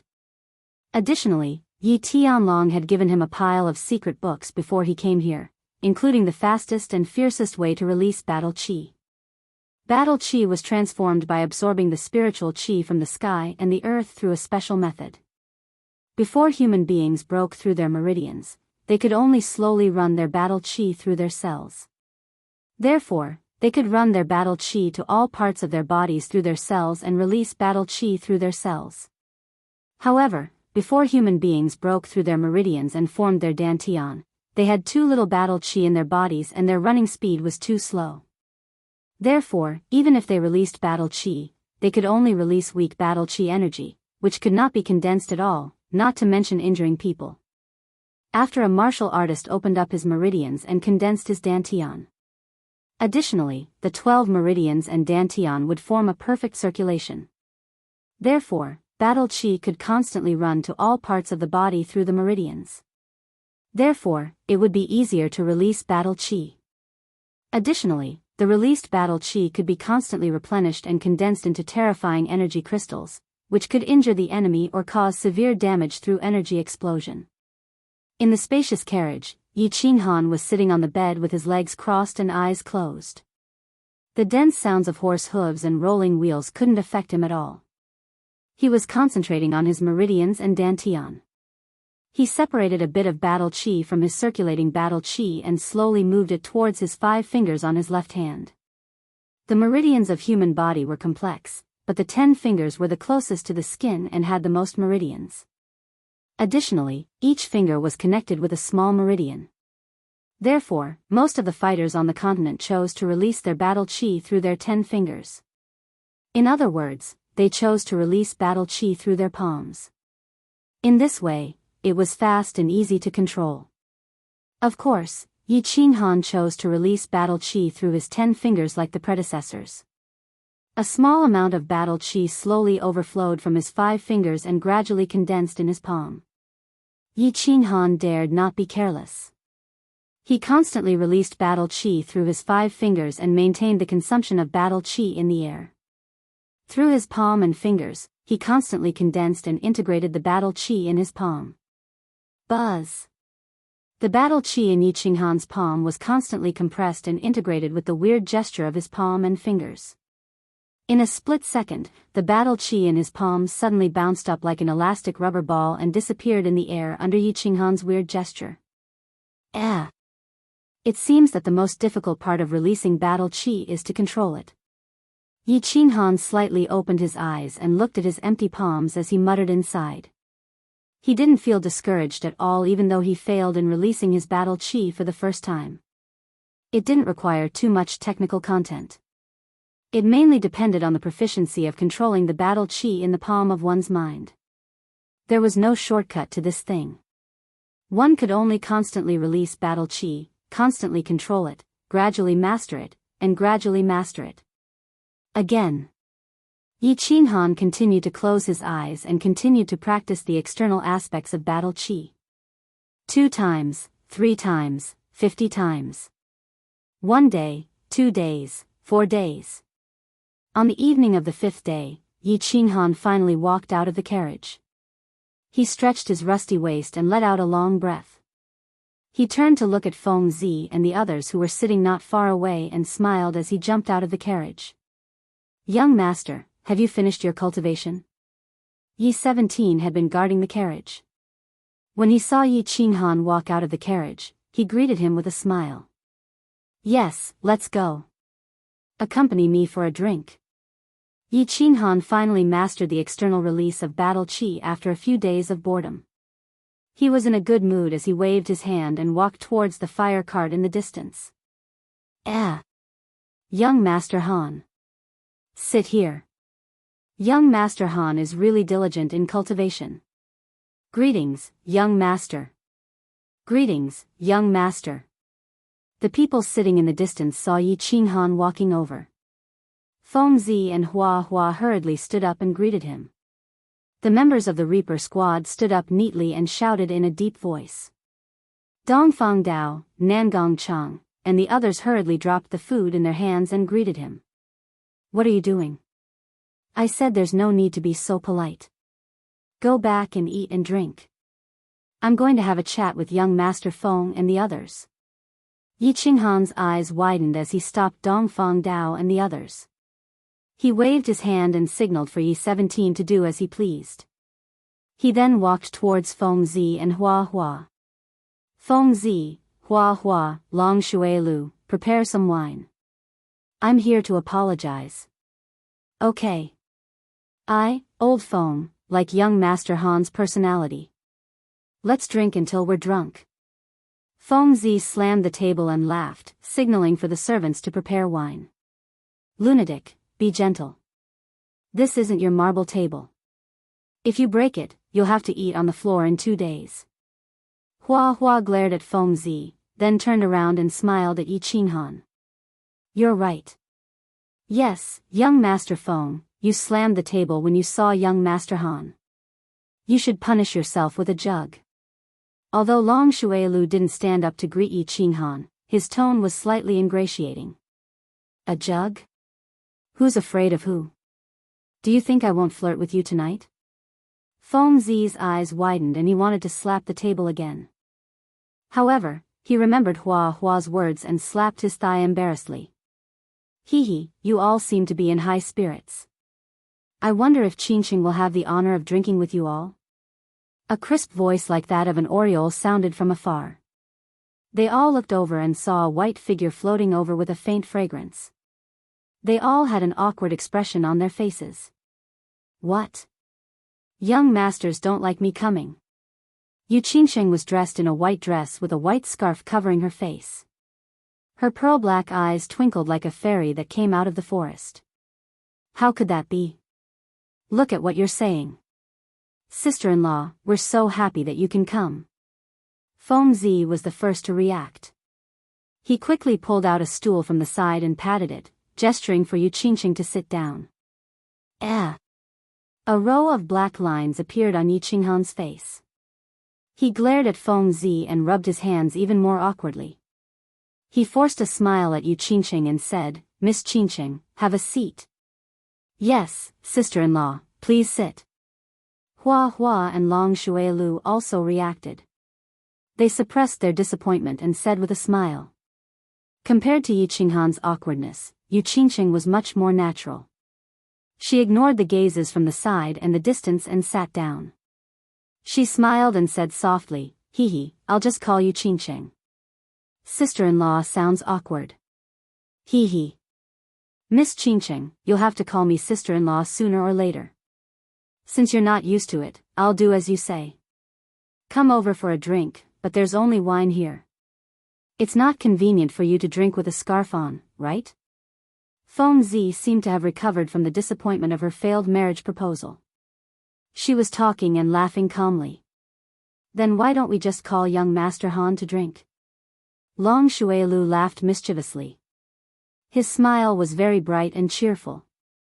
It seemed that he wanted to completely get Yi Qinghan drunk. He had lost in the arena of love and the arena of martial arts, so he wanted to win it back in the arena of wine. It's a little inconvenient. Hua Hua looked at Yi Qinghan with a sinister smile. He wanted him to express his stance. If it's not convenient, then don't drink. I'll pay for his. Come, I'll punish myself by drinking this jar first. Yi Qinghan's lips curled up. He raised the jar of wine in his hand and raised it to the few of them. Then, he raised his head and drank. The people of the Fire Dragon continent had been practicing martial arts since they were young, so their bodies were not bad. Everyone knew how to drink, which didn't require much skill. Yi Qinghan found it strange too. He didn't know if it was because the wine in this world didn't contain much alcohol or because his body was really good. He had never drunk wine since he was young, but after drinking in the barbarian city, he realized that if he really drank wine, it would be like drinking water. No matter how much he drank, he didn't feel drunk. Come on, who's afraid of who? Feng Zi glared at him, not showing any signs of weakness. Hua Hua, Long Shuilu, and the others also rubbed their palms together, ready to go all out. They couldn't win against Yi Qinghan in love, but they didn't believe that the three of them couldn't win against him. A battle without gunpowder began. Because Yu Qingqing was at the side, there was no foreplay, and the battle went straight into a hand-to-hand fight. The three of them were obviously on the same side, and they wanted to deal with Yi Qinghan together. Yi Qinghan wasn't afraid to fight. First, he drank 3 jars of wine with Feng Zi, and Feng Zi was drunk until he didn't know what was going on. Then, under Hua Hua's fearful gaze, Yi Qinghan and Hua Hua drank 3 jars of wine, and Long Shuailu fell under the table. At this time, Yu Qingqing had been staring at Yi Qinghan with her bright, black eyes. Finally, she saw Long Shuailu fall to the ground, and Yi Qinghan's face was only a little red, but his eyes were still as clear as before. Then, she giggled and said, "Your Yi family has a secret drinking technique?" "Hee, no, it's just that I have a good physique." Yi Qinghan rubbed his bulging belly and slowly stood up. He let out a burp and stood up shakily. He was about to walk out of the room. "What are you going to do? Do you need me to go with you?" Yu Qingqing was slightly stunned, and asked with concern. "No, I'm going to relieve myself. I drank too much." Yi Qinghan's indistinct voice reverberated along with the sound of her leaving, causing the half of Yu Qingqing's face that was not covered to be boiling hot. She reached out to summon Yisher-san and told him to take care of Yi Qinghan. Then, like a jumping little rabbit, she hurriedly walked back to her carriage. Chapter 72. Dragon City was located in the center of the House of Ares, and was rumored to have existed since ancient times. According to the legends, in ancient times, there weren't 3 major prefectures, and the 3 clans all lived together in a chaotic manner. Although there were occasional disputes, there were no major wars. Then, an ancient great emperor appeared on the continent. He called himself the Dragon, and he led 3 generals from the 3 clans on expeditions to the east and west, finally unifying the continent and establishing the Fire Dragon Empire. Then, he established Dragon City, and divided the continent into 3 prefectures, with 3 generals from different clans appointed as prefectures. And now, Dragon City was the capital of the Fire Dragon Empire. The legends might not be trustworthy, but the prosperity of Dragon City was unquestionable. The city walls were more than 20 meters tall and more than 10 meters wide, and wrapped around the entire Dragon City like a dumpling. There was a moat dozens of meters wide, and the water inside was turbulent and unfathomable. This city wall is too majestic. This was the first time Yi Qinghan had come to Dragon City. Through the curtain of the carriage, he looked at the tall, green, and towering walls. It was as if he was seeing the Great Wall of his world for the first time, and he was deeply shocked. The carriages entered Dragon City without any obstruction. The prestige of the 5 great clans wasn't challenged in this aspect. Even the rows of prefectural soldiers at the city gates wore respectful and envious gazes. They stood to the side respectfully and watched the carriages advance. After the carriages entered Dragon City, they parted ways at an intersection. Each clan had a manor in Dragon City. Last night, they had agreed that they would go back and rest for the night, and gather at the city lord's mansion the next morning. The Yi family's manor was in the east of the city. After traveling from the city gates for an hour, the carriages stopped in front of a large bronze gate. There were rows of people standing in front of the gate. They had probably received the news and were waiting here in advance. "Greetings, young Master Han." Yi Qinghan alighted from the carriage and saw a group of people kneeling on one knee in front of the gate, and a middle-aged man standing in the middle with a smile. "I am Yi Ping. Nephew, you must have had a hard journey." The middle-aged man was about 40 years old. He looked scholarly and had a gentle expression, and he had the demeanor of an elder. Yi Qinghan greets Elder Yi Ping. Yi Qinghan had already obtained information about Yi Ping from Yisher-san. He knew that Yi Ping was from the same generation as his father, Yi Dao. He was a collateral descendant of the family and had a good relationship with Yi Dao in his early years. He was now at the 2nd level of the Emperor realm and had been guarding the Dragon City all year round. He was one of the elders who held real power in the family. He wasn't at the same level as the city lord like Knight Rod. He was one of the true higher-ups in the family.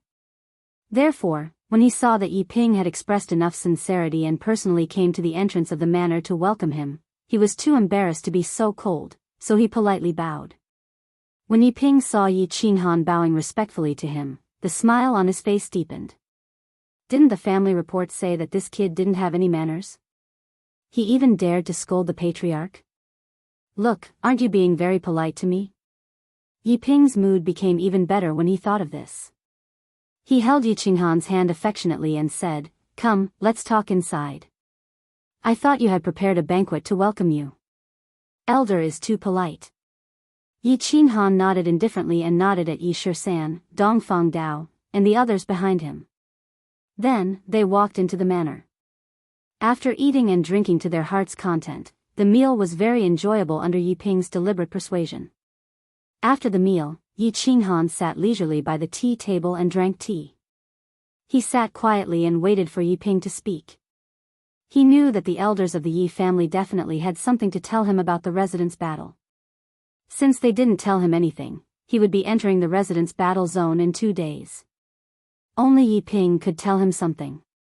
Tomorrow, you will go to the city lord residence to receive your badge. The day after tomorrow, you will be directly transported from the city lord residence to the residence battle island. Before that, the family sent me a message asking me to explain to you the situation of the residence battle and the things you need to pay attention to. Yi Ping saw that Yi Qinghan was sitting quietly, so he didn't beat around the bush and went straight to the point. He had only participated in the residence battle once, and it was a chaotic residence battle where warriors of all levels could enter. However, the number of people who had participated in the residence battle was very high. Therefore, the information in this area was relatively complete. After receiving the message from the family, he specially went to the city lord residence and looked through a lot of information about the residence battle. At this moment, seeing that Yi Qinghan was very interested in listening, he was also gratified. He paused and continued to speak. First of all, let me introduce the venue to you. The residence battle island is actually made up of 4 islands. There is a big island in the center and 3 small islands on 3 sides of the big island. You will be transported to the small island belonging to the House of Aries. This place is absolutely safe. It is where the camp of the House of Aries is located. As for the island in the center, we call it Netherworld Island. Netherworld Island is very large, about 1/10 the size of the House of Aries. The terrain inside is intricate. I will give you a detailed map later. Netherworld Island is the battlefield of the residence battle. You can kill wantonly here. Except for the children of the Yi family, you can't trust anyone here, including people from other families. Historically, people from the House of Aries often plotted against people from the House of Aries. As long as the deed is done secretly, the family can't do anything if there is no evidence. The residence battle is held once a year, and each prefecture has 100,000 people. The House of Aries has 50 elite teams like the one you are leading, and a total of 10,000 people.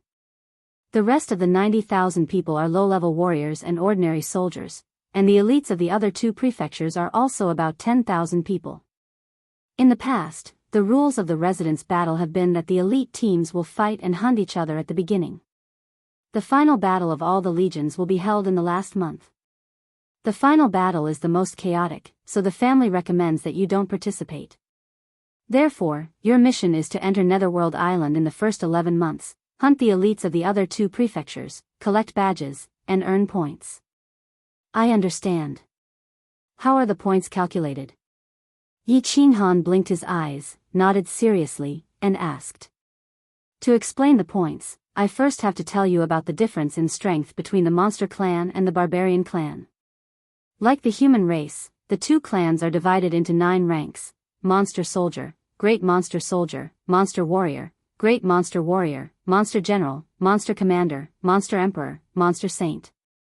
There are also barbarian soldier, great monster soldier, great monster warrior, barbarian general, barbarian commander, barbarian emperor, barbarian saint, and barbarian emperor. Of course, there will be no monster emperor or barbarian emperor in the 3 clans below the age of 30. At least on the surface, according to the family's information, there are no such geniuses in the 2 prefectures.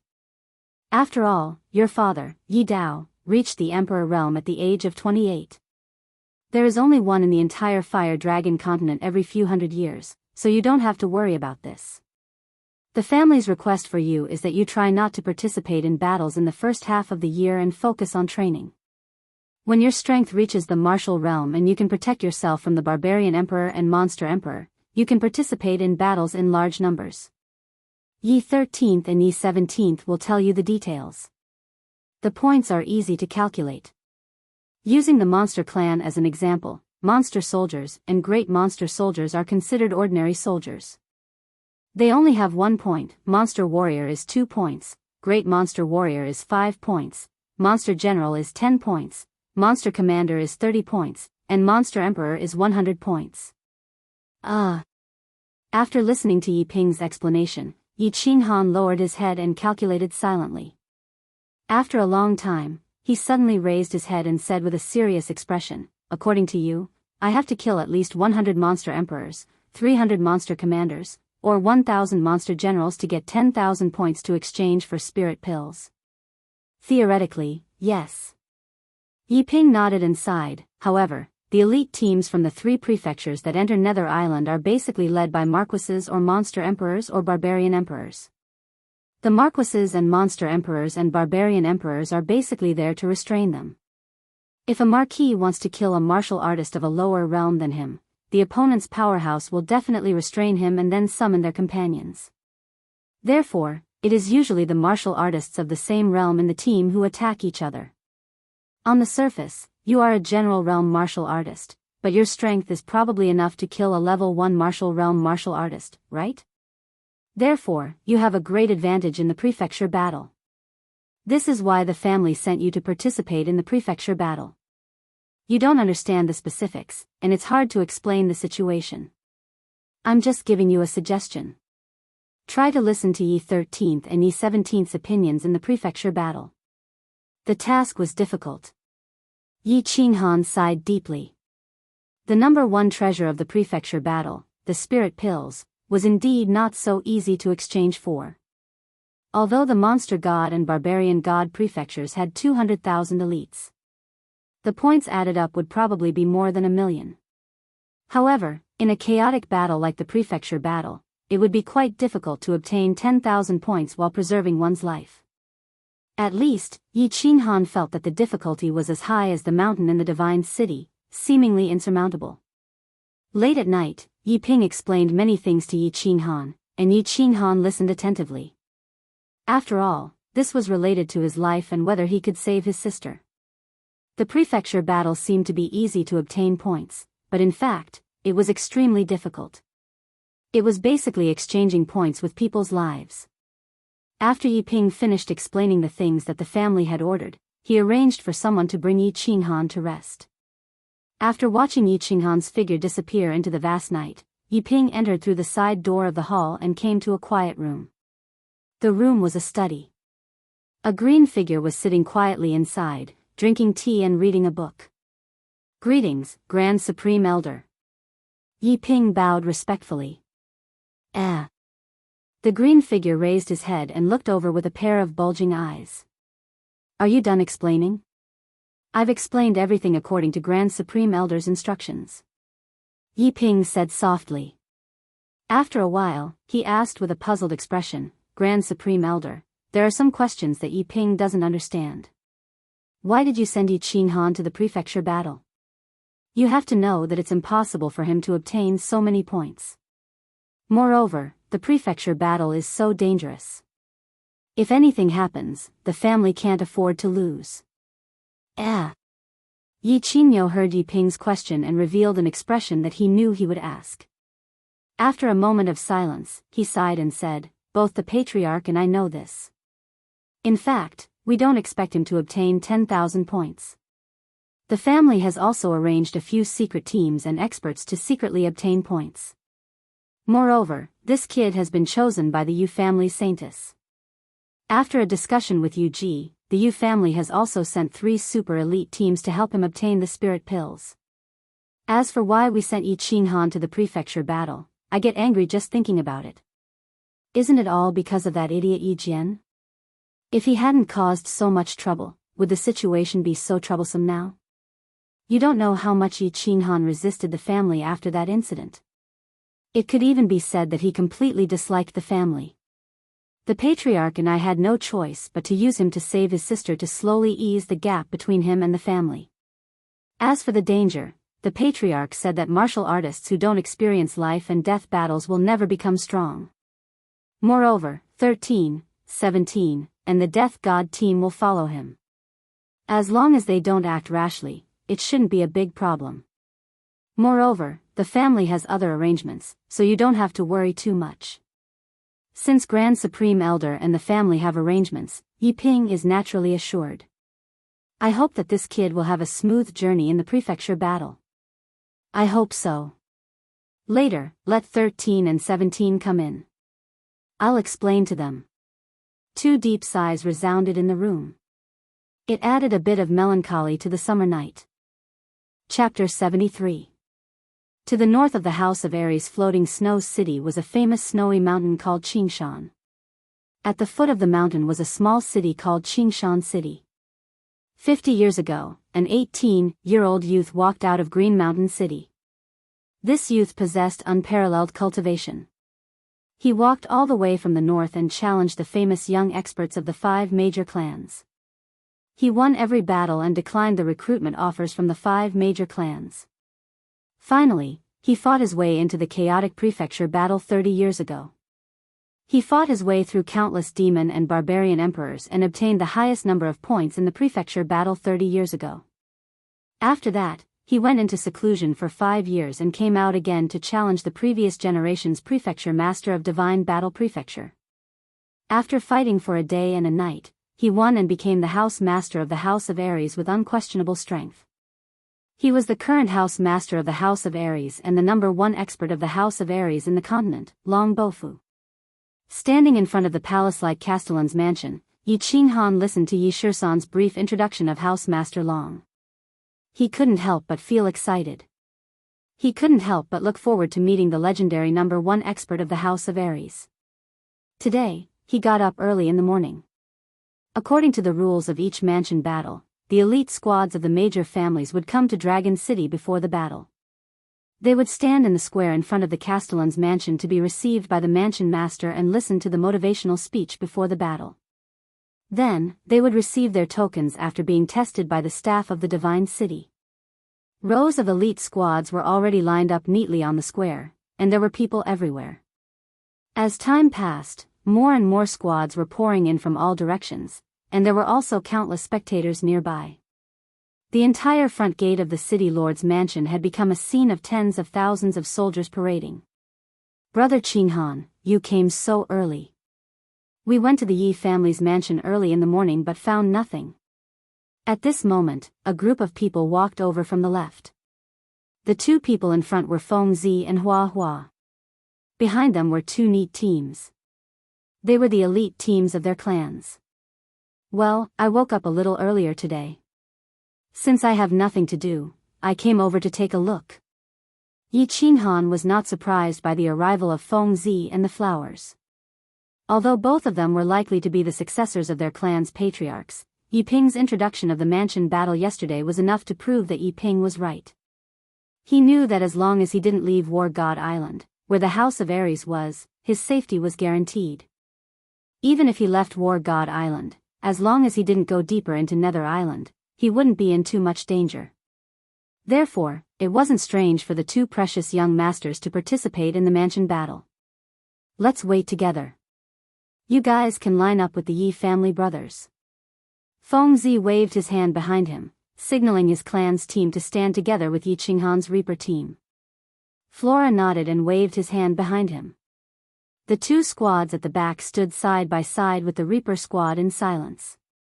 Hua. Suddenly, there was a low cry from the side of the crowd, which caused a commotion among the crowd. Yi Qinghan and the rest were attracted by it too. They lifted their heads and looked over, only to see the crowd parting to form a path. A group of women in purple with their faces covered walked over in an orderly manner. Before they even arrived, a faint fragrance had already greeted them.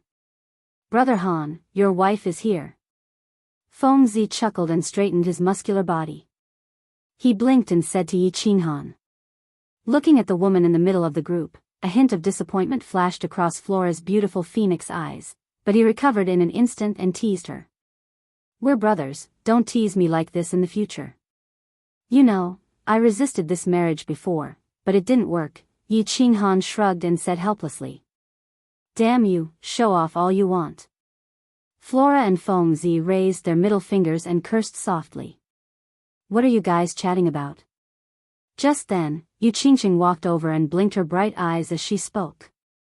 Her expression was natural, as if the few people in front of her were good friends for many years. She did not look awkward at all. Nothing much.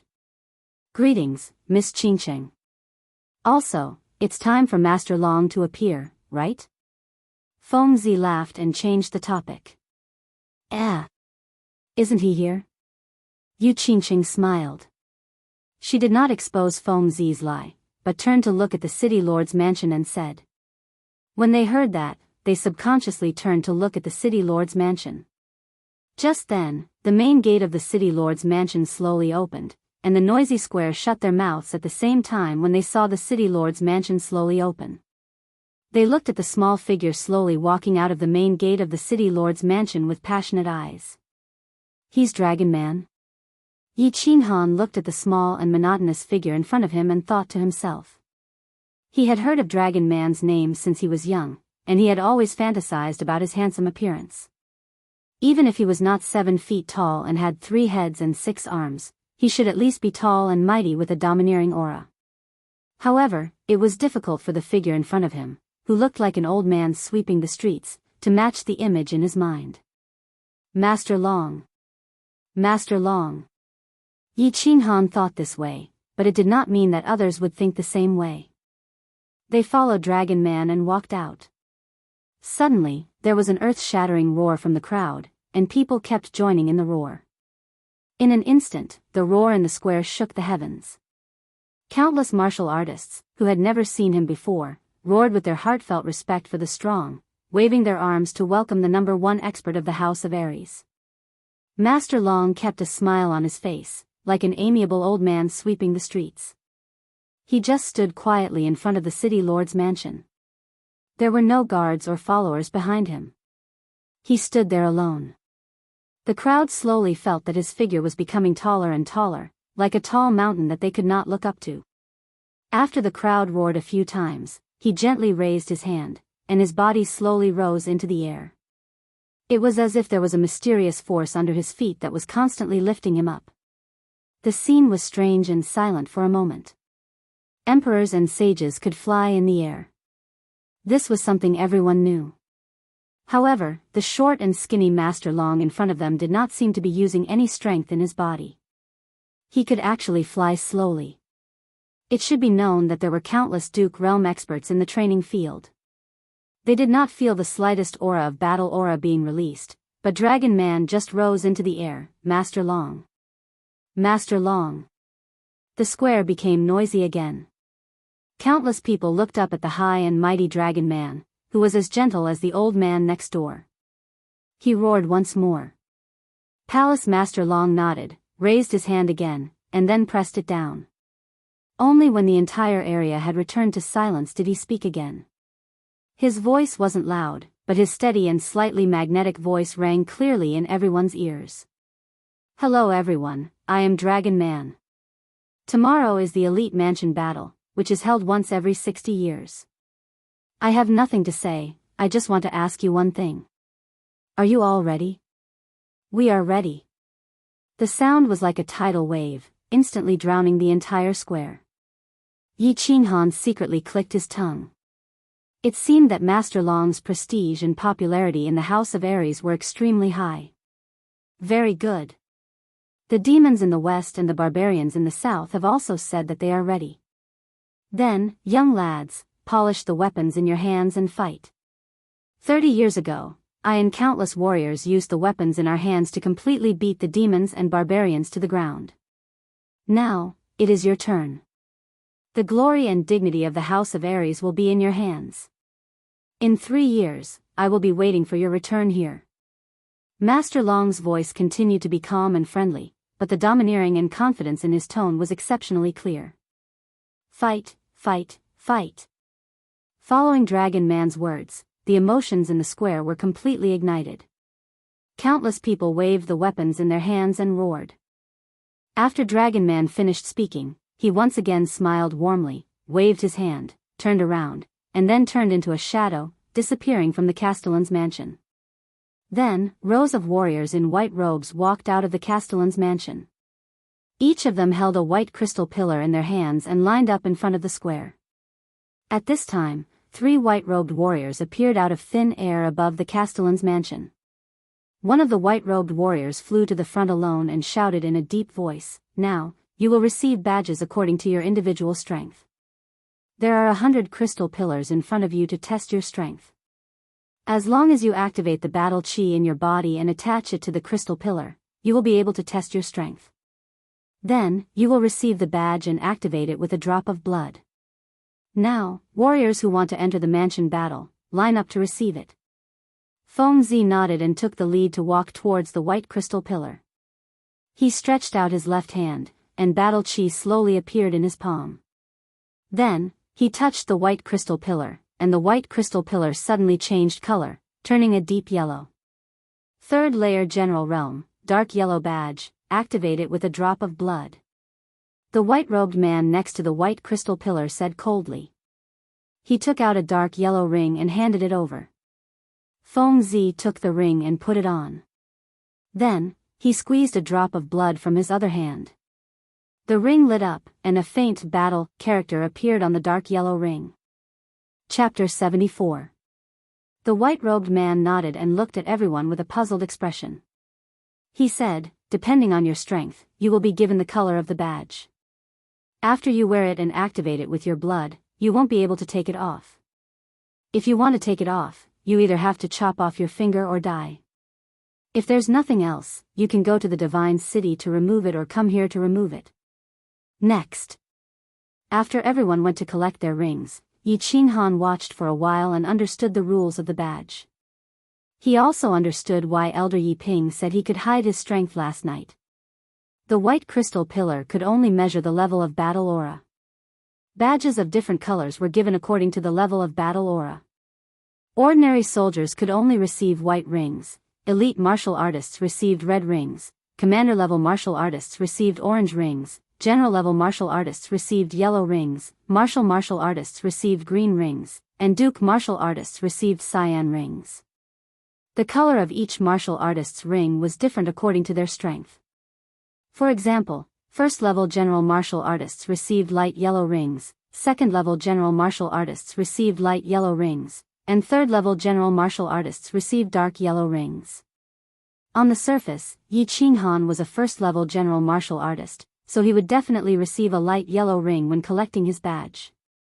However, with his overall strength, he would definitely receive a dark green ring. That was why Yi Ping said he could hide his strength and kill people of a higher level.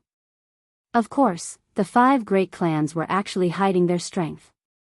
On the surface, Feng Zi was a third-level general martial artist, but with his imperial sword technique, his combat strength was probably at the martial level. Not to mention Hua Xia, a third-level general martial artist could easily assassinate a first-level general martial artist after he stealthily activated. Presumably, there were also a few people in the Demon God's estate and the River Barbarian God's estate who could hide their strength. Therefore, it was impossible to deduce a martial artist's true strength just by looking at the surface of the ring. The process went quickly. 4 hours later, everyone had collected their badges and rings. As expected, Yi Qinghan received a light yellow ring. What surprised Yi Qinghan was that Yu Qingcheng, who was a third-level general martial artist, received a dark yellow ring. It was just that he did not know what level of martial artists she could kill if she coordinated with the Yu clan's spirit technique. When Yi Qinghan was staring at the ring in Yu Qingcheng's hand, Yu Qingcheng probably sensed it. A trace of craftiness flashed across her eyes. She leaned over and said softly, I can kill a normal second-level martial. Of course, I can't deal with someone with a strong soul. Yi Qinghan, don't underestimate women. I'm not a vase. F***ck. Yi Qinghan's heart skipped a beat as he stared at the pair of spirited eyes that were right in front of him. He thought to himself, it seems like I can't underestimate the disciples of the 5 great clans. A woman like this is actually so terrifying. At the same time, he smelled the faint fragrance coming from beside him. His mind was shaken, and an indescribable feeling surged in his heart. Yi family manor in Dragon City. Yi Qinghan gathered Dongfang Dao's group of 5 in a side hall for the first time. He wasn't disgusted by the 5 of them following him. Firstly, the 5 of them had performed well along the way. Secondly, their fathers had perished along with his father, so it was his family that owed them. Now that they were wholeheartedly following him, he couldn't bear to leave them out in the cold. Young Master.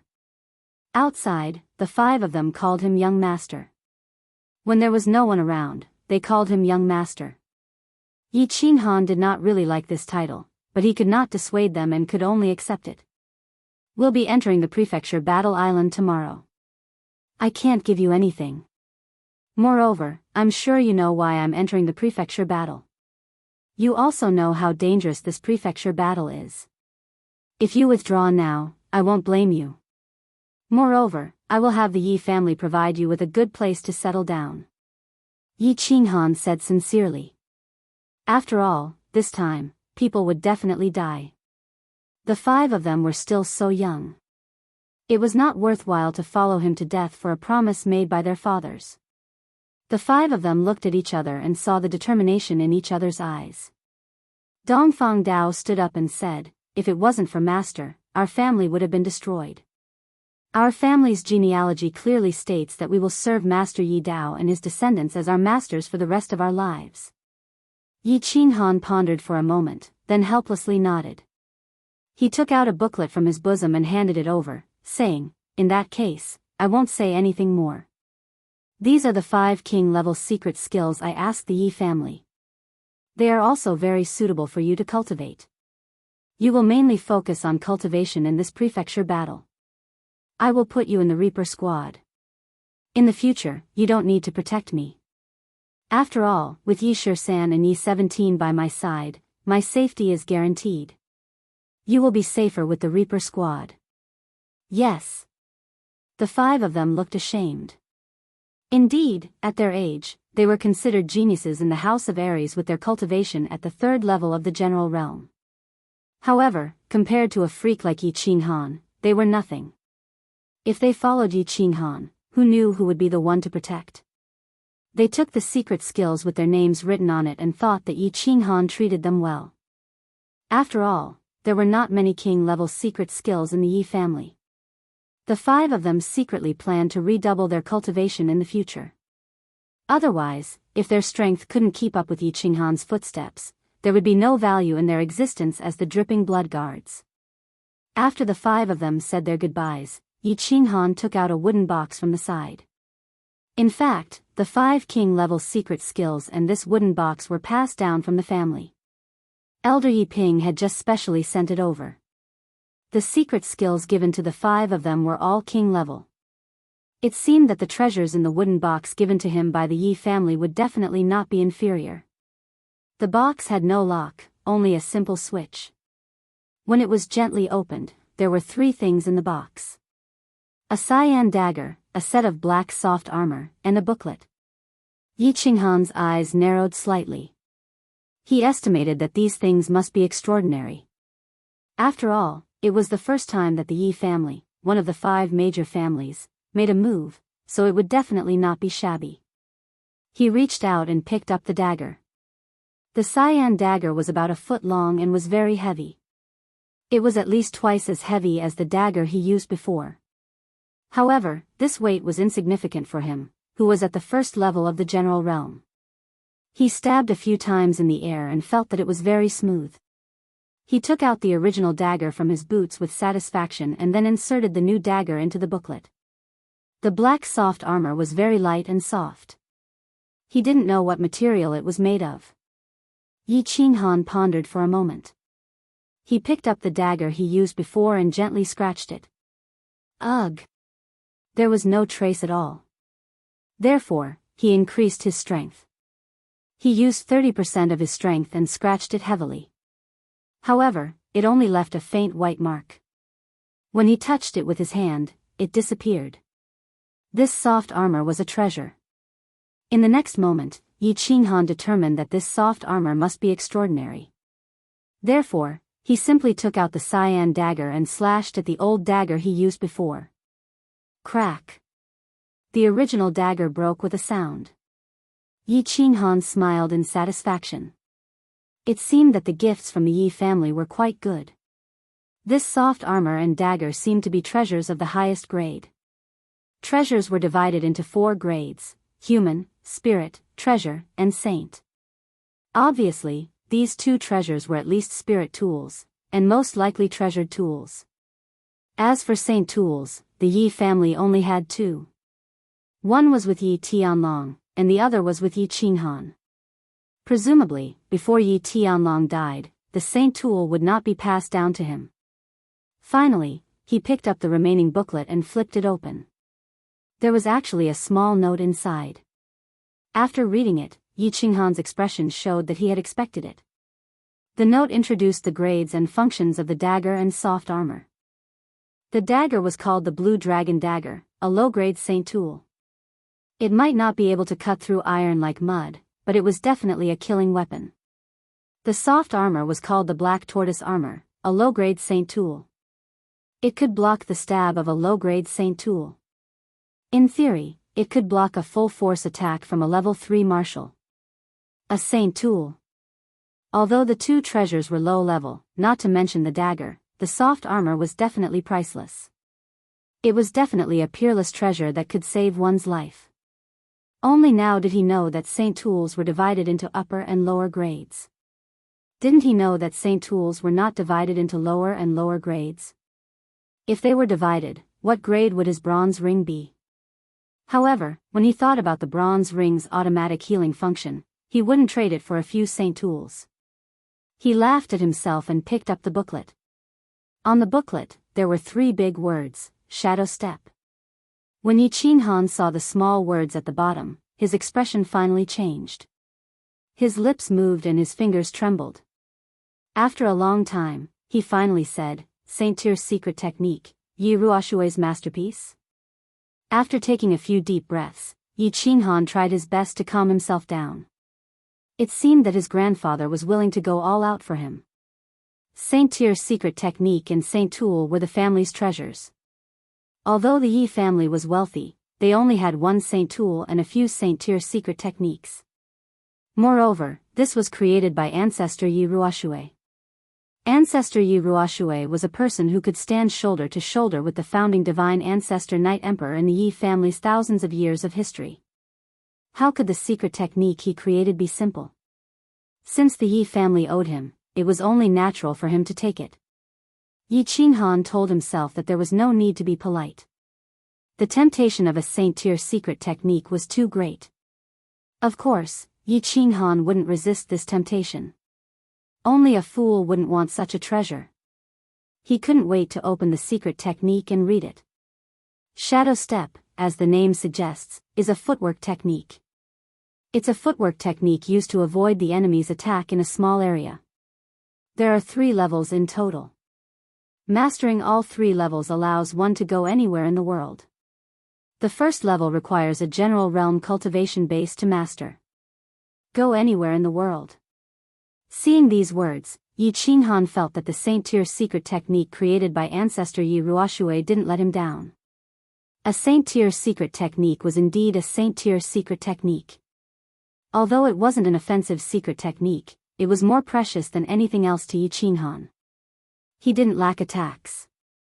Once he used the body fusion technique, a normal martial would definitely die if he got close.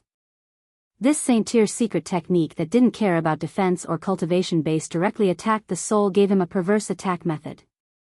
What he lacked the most right now was a life-saving technique. After all, the mansion battle wasn't a one-on-one battle. When hundreds of people attacked each other, you could instantly kill anyone, but when you killed your enemy, attacks from the side would land on you. In such a chaotic situation, how important was a life-saving technique? Now, it seemed that Yi Tianlong still placed his safety as the top priority. He even passed on such a precious Saint Tyr's secret technique to him for free. After quickly browsing through it, Yi Qinghan immediately started cultivating. This was a life-saving technique. The earlier he mastered it, the earlier he would be safe. his strength would also improve a lot sooner.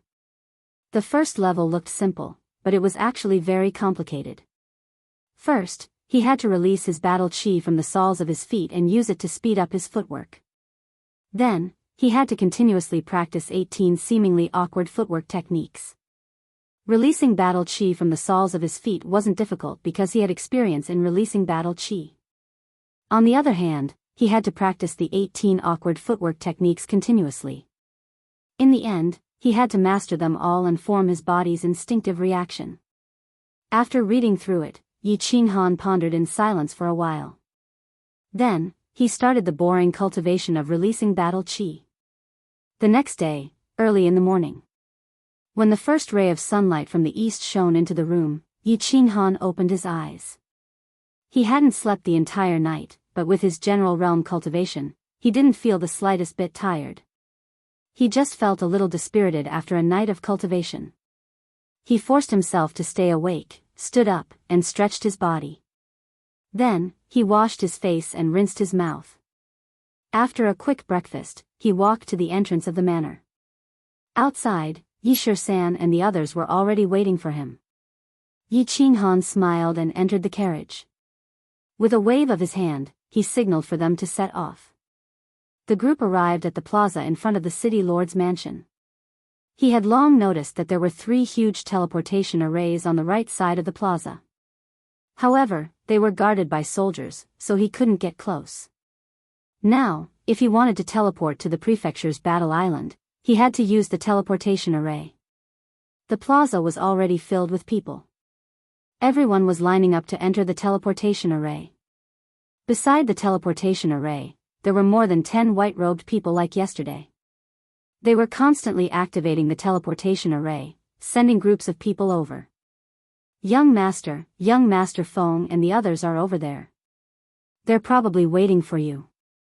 Yishir-san's eyes were sharp, and he immediately saw Feng Zi, Hua Hua, and Yu Qingqing standing near the first teleportation array on the left. They were looking left and right. It seemed like they were waiting for them. Yes, let's go.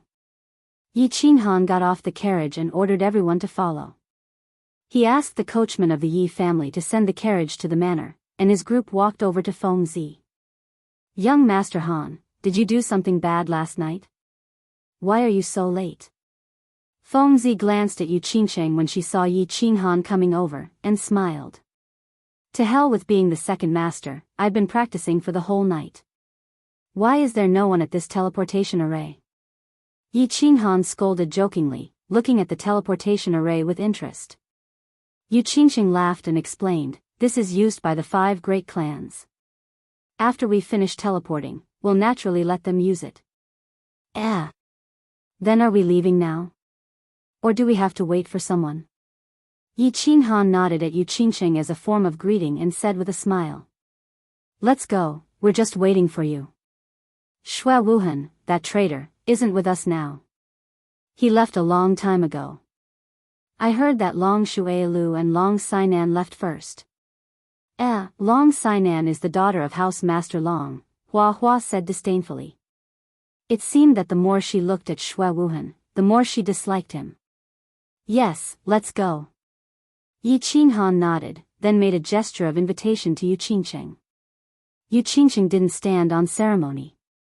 She nodded at the Pink Legion behind her and led her elite team to the teleportation array. The few white-robed people beside the teleportation formation reminded them. Then, they inserted a few white crystals into a few corners of the teleportation formation. The teleportation formation suddenly erupted with a dazzling white light. Then, with a flash, Yu Qingqing's group disappeared. This teleportation array is very simple. I wonder what the white crystals in their hands are. And what's the principle behind this teleportation array? Yi Qinghan looked at the teleportation array with interest. He felt that this thing was too magical. Such a simple thing could teleport so many people 1,000 miles away in an instant. This was no different from a godly skill. I'll leave first. See you later. Feng Zi saw that Yi Qinghan had no intention of leaving, so she laughed and teleported with her people. Flowers and grass followed behind and brought people to teleport over. Finally, it was Yi Qinghan's turn. The group walked into the teleportation array. The people in white robes reminded them coldly, "Don't be nervous, don't panic, and don't resist." Then, they activated the teleportation array. There was a flash of white light. Yi Qinghan felt that the light was very dazzling, so he closed his eyes. Then, he suddenly felt a huge suction force sucking his body into the air. He also felt that his brain was slightly congested, and he was a little dizzy. Moreover, his ears were ringing. It might have been a while, or it might have been a long time. The terrifying suction force finally stopped, and his head slowly stopped feeling dizzy. Yi Qinghan opened his eyes slightly.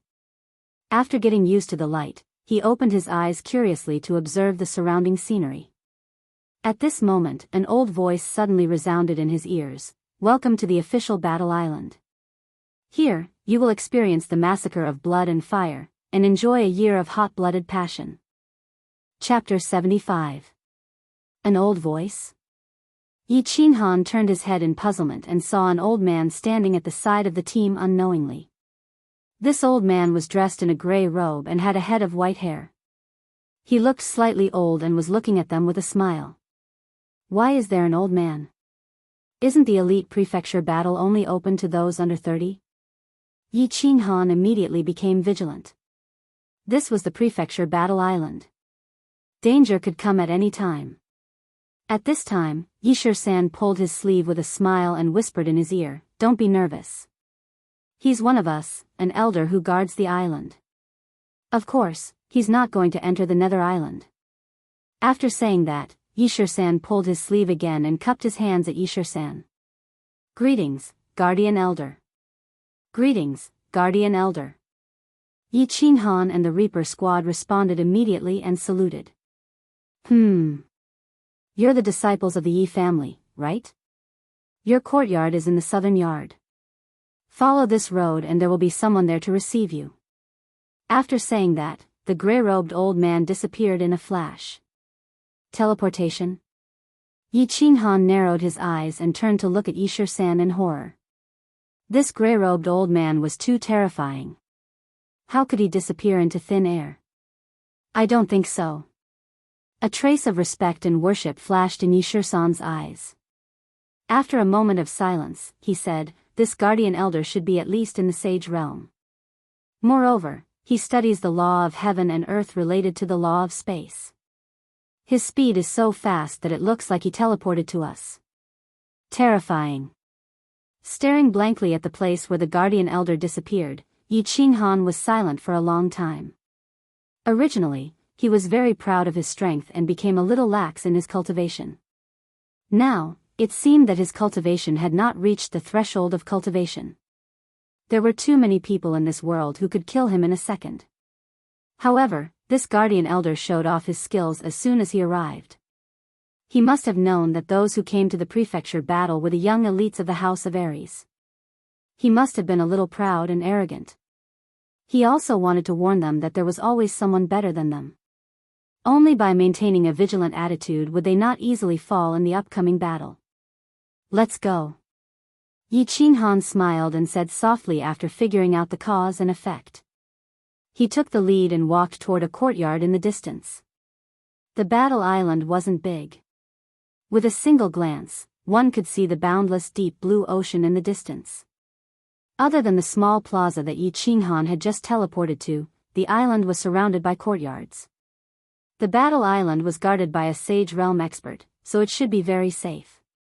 The rows of green bricks and black tiles in front of him made it very easy to explain. Since the flames of war couldn't spread here, this was the base camp of the Divine Battle Residence, a place for everyone to rest, cultivate and recuperate. Of course, it had to be better and more comfortable. The southern courtyard was not big, but it was very elegant. Hua Fengzi and the others were nowhere to be seen. They were probably settling down their team. Yi Qinghan was led by two middle-aged men dressed in the same gray robes as the guardian elders to the small courtyard prepared for the Yi family. Yi Qinghan gestured to Yi San to make arrangements for the Reaper squad while he and Yi San walked into the hall of the small courtyard. There were quite a few people in the hall, and one of them was an acquaintance. Yi Qinggu. Why are you here? Yi Qinghan looked at the figure that he hadn't seen for 2 months and asked in astonishment. The fiery red skin-tight leather armor, tighter-fitting fiery red leather pants, and a pair of fiery red leather boots. Yi Qingwu's devilish figure was completely revealed. Adding on her pure and cute face, it was hard for anyone to forget her after seeing her. Hee hee. You can come, but I can't. I'm an expert ranked 6th on the Earth ranking. It's not too much for me to come here and play. Yi Qingwu was very satisfied with Yi Qinghan's performance. Her eyes curved into crescent moons as she stood up from the square chair. Her 2 straight and round white legs dazzled everyone in the room. Greetings, young Master Han. After Yi Qingwu finished speaking, the other 4 people in the room stood up with Yi Qingwu and bowed respectfully to Yi Qinghan. No need to be so polite. Yi Shisan knows that I don't like too many rules. Yi Qinghan nodded slightly and looked at Yi Qingwu with a smile. Miss Wu, can you explain it to me? I say, Yi Qinghan, the Yi family doesn't treat you well, but big sister treats you well. There's no need to be so distant. Moreover, a large part of the reason why we came here to fight for our lives is because of you. Is this how you treat us? When Yi Qingwu heard Yi Qinghan call her Miss Wu, she was obviously a little displeased and pouted. Looking at Yi Qingwu's cute pouting expression, Yi Qingwu remembered that Yi Qingwu had helped him several times. When he was still a cripple, she had helped him suppress Yi Qingquang once in the War Beast Academy. Then, at the most critical moment, she had lured elder Yi Qingniu out and saved his life. Moreover, Yi Qingwu's battle prowess was indeed very terrifying. She had cultivated to the first level of martial tier at the age of 20, and combined with her 7th grade snow fox, she could probably reach the 3rd level of martial tier. Moreover, since Yi Qingniu allowed her to come to the prefecture battle island without worry, he must have given her some life-saving treasures. Thinking of the past, Yi Qinghan smiled slightly and said sincerely, Big Sister Wu, it's my fault. You said that you came here for me? Yi Qingwu felt Yi Qinghan's sincerity, and the smile on her face became even wider. She giggled and said, That's right, but it's best to remove the word that from the front. To tell you the truth, I'm also here to kill people. These 4 people are Yi Yi, Yi San, Yi Jiu, and Yi Shi. They are all experts of the Commander realm. We brought 2 small teams this time, and we're also here for the spirit pills. For the sake of insurance, the clan leader has dragged almost all the experts of the younger generation of the clan to the battle island. You're in the light, and we're in the dark, so we have a higher chance of success. Is that so? Yes, I can't thank you enough. As long as I'm alive, I will remember your kindness in this life. Are you coming with me? Alone? Yi Qinghan nodded at Yi Yi and the others. It seemed that his grandfather was really hell-bent on thinking for him. Today, Yi Yi and the others showed up and spoke tactfully to Yi Qingwu, and the meaning was very clear. Yi Tianlong wanted to tell him that he had already secretly sent people to get the spirit pills for his sister, and that he should try his best and not work too hard. The main force was not him, but the few low-profile warriors of the Yi family in front of him. I'll be in your team. The clan leader wants me to watch over you. With 13 and 17 around, safety won't be a problem. Yi Yi and the others will split into 2 teams and go alone to secretly get points. Yi Qingwu giggled, looking as if she was following him, protecting him, and supervising him. Yi Qinghan nodded blankly. Originally, he thought that Feng Zi and the others came to the prefecture battle island to have fun and gain experience. Now it seemed that the nature of his coming to the prefecture battle was the same as theirs. But thinking about it, he had a sacred beast. Although his strength was not bad among the elites of the 3 prefectures, in such a chaotic situation, with so many demon emperors and barbarian emperors who could easily kill him, it would be strange if the Yi family was willing to let him take the risk alone. Practice hard. Yi Qinghan thought to himself. He still felt uneasy putting all his hopes on Yi Yi and the others. His sister was only relying on soul-nourishing medicine to keep a trace of her soul. If he wanted to save her, he had to get the first treasure of the prefecture battle. Looking at the current situation, if he only had this little strength, Yi Qingguo and Yi Shisan would definitely not bring him to kill wantonly and get a large number of points. Only with his strength could he protect himself from the attacks of demon emperors and barbarian emperors, who were comparable to Marquis realm experts. Could he use his abnormal body fusion technique to kill a large number of demon kings and barbarian emperors and get enough points to exchange for the spirit pills? I'll go back to my room to rest first. Call me if there's anything. After thinking things through, Yi Qinghan chatted with Yi Qingguo and the others for a while. Then, he went back to his room alone and prepared to practice. Patriarch's move is really brilliant. Under the tremendous pressure, this kid's cultivation base would definitely soar by leaps and bounds. This brat's comprehension is so high, his cultivation won't be too slow. I'm really looking forward to the scene of this brat sweeping across the fire dragon continent with a mature sacred beast after he reaches the Saint Realm. Looking at Yi Qinghan's determined figure gradually disappearing outside the door, Yi Qingguo twitched her nose and said with a smile. As long as young Master Han doesn't die, the Yi family will definitely be able to suppress the major clans and the demon and barbarian residences for 200 years. Yi nodded and said with certainty. Then, he looked at Yi Shisan and his eyes suddenly became fierce.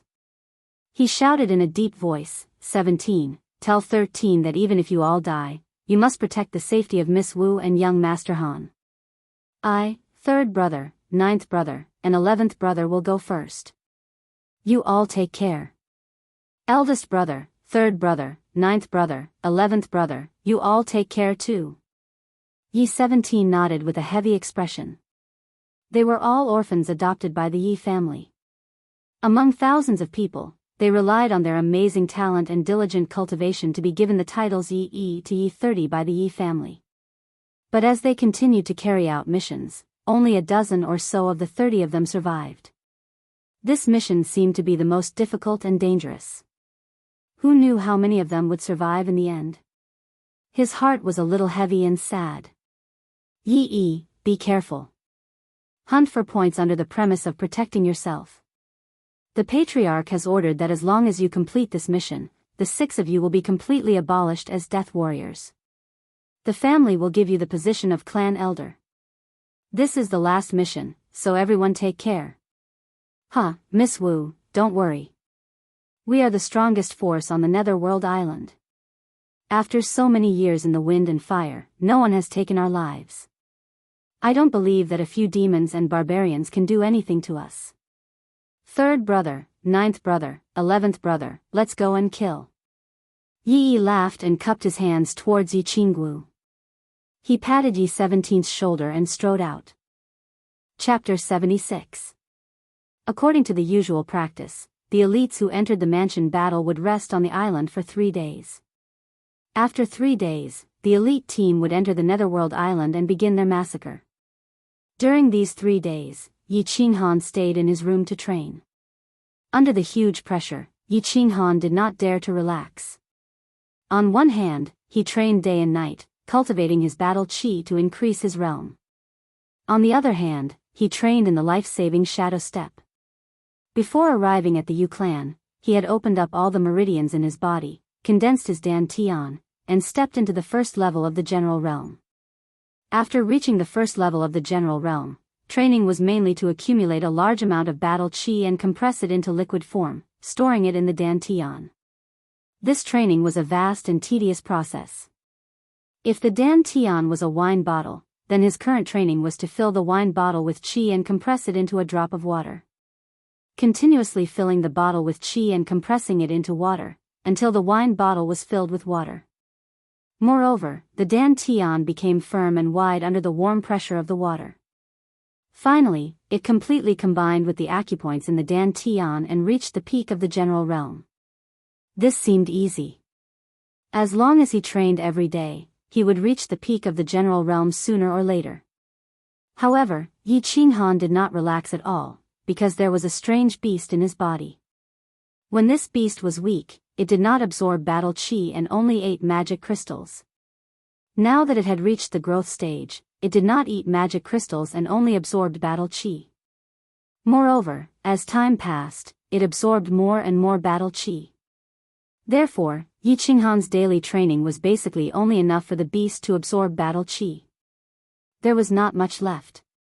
Therefore, in these 3 days, other than continuing to practice releasing battle qi from the sole of his feet, he spent the rest of his time accumulating battle qi. The battle was about to begin. If he ran out of ammunition during the battle, he would really die. Training in Shadow Step required the release of battle qi from the sole of his feet. Because he had experience in releasing battle qi, he had already succeeded. He only needed to be proficient in using it. Dong, dong, dong. Yi Qinghan was awakened by the knocking on the door. He turned to look at the door and stopped his training. He got out of bed, stretched, and opened the door. "Young master, it's time to go. Miss Wu asked me to call you out." It was Yishir-san with a plain square face outside the door. 3 days have passed. Yi Qinghan slapped his forehead. He had been cultivating day and night, causing his sense of time to be a little confused. He felt that 3 days had passed in the blink of an eye. After washing up as fast as he could, Yi Qinghan changed his clothes and followed Yishir-san out. In the hall, Yi Qinggu and Yi 17 were sitting quietly. Outside the hall, Yi Qinghan walked over. Standing up, Yishir-san blinked and smiled without saying anything. Yi Qinggu wrinkled her cute nose and said with some dissatisfaction, "Let's go. Everyone has been waiting for you for a long time. We'll gather in the square later. After listening to the Guardian Elder's explanation, we'll set off for Nether Island." Yi Qinghan was a little ashamed as he looked at Yi Qinggu, who still had a fiery red body. He smiled awkwardly and said, "Yes, let's go." The 4 of them walked out of the hall. The Death God team was already waiting outside the gate of the West Court.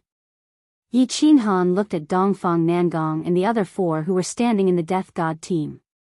He nodded at them with a smile and waved his hand to signal them to go. The square next to the teleportation array was already full of people. It was a large crowd, but except for a small number of people who were gathered together, the rest were standing in neat rows in the square. Yi Qinghan squinted his eyes slightly. Among the people who were talking and laughing, he saw the strong Feng Zi, the flowers and plants that were more beautiful than women, and Yu Qingsheng, who still looked like a white lotus with her face covered. He also saw the handsome Long Shui Shui. However, when he saw the elegant Shua Wuhan with the folding fan in his hand and the gray eyes, an invisible murderous aura surged from his body. Ever since he entered Dragon City, this guy had been avoiding meeting him. It seemed that after entering Battle Island, he had no scruples and was not afraid of meeting Yi Qinghan. "Brother Han." Yi Qinghan and the others appeared in the square and attracted everyone's attention. Feng Zi shouted from afar and waved at him.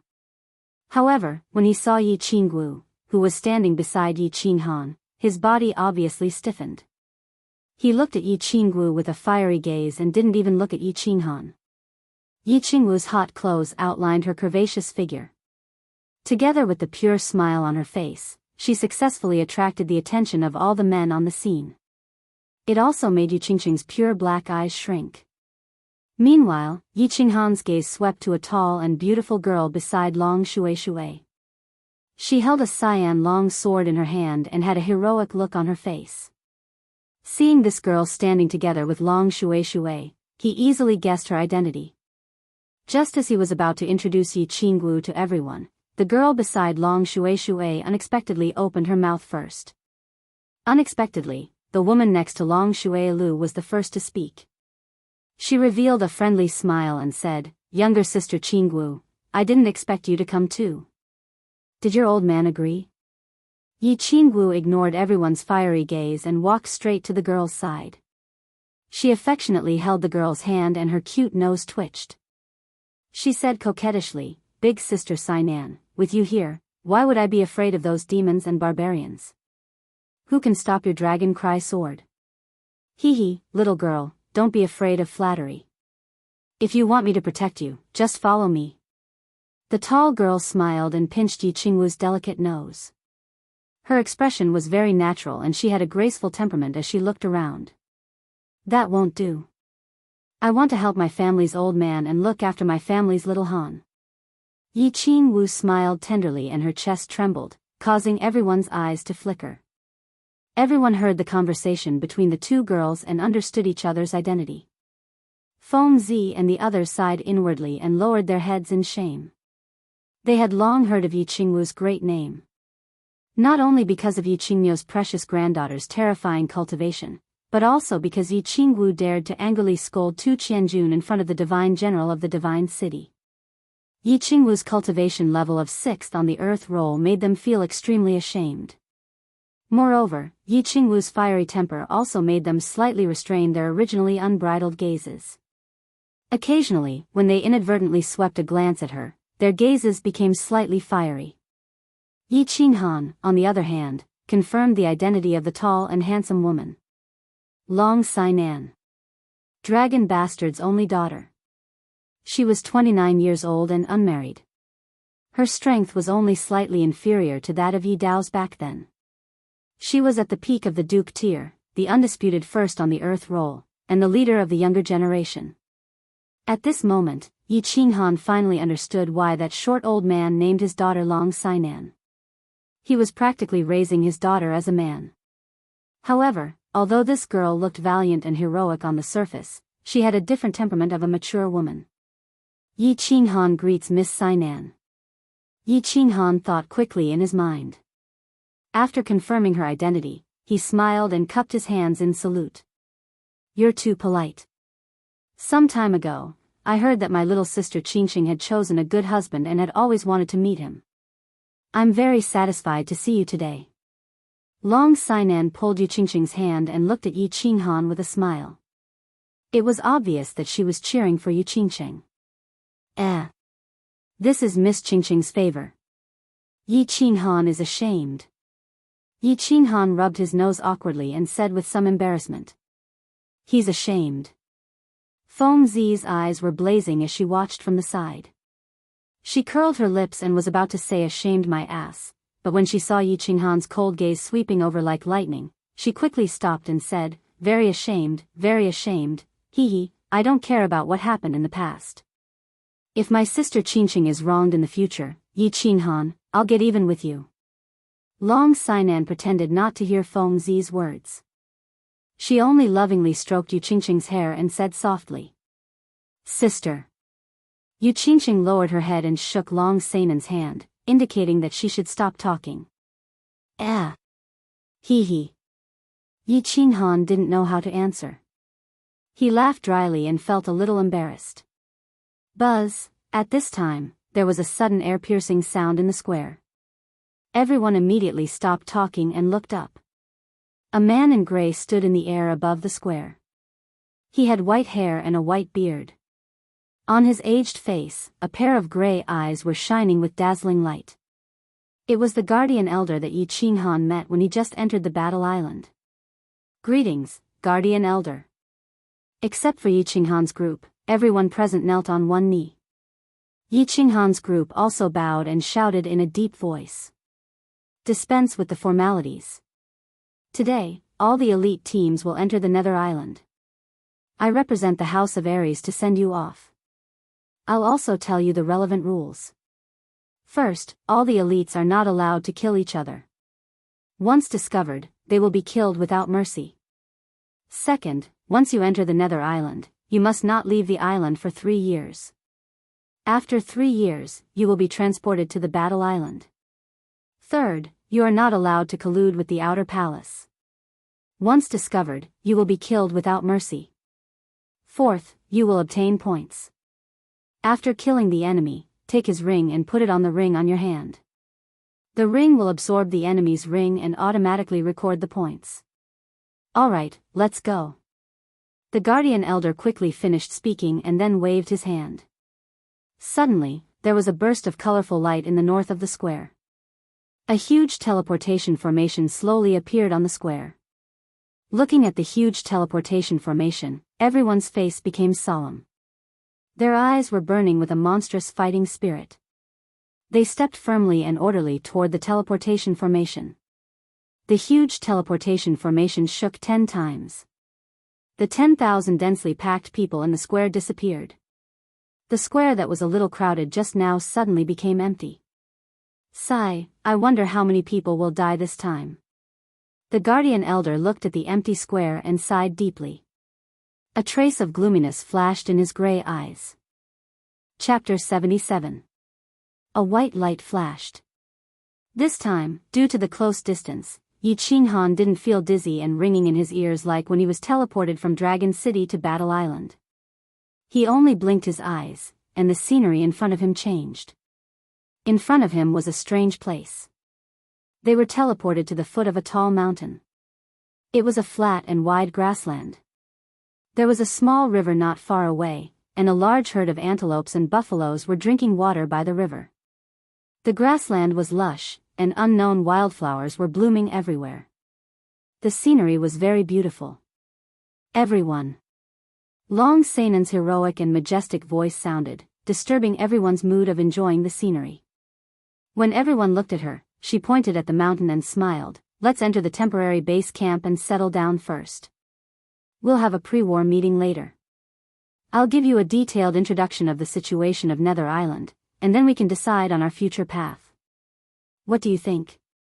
I agree. Yu Qingqing was the first to nod, but she looked at Yi Qinghan. Agree.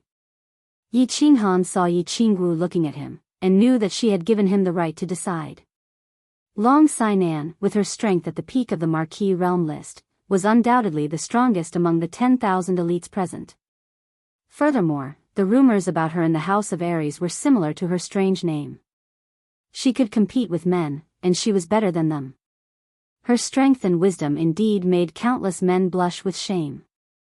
As the only daughter of House Master Long, she must have seen most of the top-secret information in the House Master's database.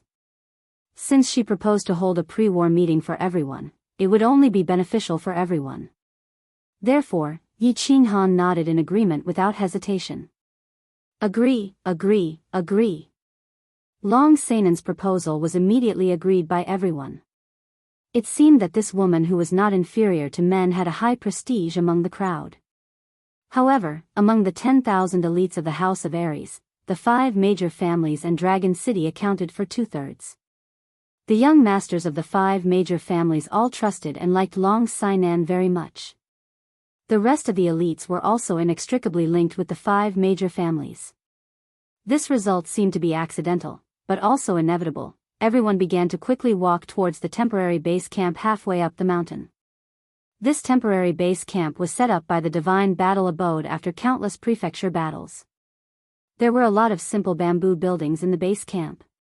Although they were very simple, they were still habitable. After experiencing countless mansion wars, countless sentries and simple mechanisms were set up in the surroundings so that they could be alerted in advance if anyone approached. Team 1, be on guard. Team 2 and Team 3, clean up the barracks. Team 4 and Team 5, go hunt for food and cook. Long Sainan was obviously used to commanding troops. She skillfully instructed her subordinates to get busy. This time, Dragon City had sent a total of 1,000 people. Some of them were Dragon City's own people, while others were temporary additions. Long Sainan obviously didn't order the rest of the family's elites, and the elite teams formed from various places. The others also consciously rested on the spot, not wanting to add to the chaos. The efficiency of 1,000 people was very high. In less than an hour, they had already tidied up the temporary base camp.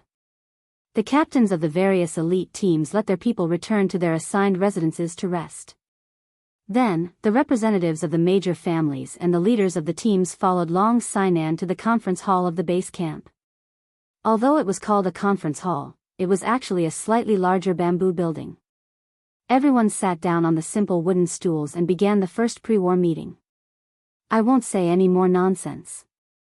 After the meeting, it's up to you whether you want to stay or leave. Seeing that everyone had taken their seats, Long Sainan didn't waste any more time and went straight to the point. First of all, I've decided to follow the usual practice and set up a temporary base camp here. I will send a team of elites to guard the vicinity 24 hours a day. All the elites participating in the mansion wars can cultivate, recuperate, and rest here.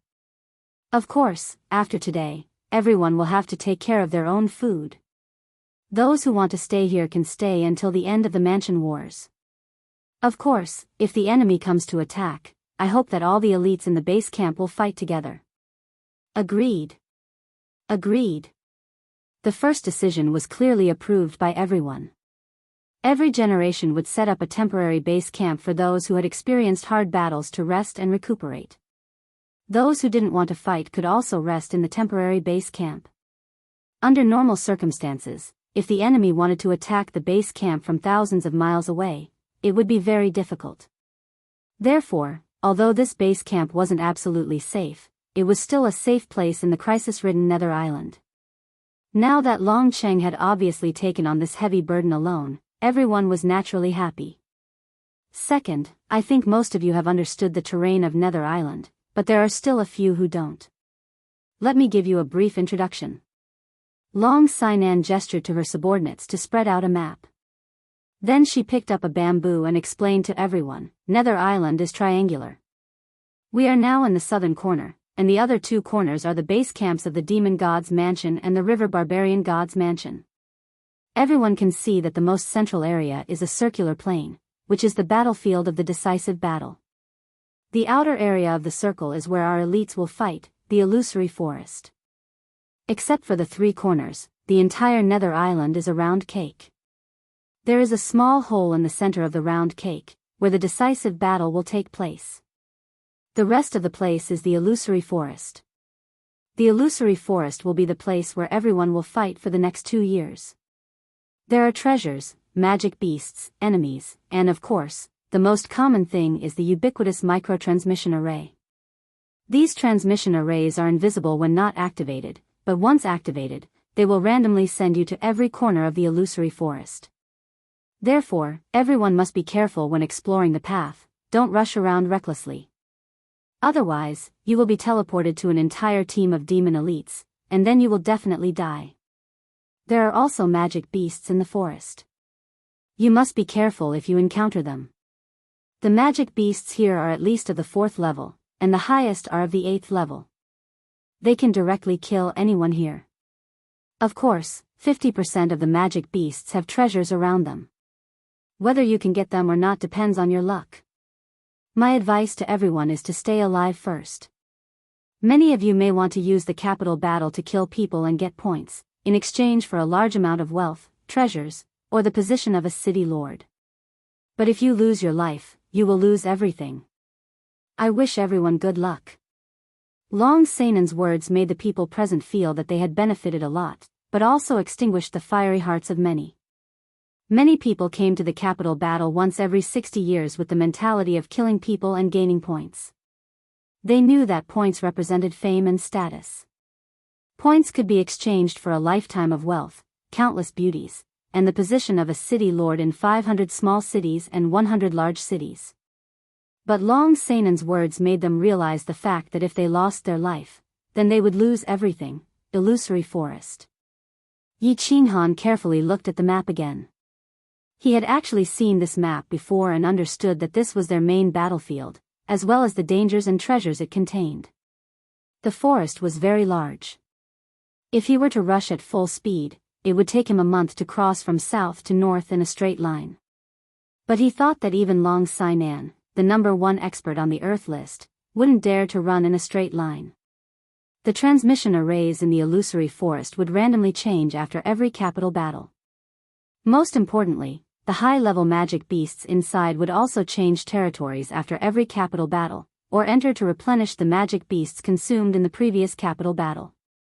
As a result, no clan or force could know the coordinates of the transmission arrays and high-level magic beasts before the capital battle.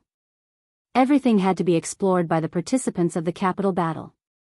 The large clans and forces could only mark the locations where high-level magic beasts were most likely to appear on the map, as well as many dangerous areas. After the meeting, everyone returned to their respective encampments. They began to prepare food and water for the start of the battle. In the afternoon, teams began to leave the temporary headquarters, crossed the small river, and entered the illusory forest. The 10,000 elites were the elite teams formed by the various clans of the House of Ares. On the surface, most of them belonged to or were vassals of the 5 major clans and the 6 major forces of Dragon City. In fact, apart from the elite disciples of their own clans, most of the others were only temporary vassals. Once they arrived at Nether Island, they would go their separate ways. The main purpose of the elites who came here was to kill people and gain points. Take risks and obtain treasures. If they were to follow the butts of the major forces all the time, they would be the ones to fight when the time came. They wouldn't get a share of the points and treasures. They weren't fools. Of course, they wouldn't do such a stupid thing. Therefore, after arriving at Nether Island, they would either travel in groups or go out alone to try their luck. Of course, this phenomenon was the same in the past capital battles, so the major forces wouldn't blame them. After all, everyone was risking their lives. Moreover, the illusory forest wasn't suitable for large groups of people to travel together. Firstly, it was too big of a target, and secondly, the terrain of the illusory forest didn't allow it. Perhaps half of them would be sent to different parts of the forest by the transmission arrays. After some simple preparations, Yi and Yi San led 400 people into the illusory forest. Yi Qinghan and Yi Qingwu just looked at them from afar, and didn't go over to bid farewell to them. On the surface, they were elite teams formed by two small clans in a small city, but in secret, they were the Yi family's death warriors, carrying out a secret mission. Chapter 78. The people from the 5 great clans didn't leave. Yi Qinghan, Feng Zi, Hua Hua, and Yu Qingqing returned to their base and prepared a large amount of food and water to prepare for war. Shui Wuhan and his team stayed in their base quietly and didn't come out. They seemed to be preparing to stay here for a long time and not enter the psychedelic forest for the time being. In the Feng clan's encampment, Yi Qinghan and Yi Qingwu were summoned by Feng Zi to a large bamboo building. She said that she had something important to discuss. Yi Qinghan realized that Hua Hua and Yu Qingqing were all there as soon as he entered. Seeing that they were smiling at him, he sat down and asked in confusion, "Why did you summon me in such a hurry?" "Good news." "That's great news." Feng Zi chuckled. His face was glowing as he said excitedly. Hua Hua was also very happy. She blinked her beautiful eyes and said, "It's indeed good news. This is fun." Yu Qingqing's limpid eyes stared at Yi Qinghan for a while before she started to explain, "Our 3 clans have just decided on something. We will transfer the 50 most elite experts from our clans and have them join your team. Of course, after killing someone, all the points will be given to you." There was such a good thing? Yi Qinghan was stunned. It was understandable that the Yu family wanted to help him because of him. However, Feng Zi and Hua Hua didn't seem to be that close to them, right? After all, they represented the interests of their respective families. Hence, he looked at Feng Zi and Hua Hua in confusion. Yi Qingwu also looked at the two of them with a smile. She seemed to be puzzled by their actions. "Young Master Han, I'm not criticizing you. Why didn't you tell us earlier that you needed points to save your sister's life? If you had told me earlier, I would have definitely gathered all the elites in my family to help you flatten Nether Island." Feng Zi looked at Yi Qinghan with some reproach, patted her chest, and said heroically, "Hee, a team made up of the strongest elites from the 4 great clans. Our family will be in charge of scouting and assassination, the Yu family will be in charge of elite attacks, the Feng family will be in charge of firepower support, and the Yi family will be in charge of frontal assault." Although he could block such a powerful elite team, it's enough to flatten the entire Nether Island. Hua Hua smiled sinisterly, as if he was looking forward to the future, where they would kill Buddhas and gods. Feng Zihua's words caused Yi Qinghan's heart to burn. Indeed. If the 4 great families formed an elite team, it would definitely be incomparably valiant. The Hua family's stealth was the strongest technique for scouting and assassination, while the Yu family assisted with the spirit attack, causing the enemy to fall into an illusion. Then, the Yi family would charge forward from the front, while the Feng family would attack with their swords from behind. Who would be able to stop such a powerful team? Most importantly, those present were the treasures of their respective families, so there would definitely be 1 or 2 dukes following them. When all these experts gathered together, Quan aggressiveness would definitely be super strong. Yi Qinghan stood up and bowed.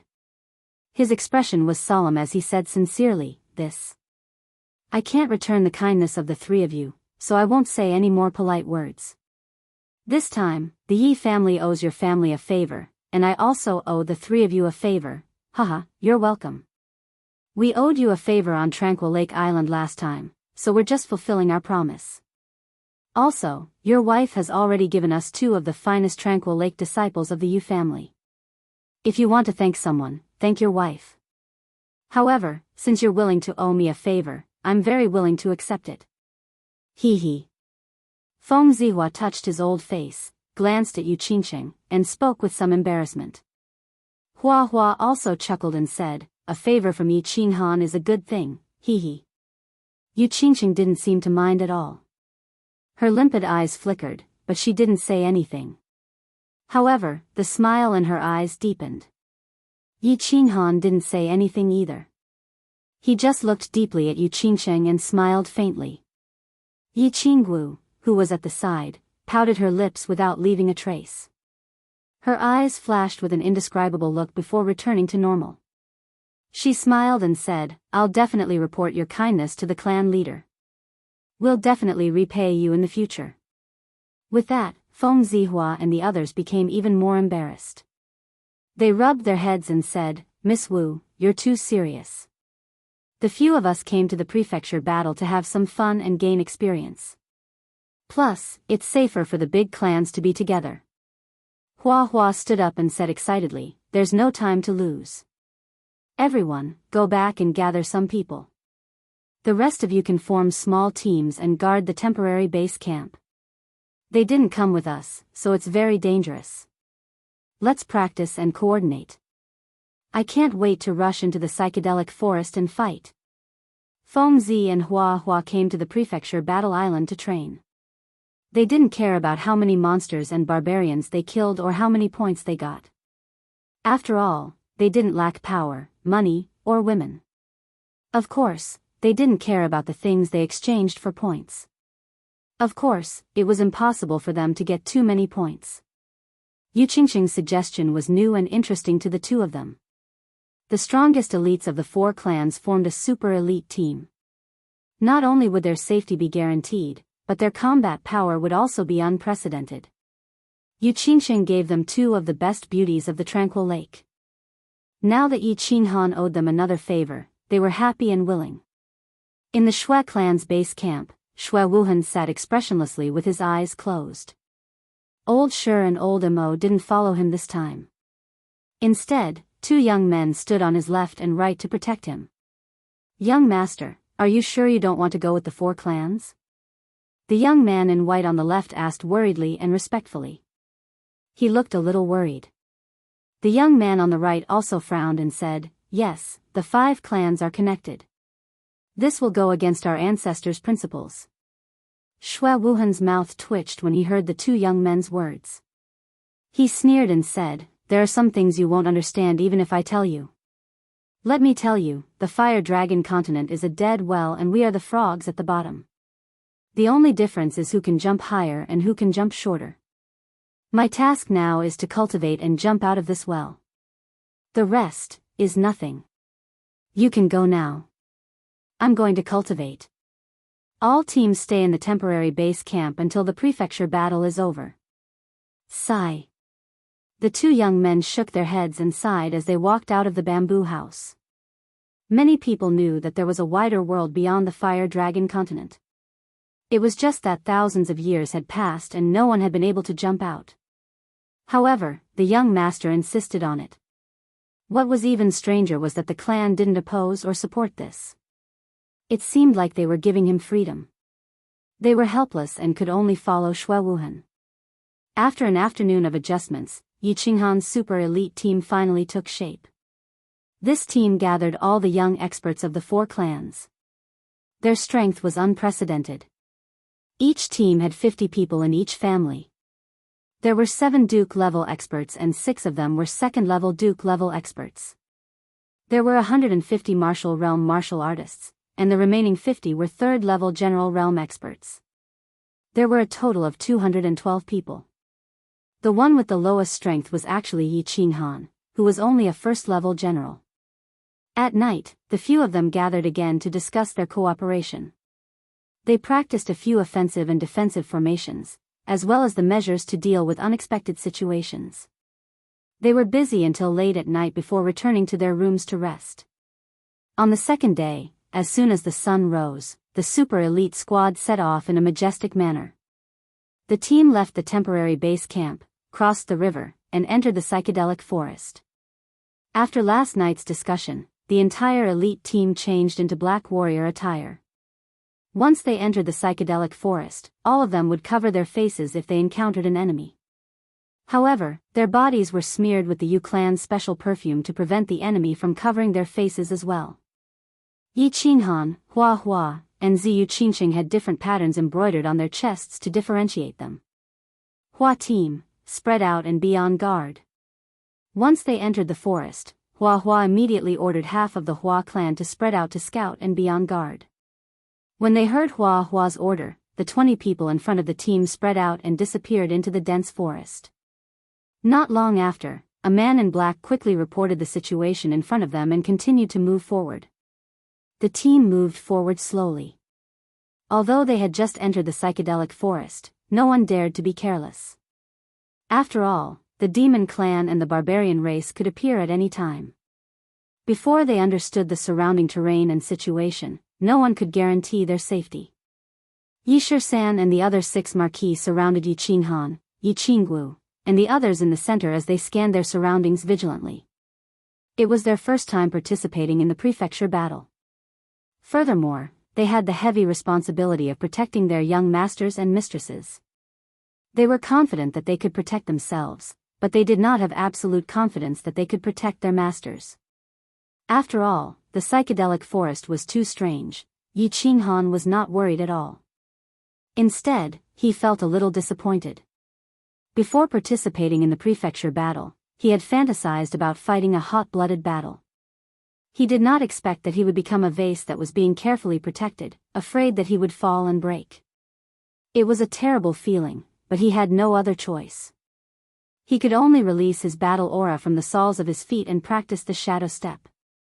Hua Clan 1 reports that the situation in front of us has been explored. There are 7 transportation matrices that have been marked. There are no high-level magical beasts. We can move forward quickly. In less than an hour, the Hua clan's intelligence personnel reported that they had thoroughly checked the surrounding terrain. It was confirmed that it was safe. Continue to scout. 4 hours later, we will change shifts with Hua clan 2. Hua nodded. He was very satisfied with his subordinate's work and waved his hand to indicate that he understood. Everyone began to move forward at a faster pace. After all, it was probably the best choice to use the Hua clan as scouts in this world. Since the Hua clan had said that it was safe, it meant that they were basically safe unless there were any accidents. Moreover, the squad was full of experts. Even if they were to face any unexpected situation, they would be able to solve it very well. Hence, after gradually adapting to the environment of the psychedelic forest, the team sped up. According to the agreement made by Yi Qinghan last night, the team's goal today was to advance 50 kilometers. Then, they would find a place with a lot of transportation matrices and wait. They would eliminate some demons and barbarians who accidentally teleported over. They would first understand the attacks of the demons and barbarians, as well as their special skills, so that they could better deal with the elite teams of the demon race in the future. They marched silently. Because of the swaying figures of the Yu clan's ladies, the youths in the team did not feel bored at all. Instead, they stood tall and straight and moved like the wind. Some of the warriors even secretly made eye contact with the ladies of the Yu clan. When men and women worked together, work was not tiring at all. Report: a demon soldier suddenly appeared in the transportation matrices ahead. Team 1 is secretly following him and did not alert him. After an hour, an elite from the Hua clan suddenly reported. Everyone was invigorated. Fengzi rubbed his hands excitedly as if he had seen a new toy. Then, he waved his hand and said, "What are we waiting for? Follow him and eliminate him." Chapter 79. The crowd followed the Hua family assassins excitedly as they walked forward in soft voices. Even though their faces were covered by black cloth, the fiery gaze in their eyes betrayed their inner feelings. Ever since they were born, this was the first time they were facing the demon race who had fought against the human race for thousands of years. Even the few powerful cultivators of the dukedom realm felt the corners of their eyes twitching faintly. The three races had fought for tens of thousands of years, and the hatred between them had been carved into their bones. Once they met, it would definitely be a situation where they would fight to the death. At this moment, a demon, even if he was a demon emperor comparable to a duke's, would definitely die today.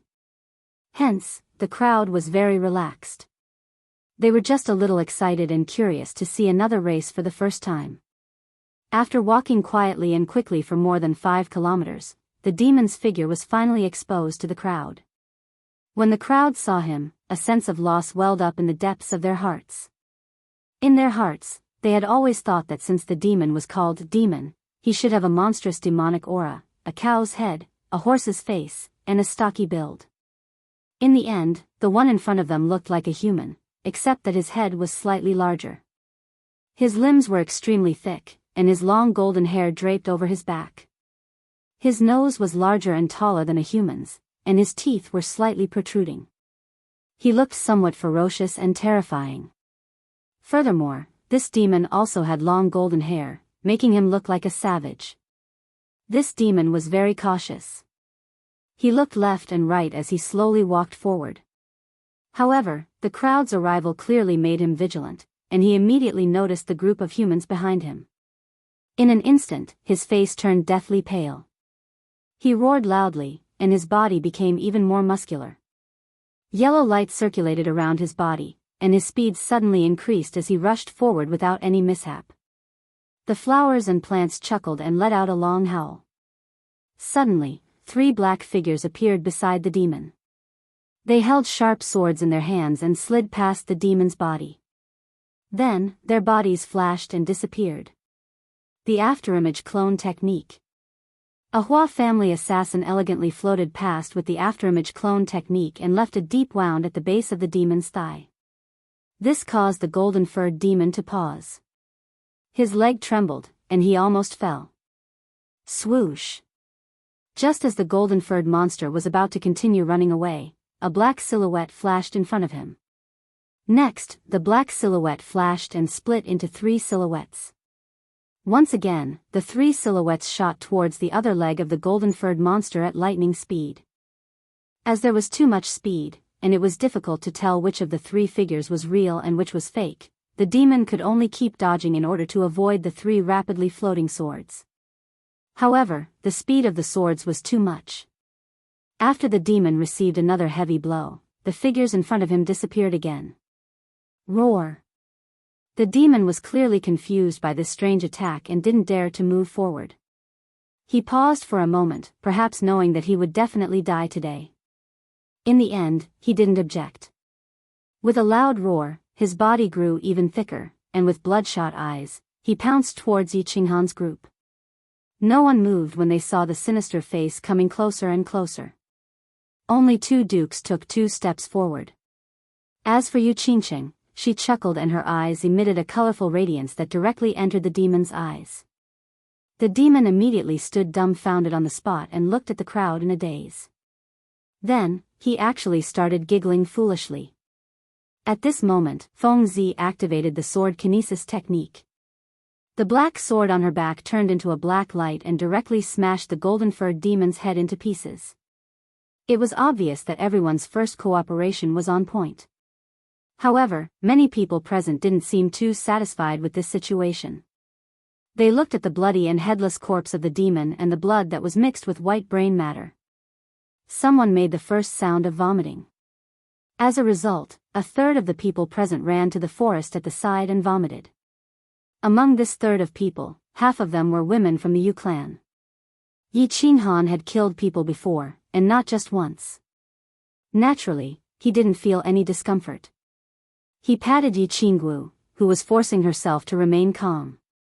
He walked to the front and took a ring from the demon's corpse. The ring was orange. It seemed to belong to a great demon warrior, which was equivalent to the commander realm of human warriors.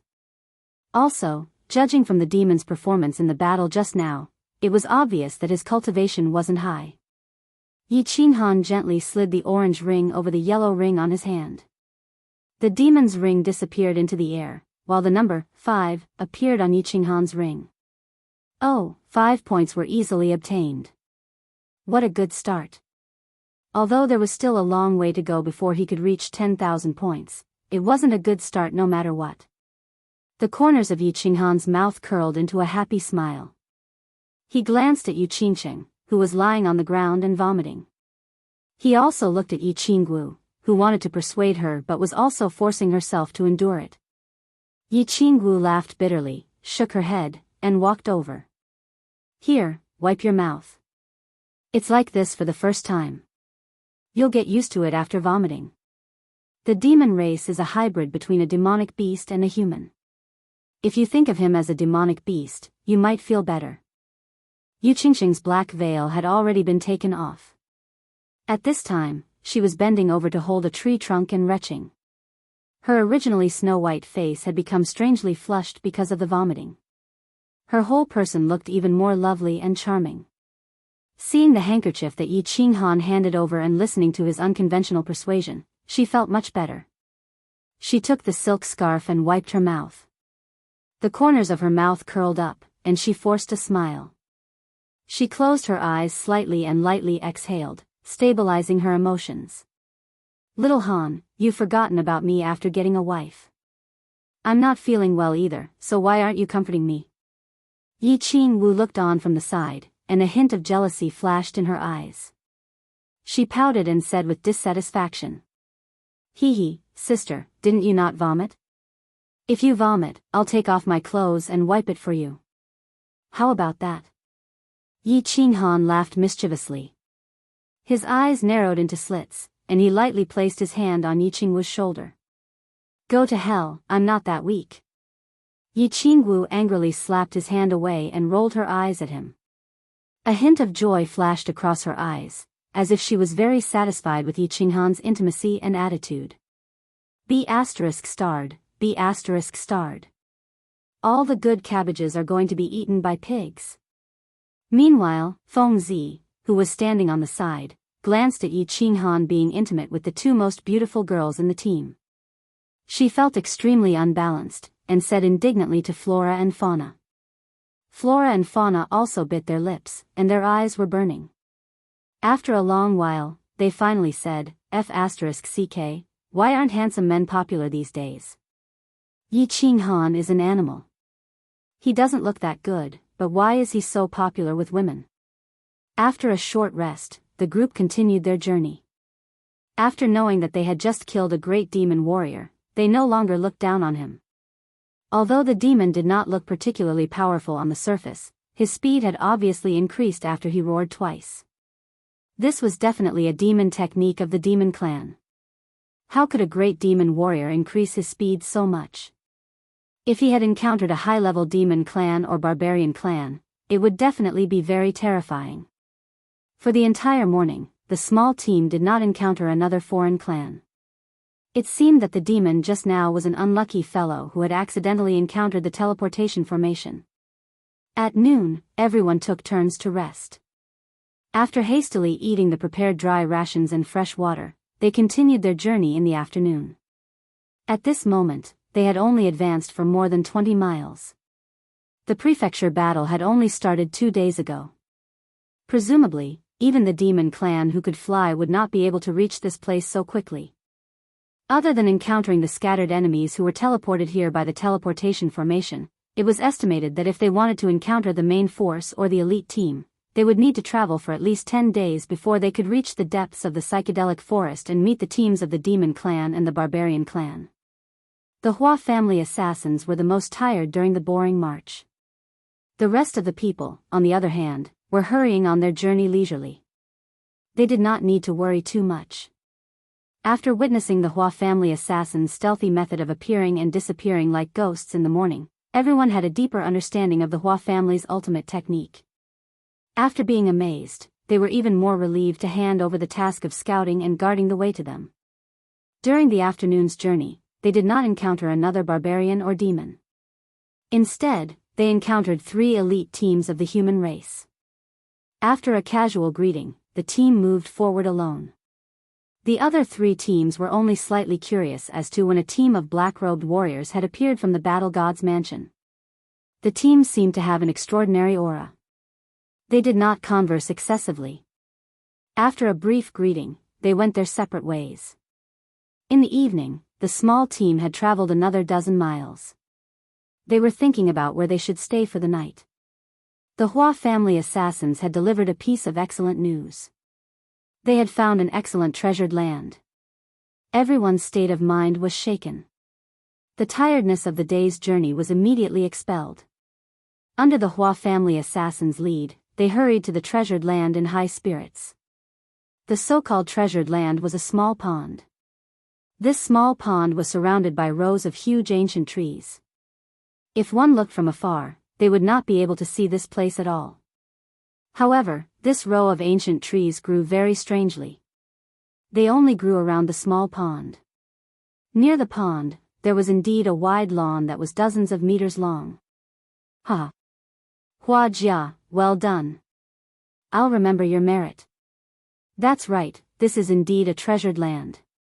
According to the information, this is the demon-slaying pond. It's definitely a treasured land. I didn't expect that after so many years, this place is still so well preserved. When the flowers and plants arrived at this place, they carefully looked around and suddenly burst into laughter. They excitedly rubbed their hands together and nodded continuously. Their eyes were full of smiles. Xiao Chao, it's just a lousy pond. Look at how happy you are. Feng Zi was slightly puzzled. When she saw that the Hua family members were all happy, she couldn't help but mock them. Lunatic, what do you know? I'll talk to you later.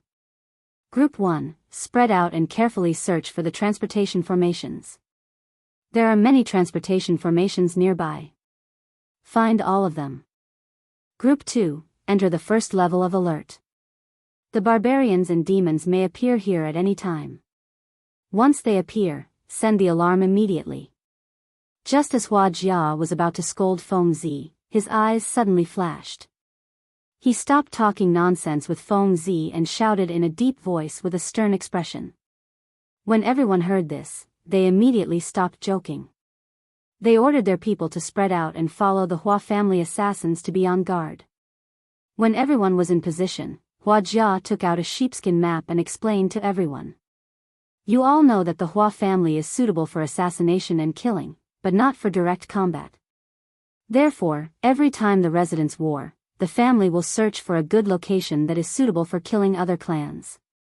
This place is ranked 4th among the 5 treasured lands recorded by the Hua family. Our ancestors named it the demon-slaying pond. Hua Jia raised his head slightly proudly. He was very satisfied with the hope and admiration in everyone's eyes. He continued, everyone, look at the terrain here. This is an absolutely safe place according to the Tan family's records. The ancient trees can rest without worry, and the pond water can be used boldly. There is well water under the pond. Every morning, large numbers of wild beasts will come here to drink. Everyone doesn't have to worry about food and water. Most importantly, there are a large number of teleportation arrays hidden in the vicinity. Although the teleportation arrays would move every time, this place seems to be very special. Although the teleportation arrays would move every time, there would always be a large number of teleportation arrays here. Every day, there will be demons and barbarians who accidentally step into the transportation formations and are transported here. We only need to guard this place, and we will be able to obtain a large number of points every day. When the few of them heard this, their eyes suddenly emitted a dazzling light. Everyone present was not stupid. They naturally understood the importance of this terrain. If there were a large number of transportation formations nearby, this place would definitely be the best feng shui treasure land. After an hour, everyone finally obtained the answer they wanted. After a careful investigation by the Hua family assassins, they discovered 33 transportation formations nearby.